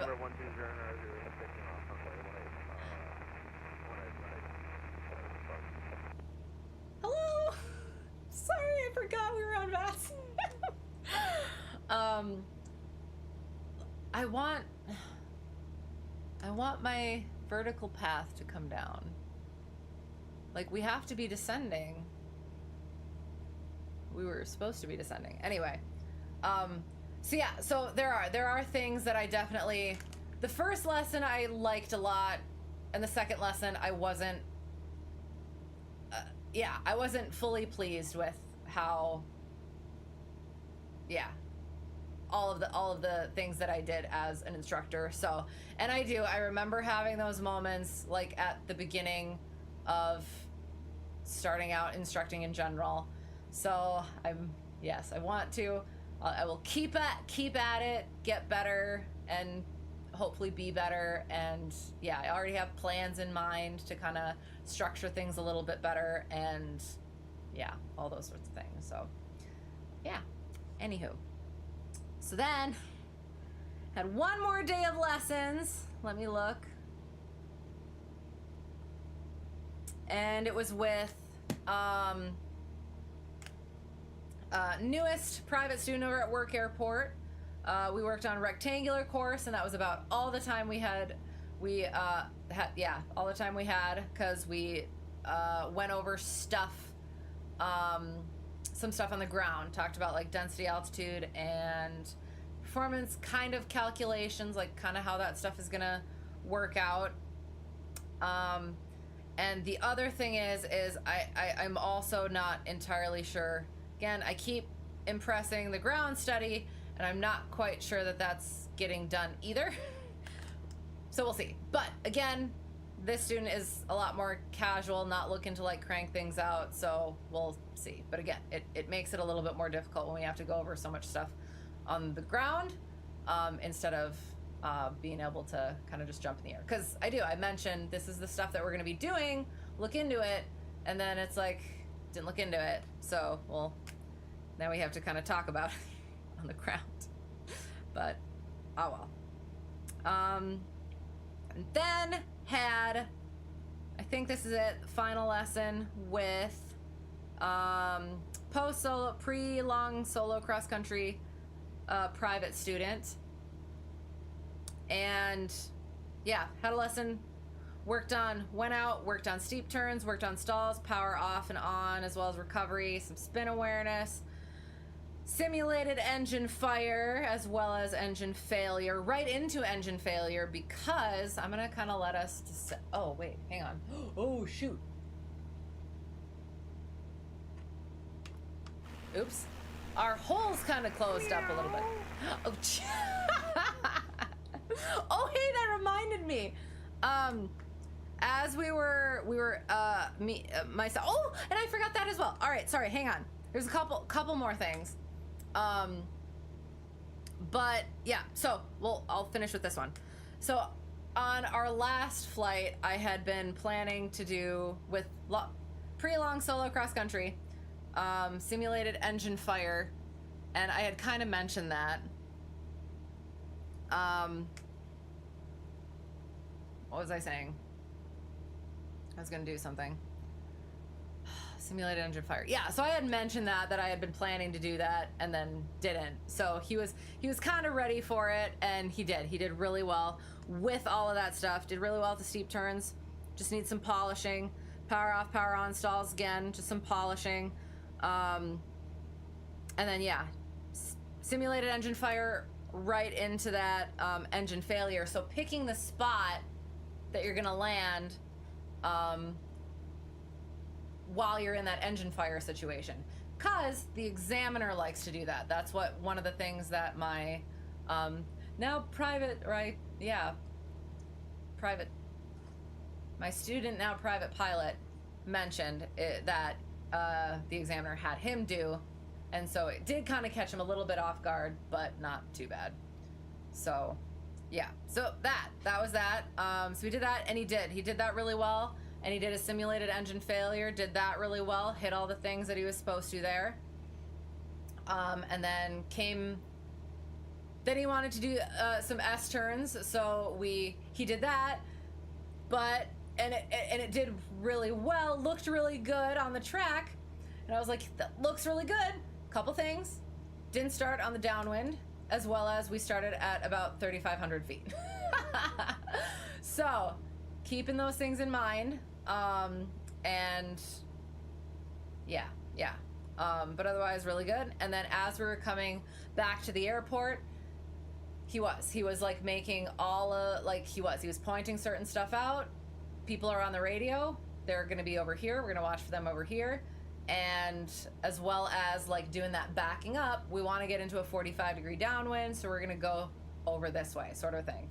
And it was all exactly what I had asked him to work on, which makes me really happy, and it made me comfortable enough. Signed him off for his cross country. Now he's just got to finish his navlog. We went over that just like a little bit, just to kind of make sure, hopefully, that all those snags are gone. But we'll see. And so he'll keep looking ahead at weather and his schedule and see when that might be. And then we'll get fully signed off there. And then, yeah, and then I usually don't bring up the ACS until after the long solo cross country, and I say that only having done it once. But I don't like doing the ACS until after the long solo cross country, because I don't want them focusing on the ACS when they should be focusing on the long cross country. But I did bring it up for this one and just mentioned, I want you, if you're doing just solos, not solo cross country, I want you to be aware of what those standards are. So if you're going out and doing a maneuver, check the ACS standards, see what you need to be looking at for that. We've talked about them, but having that like physical sort of copy and reference to be able to see why those things are important. Like I mentioned, altitude, heading and or course, and speed are what we need to be focusing on, and making sure that they're doing what they're supposed to be doing. And yeah, so that's where it's from. So yeah. But yeah, it was really, really nice to see, and I was really happy with it, and he was really happy with it, which is nice too. So yeah, did that, and then yeah, so when I was with instrument, okay, so first off was with instrument student.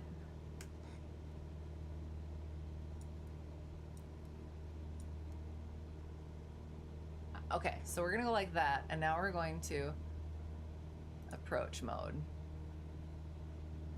See if that works.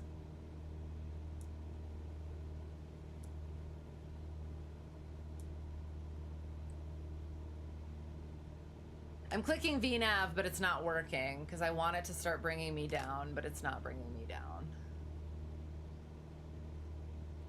Oh, so, well, okay, so maybe it's just gonna, I don't know. I don't know if it can capture that glide path that far up.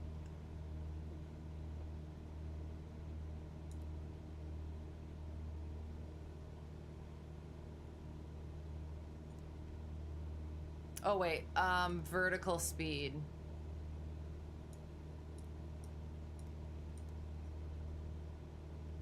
Since we're descending.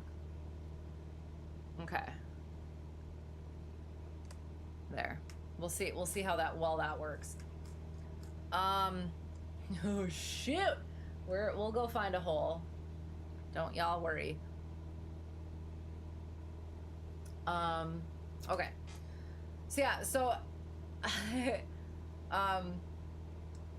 that second lesson with instrument student, all of a sudden I hear the 150 over at Work Airport, and I was like, oh, I wonder who that is. And I go, and I had forgotten that my brand new private pilot student was taking the fam up, doing his first sort of like, yeah, passenger flights and everything, the same time that I was, yeah, over in home airplane and everything. And I had the moment of, oh, right out loud.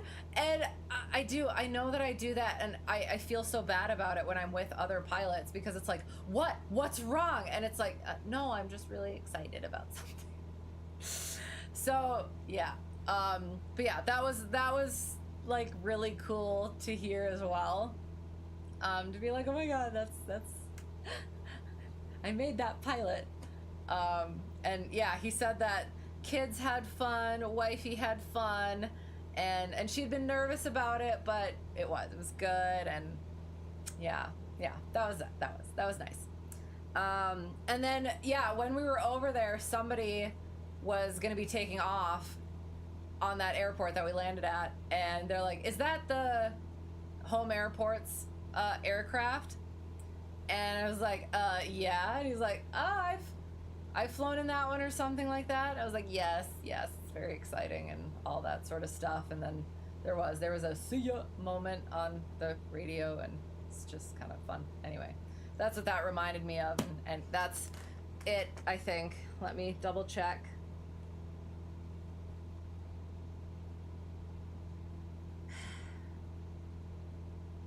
Oh yeah, so also did GPS updates.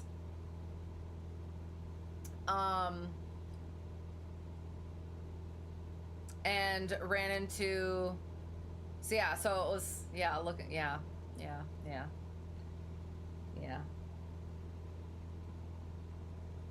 Yeah, nothing really exciting there. Let's go land. I'm tired. I'm sorry. I'm gonna start mixturing. It's gonna come in. We're coming down.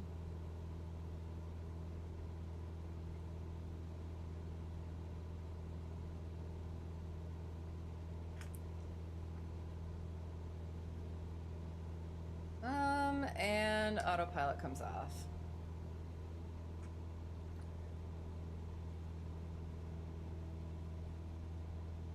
I should have just let it fly it. Hang on. Let's just see what happens.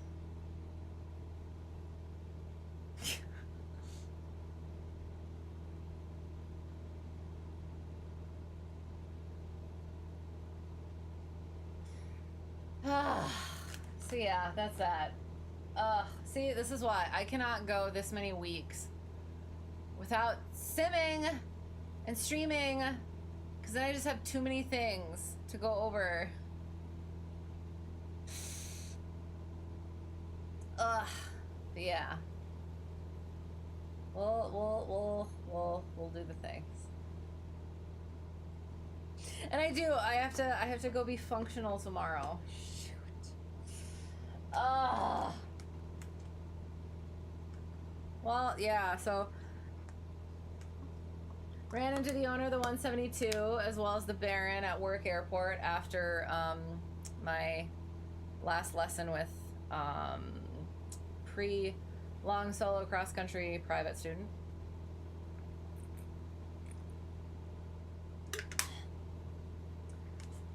We chatted about stuff and like how he does stuff and how I do stuff and how for instructor does stuff and differences with that. And then yeah, he was going to do night cross country with his private student, and the way he does it is all in one night.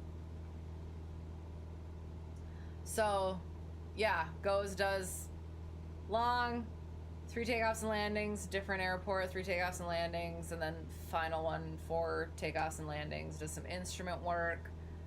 Does not an instrument approach under the hood, but like somewhat of like an instrument approach. I assume to kind of like get that awareness in, because nighttime is like pseudo instrument. I should actually double check. Had a moment of worry that, oh no, did it all go well? Oh yeah, they made it back. That's good. So yeah, so that was interesting hearing about that. He has his certain way of doing it, and then like my student had his paper chart with him, and so that CFI was like, oh, so do you do like paper charts and stuff like that? And he was like, yeah, I start with the paper stuff, and then work into the electronic stuff. And he said he does the paper stuff.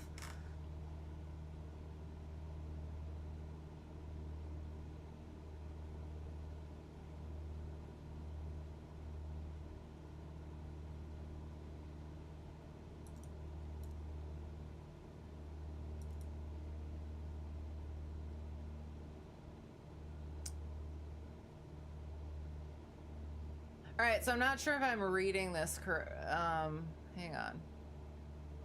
No, why are you... Okay, why is the carrot putting me there when I'm above the glide slope? So my heading is there. It's telling me I should be at there, but I shouldn't be at there because I need to get to the glide slope. I don't know.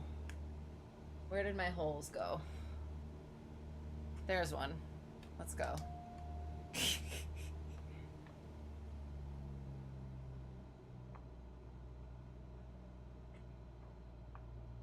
Oh, that's what I was gonna do. I keep forgetting that I was gonna let the autopilot fly. Oh, God.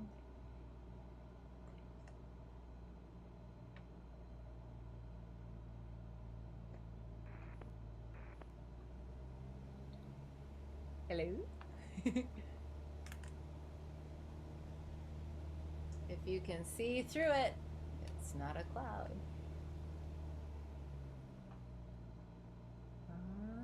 Is this the way to go, or is that the way to go?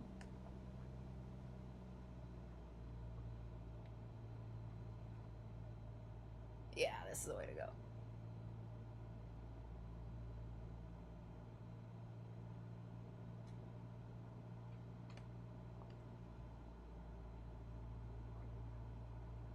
I am running out of hole here. Let's go. Slip it.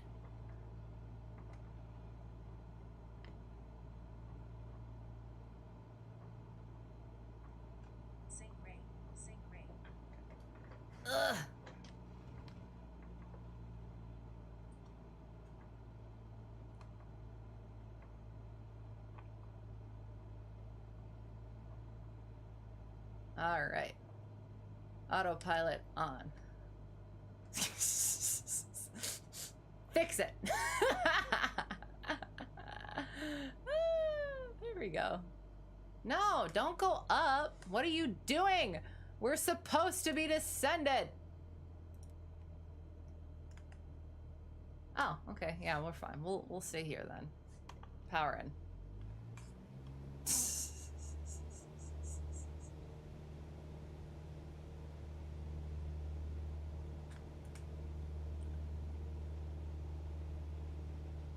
Here I got us all nice and below the clouds.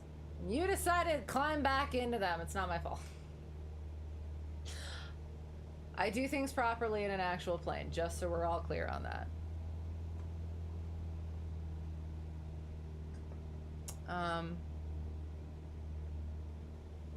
as always, for legal reasons, FAA, this is all a joke.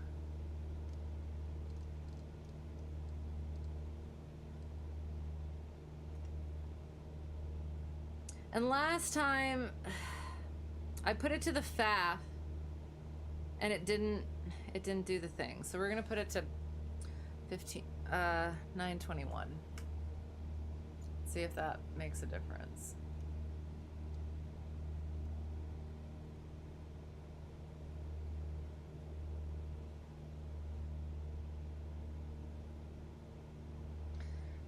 So yeah, that's about it. I apologize. Just there's so many things. And like I said, I want to be back on what Batson can't see. Won't hurt them.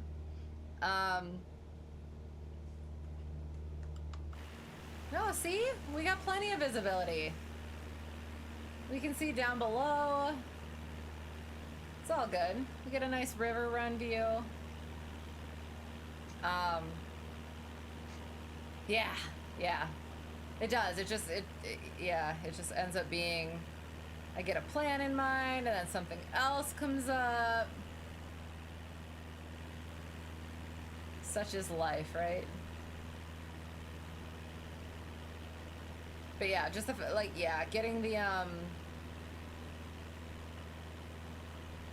not having like a nice set schedule and knowing what I'm gonna do and when is a little difficult. I'm looking forward to having like a proper schedule at some point when I get my big girl pilot job. However, tis what tis at the moment.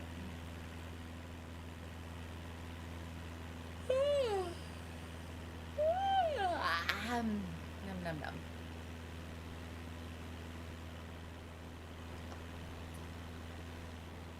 Doing a little bit of a nerd fest this weekend with one of the small ones, introducing Lord of the Rings to him.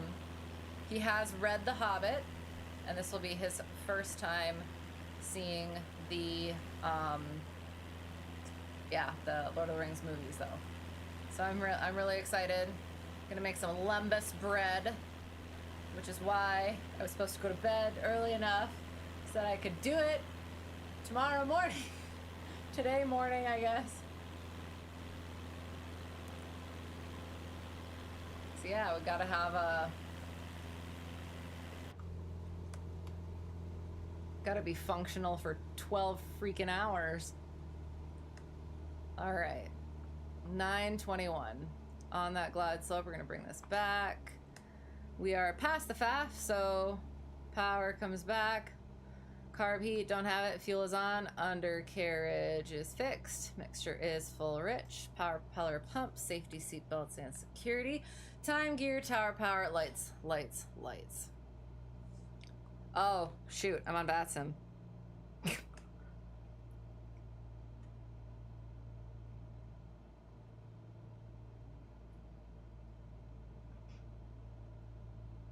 Where are we? Boscobel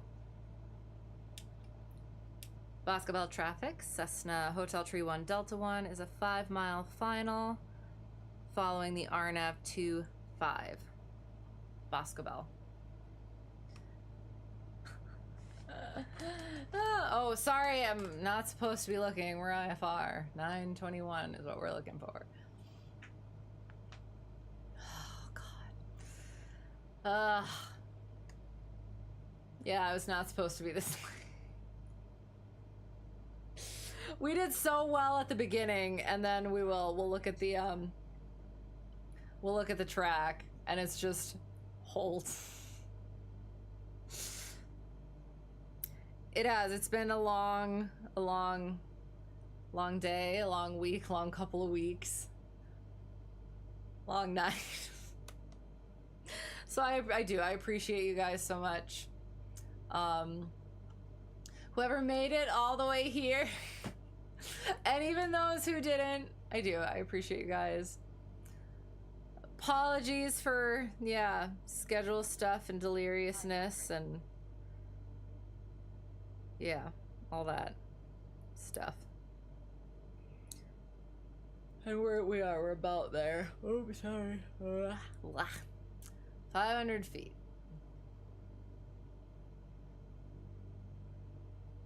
Wait, what?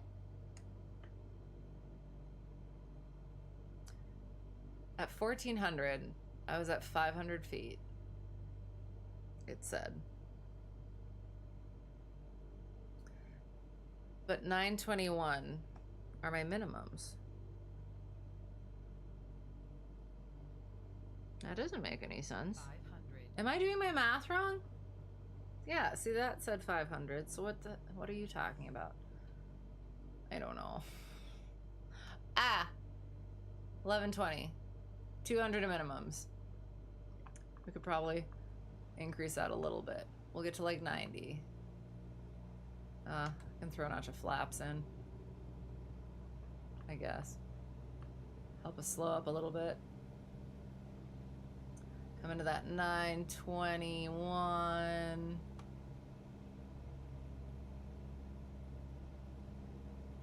Okay. Minimums. Landing. Oh, I should probably turn the autopilot off. So power comes all the way out.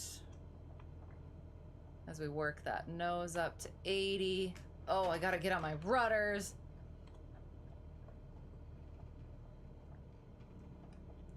Dance.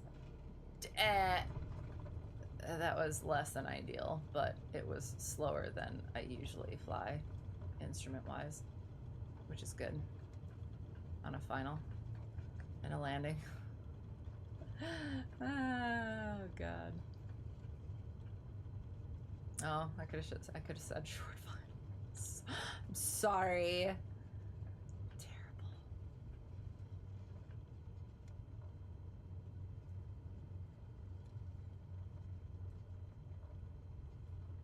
Oh, God.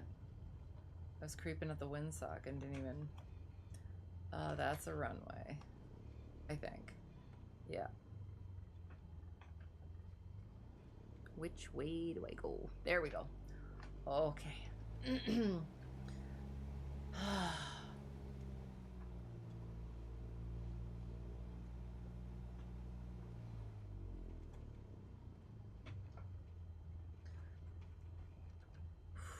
Boscobel. Clear of runway 25. Boscobel traffic. Cessna Hotel Tree 1 Delta 1 is clear of runway 25. Boscobel. Oi. Freakity yoy. So, fuel trim. Oops, mixture. Landing light. Squawk. Yeah, there's the frickin' suspend button. Why can't I suspend my hold? Ah!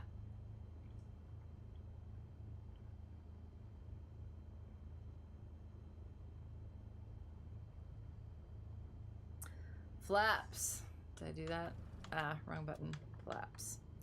Carb irrelevant strobes, landing light both off, taxi light as required, P2 heat off, trim for takeoff, transponder goes on standby.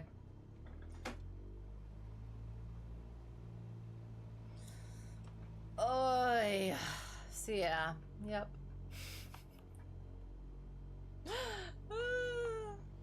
like at the point where I like don't even know where I am and what I'm doing anymore. I'm losing my voice. Oh god. Oh no. Oh, are they waiting for me? Oh, I don't know which way I'm supposed to go. Oh, he disappeared.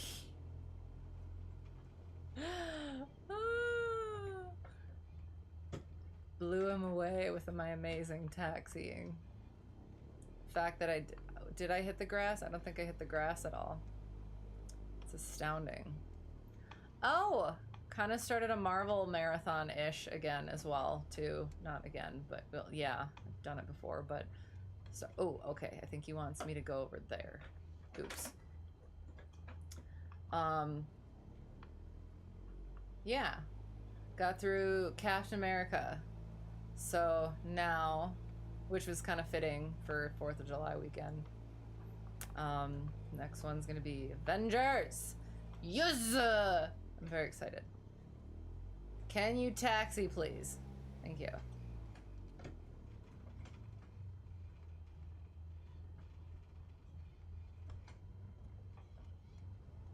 I'm trying, I promise. We're so close here. Come on. This is it. Why didn't you pick a T for me that was in line with my taxi? Rude. Oh, yeah, and then I might have another be starting another somewhat not full-time student, like probably, yeah, so the dad's kid has been working with him, but their schedules aren't lining up quite well, and he's going into the army anyway, so he just kind of wants to get to the point of solo, but basically just me not doing anything, and yeah, him being able to do that stuff before he goes off for that. So that'll be, yeah, adding another thing in, and I'm hoping August at least, or so fall at least, if not August. I might be a little bit less yeah, stuff. So, but we'll see. We'll see. Nav lights. Taxi light. Leave the beacon on. Avionics go off. Avionics off. Mixture full lean. I don't wanna, but okay. Oh, frick.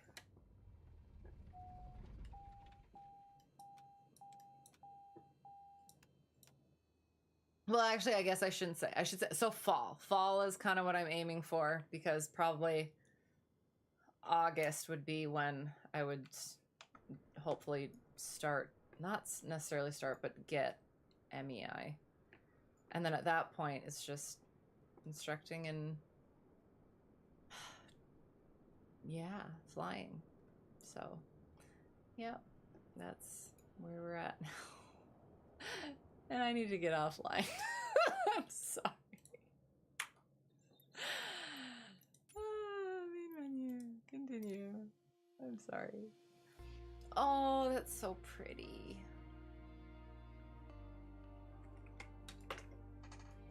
All right.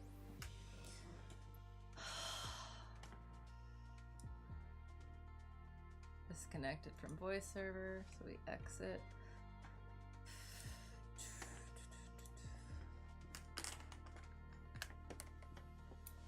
Get rid of that. I don't need to do that. What am I doing?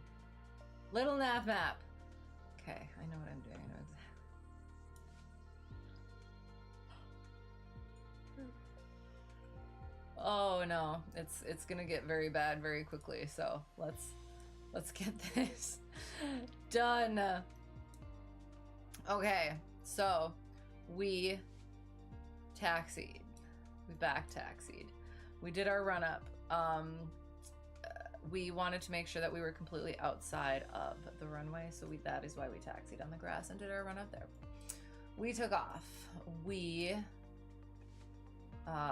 went there, apparently. I don't know. Oh, that's why. Because, yeah, trying to get autopilot onto the GPS track after being on heading mode. Figured that out eventually, kind of. Oh, yeah, there's the knot there. So we... What? We somehow ended up... Oh, what? I'm so confused. So it looks like we went like that, right? Okay. But then, what are these two? Oh, maybe. What? So we broke off here. Went like that, did our approach in. And then just, yeah. I still don't know how to properly get the autopilot to bring us down. So we were high, so ended up just kind of, yeah, coming around and circling and landing like that. Took off again, got the autopilot back on. Oh, like that. And did some cloud dodging. Came back in. And somehow got on, like, the exact whole, like... Is there any reason that that should have happened?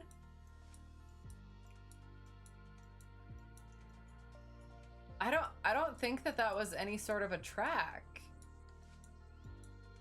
Or a course.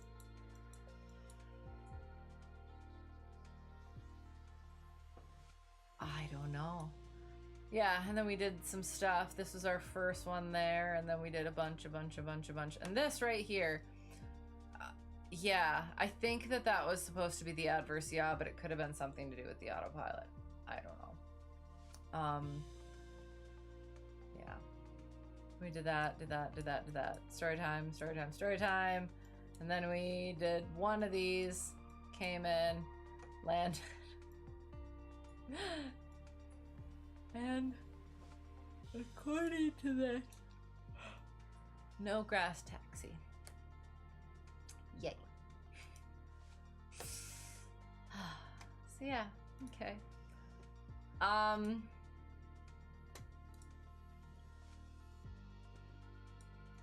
Part of me just kind of wants to end it here and not send it off to a raid. Just because then I have to look for somebody. And like I said, it's going to be very... We're on borrowed time here.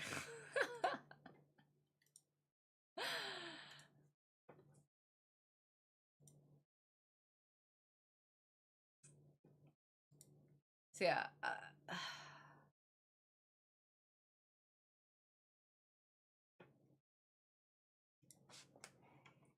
I'll take a quick gander.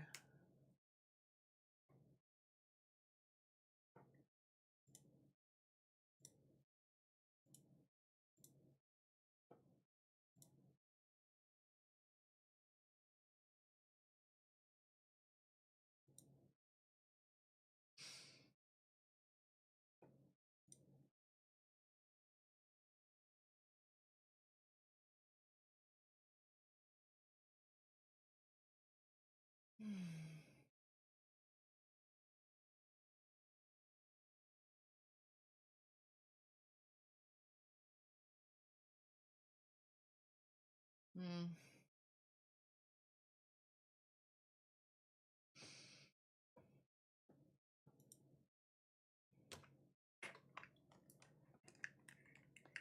No, well, there. Can't do that one.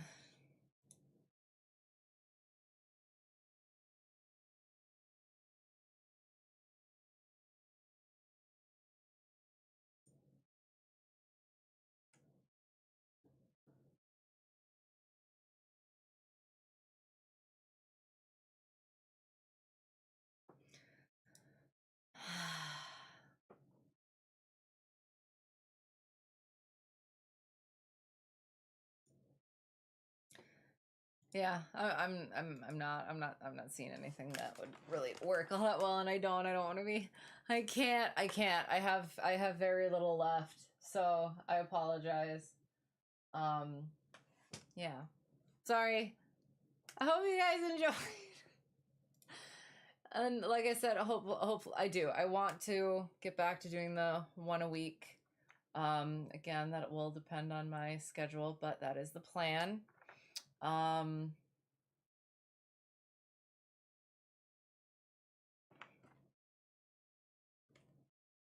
me see what my schedule is looking like so far.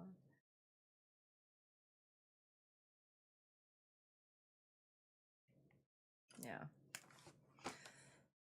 We'll see. But yeah, I appreciate you guys a lot, and I miss doing this more often. And I miss doing different stuff. So at some point we will get back to that. Like I said, hoping for fall, when just that MEI is going to be a big thing, and that other my other little written test is going to be a big thing, and then after that it should be just normal stuff. Yeah. So I can put stuff a bit more earlier, spread out on various days, and maybe leaving one day open so that day would be the day before I would do the streamings. And now I'm just planning to myself. So whoever got lost and found their way here or found their way back, thank you guys so much for being here. Again, I can never say it enough. I appreciate you guys a lot. And I miss you guys when I can't stream. And yeah, all that mushy gushy stuff. If I've forgotten anything, brain is moosh. utter moosh. Thank you for the resubscription, Max Roberts 99. We didn't fully name it, did we? Ducky Jr. and some other stuff I recall were thrown out. Yeah, and all you guys who are in here for flying along as well, I should say too. And yeah, hanging out, being patient with me and my shenanigans. So yeah. So have a great whatever it's going to be for you. Hope to see you again soon. And until next time, all of the good things. So thank you guys so much. And bye.